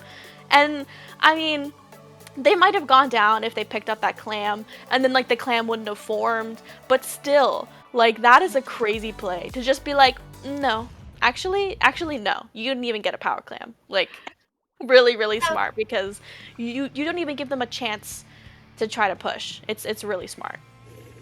Man, great plays all around from both of these teams, but we are at game point. Unauthorized Food is leading this match 2-1 as we're kicking it off into, like we were saying earlier, Grace, this is one of the big tests, the really toughy maps that just makes all the girlies scared.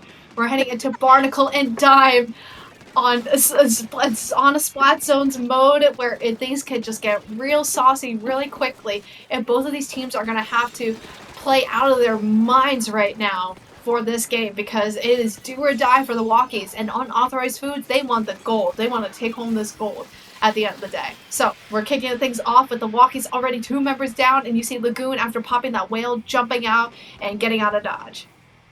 Indeed. Koreki here trying to get back onto this plat. I see them moving up, but they don't have any friends with them yet. Wait a second, Koreki. I know you're goated, but you need a friend with you. Oh, I lied to your face, folks. They are going to get a huge pick here, trying to get another pick onto Jay. Going to get stuck, unfortunately, on that little wall. I almost got flashbacks. I thought that they were going to get a pick there. Me too! But they aren't quite able to collect it up there onto Jay. But Unauthorized Food does have a pretty nice lead as of right now, and it looks like they're going to try to further it, but Ivy is trying to keep the zone in their favor, trying to neutralize it, but they can't, and they're going to get taken out instead. Koreki here alone onto this plat, trying to make something happen again, but they're going to back up into their friends, and Unauthorized Food is getting a lot of room here to work with. Jay is going in. Oh my gosh, what a huge play from Lagoon to defend their teammate like that. Because you saw Squid Kid did not have time to react because they're sitting in the E-Leader. They're not paying attention to anything outside of looking through that scope and through that lens. So shout out to Lagoon for being a true team player right there and being able to help the Walkies get back into this game, because you're going to need every player to get back into the zone.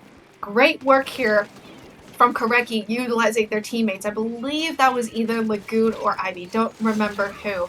Working together as Koreki looks to get a pretty good trade here, and Lagoon trying to follow up accordingly, able to get another huge pick and just leaving nowhere alive on this E-Leader, facing off against Ivy. On this pencil, excuse me. Listen, close enough. Both very scary. But we see next here, they're a little more than half trying to get to their strikes here. And in that whole fight that we were watching, Mizuno, the Walkies took the lead, a delayed 3 down. They're staggering like crazy here on Unauthorized Food. The Walkies want to tie this game, and they're going to get completely wiped out here, Mizuno. The Walkies are going to run away with this game, and we're going to go to another game 5 in grand finals. Both of these teams want the gold so bad, and it really shows. It shows. And what a test for the Walkies to come in here knowing that they are down in this match. They're facing game point elimination and facing a potential silver medal, and they just came in there and just ran house in that second half of this match. They definitely struggled and teetered in the first half of the match, but they really found their footing and have the right positioning, especially considering the kind of comp that they were running too, with like a blaster pencil, with an E-Leader and a heavy with the brush and the wiper. It's a very interesting comp dynamic, but it worked.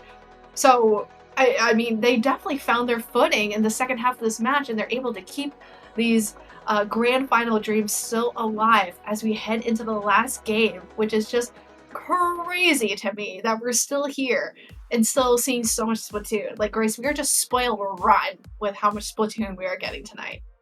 They just never want us to shut up, Mizuno. We've been here for like a long time. Like, it's been a while. Like, they just wanted to keep commentating, and I'm always here for it. Shout out to the Walkies for that game, though. I think what really did it for them was getting that crucial pick onto the try. I mean, the strikes paint a lot, and they also exude a lot of pressure when you go follow it up with aggression, especially. And I think getting rid of the try before they could even pop the strikes, and then being like, okay, now that we did that, we can get the what I was gonna say shooter, the shot. I mean, it is a shooter, but the shot that was coming around on the side, trying to follow up off of those strikes. But now that they don't have them, now that they don't have any teammates near them, you can just pick them off very easily. It's a really great case of like picking your priorities very right, especially based off of specials. And I mean, it won them the whole game. So No, that's so true. That prioritization, right? Because you theoretically you want to go over like you have several priorities that are going to change throughout the time of the match, and the Walkies were able to determine that, and it's incredible. But regardless, Grace, we are heading into our game 5. This is do or die for both of these teams, as we got to get more food to feast upon for this last and final game for tonight. One more time, folks. We're heading back to Hagglefish Market, but this time with a new coat of paint. TC on Hagglefish. I mean, let's get it going. We're not seeing too many comp changes here, Grace, outside of what we have already seen. So both of these teams are geared up and ready to go, and just throw it down. indeed, indeed, we see Squib Kid here onto that tried and true Kraken weapon. I mean, range blaster. Yes, yes, yes, for sure. But a lot of, I mean, chip damage there. Lagoon's gonna go down, unfortunately, into this opening. Koreki, though, is like, nah, I'd win. Gonna take out Opal here, trying to get some more picks, but they're gonna get taken as well. Their teammates weren't quite ready for that flank just yet. Next time, Koreki, though. Next time, for sure. Next time for sure, but Next also has something to say about it here, looking to do a flank here, but Lagoon decides to catch that out, very wisely paying attention to the map and the paint patterns there, as the Walkies are now looking to get this first checkpoint. Koreki dodging the Zuka that is coming out from Jay, from that canopy area, and the tower is still going to be in possession of the Walkies for the time being as they kind of tiptoe around it to get through this first checkpoint. Indeed, indeed, and they do actually make it through it here. I mean, both teams are trying to get coolered up. Jay here running up into the cooler to try to get some picks, and they almost trade out with Ivy, still getting a really nice pick though. And Ivy here getting this Zuka out, getting a huge pick onto Opal. Their blaster player, a lot of their chip damage, and it's only one up on the side of unauthorized food. They're going to be able to take control of this tower. They're probably going to want to go to that top right area, but Jay there is contesting it. They're going to trade out though, which is really, really great for the Walkies. Trading is so great if you're the one pushing, if you're the one trying to contest the area. Very true. Yes, Mizuno. I love when you gasp when I make a point that I think is maybe smart. That's how I know. No, Grace. I'm just like, yes, you are just like, you're hitting all the right points. The trading piece is so important if you are on the offensive front there. And that's what the Walkies were trying to continuously do there. Nonetheless, though, the tides have definitely turned here because now unauthorized foods with a big pop from Opal. Make that 2 big pops. Looking to get a couple really good picks. And now it's just Koreki on this alley side, trying to do like a half flank, half not. Catches out Jay from surprise, but gets called out by Opal. Sweeping around from behind them, too. That's like a flank within a flank. That's like flank squared. Listen, the girl math is girl mathing today, but not on my side. Squib Kid, I mean, they're going to have to try to make something happen. We know that they can with those Krakens. That Zuka's going to come out as well, but Jay's like, I also have a Zuka, actually, so I'm going to pop mine as well. But, I mean, unauthorized food there in that little scrap fest. They have the lead right now, Mizuno. Neither of these teams have cracked those last 2 little checkpoints, which is the last checkpoint even really a checkpoint? It's just kind of gloating at that point if you crack that one, Mizuno. But still, both teams are going to want to grab it here. Squib Kid's going to opt to try to get onto the tower. Lagoon's going to trade out again, but like we've been saying, they're on the offensive. That's good for them. Nowhere here is like, I need to keep my I need to keep my pressure out here with my pencil. I need to keep my cooler online, but they're going to get taken out before they can pop it. And now the walkies are coolered up. Jay is zooked up, and they're going to get a huge pick here. And I mean, it's looking like neither team is going to be able to push quite yet. There is paint everywhere. Nobody's winning the paint fight. If this was turf war, it'd be like 50-50. This is a lot. No, seriously. Like both of these teams are putting it all out there on the line. This match is very close for a reason, right? And that's because both of these teams are at literally both of them are playing at their prime right now, doing their absolute everything to do what they can do. You can see Lagoon here right now. They're gonna take advantage here of a really good pick, 2 picks down, and Lagoon now is almost in their base. Jay is able to come away with a huge pick on Bazooka, still being able to stall out this tower and protecting this top left side. And Koreki now riding the tower is unable to get the pick on Opal. Lagoon is able to get the pick on Opal this time, but both teams are 2 down apiece. And they're just trying to get something. Here comes the points. The Walkies are able to tie it up, but they need to tap this tower. And they do! The Squid Kid is able to just inch it just enough to take back the lead. And now there's only 30 seconds left in this match, Grace. And it is literally anybody's game right now. Literally. Literally. 30 seconds left. Oh my lord. Unauthorized food. They are nuka-colaed up. They are hungry. They are trying to make something happen here because they just need like 7 more points to make a lead. But they're going to go 2 down on the side of the Walkies. Lagoon here opting to flank, trying to pull their attention away, but they're the only one left alive here. And that is getting close and close to that lead break here, Mizuno. They're going to bubble, making it nearly impossible for the Walkies to try to make something happen here. They're going to have to collapse in on this tower, and they're just not able to do it, Mizuno. Mizuno. Oh my lord! We talked about them trying to make something happen, and they did. Unauthorized food is gonna run away with the win. 3-2, all the way to game 5, and they're going to be your champions of the CCA Study Abroad 2. Congratulations to them. They earned the heck out of it. Yes, fist bump. You earned it. That was incredible. Congratulations, Unauthorized Foods, for taking the crown. You have safely landed the plane and taken it over there. They're the ones that took it over from earlier and were able to safely land it on the runway. And wow, what a game. Lagoon being the last player standing for the Walkies and just unable to come away with it because they were the last one down. And what do you do in that situation? Do you go for it? Do you wait for your players? There's not enough time. It was such a tough situation to be in. And Unauthorized Foods were just able to take advantage of that. And God, Yeah. Grace, that was incredible. I mean, I think as soon as they realized that Lagoon was not fighting with their other teammates, they were like, oh, Lagoon's flanking. Oh, wait, that means we can collapse in on this person. And that's just what they did. And I mean, Lagoon, yes, you can wipe and pray. I don't know, ink brush and... I was going to say spray and pray, but you're not really spraying anything. Smack and pray, you know, I don't know. But as much as you try to do that, you can't really pull out a quad in that kind of situation, but they did do their best in that situation. I love these highlights, Vapor. They're so cool. We saw that really great lead grab here, or, well, there was no lead to grab. It was... A lead to set. A lead to set. Elite to set here, and I mean, a lot of the aggression, we're gonna see this play again here. The flank from Lagoon, so unfortunate. It just didn't quite work out in that situation, and when the lead is so slim like that, and when they have a bubble online, it is really hard to come back from that.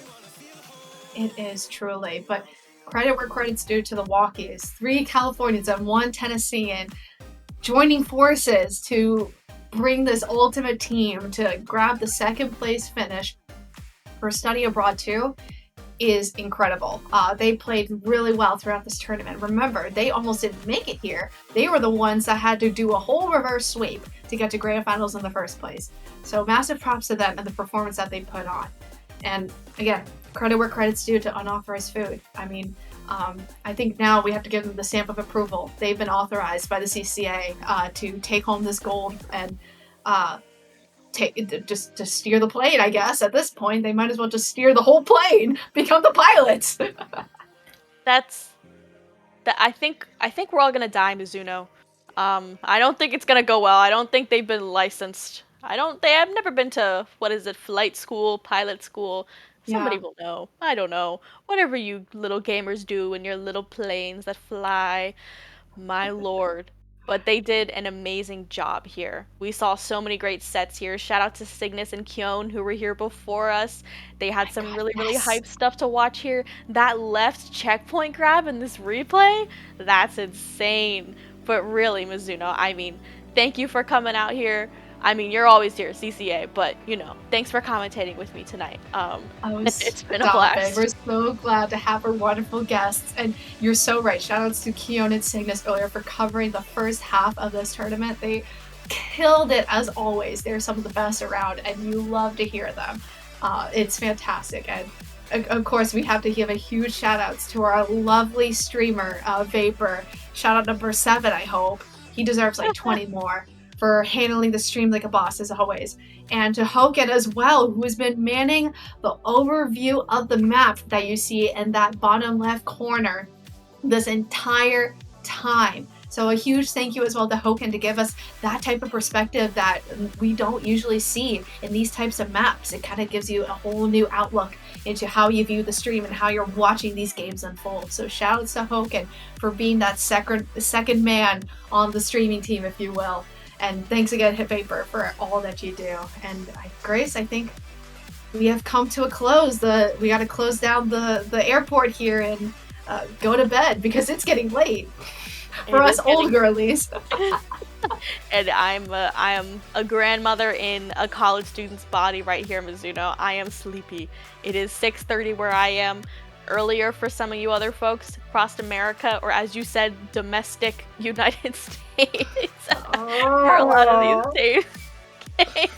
Okay, from across the states, it's really great to see everyone show up here. A bunch of different divs. I mean, wait, should we shout out to the other bracket, Splatsville? We didn't really look at them. I mean, I don't know if we did before I came here, but the Silly Billies won grand here 3-0 against Sleepy Confidential Informants.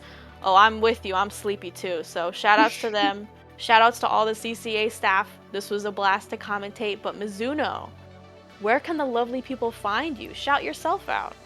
Oh my gosh, yes, I should. Folks, you can find me on Twitter and Twitch, excuse me, MIZU_N0.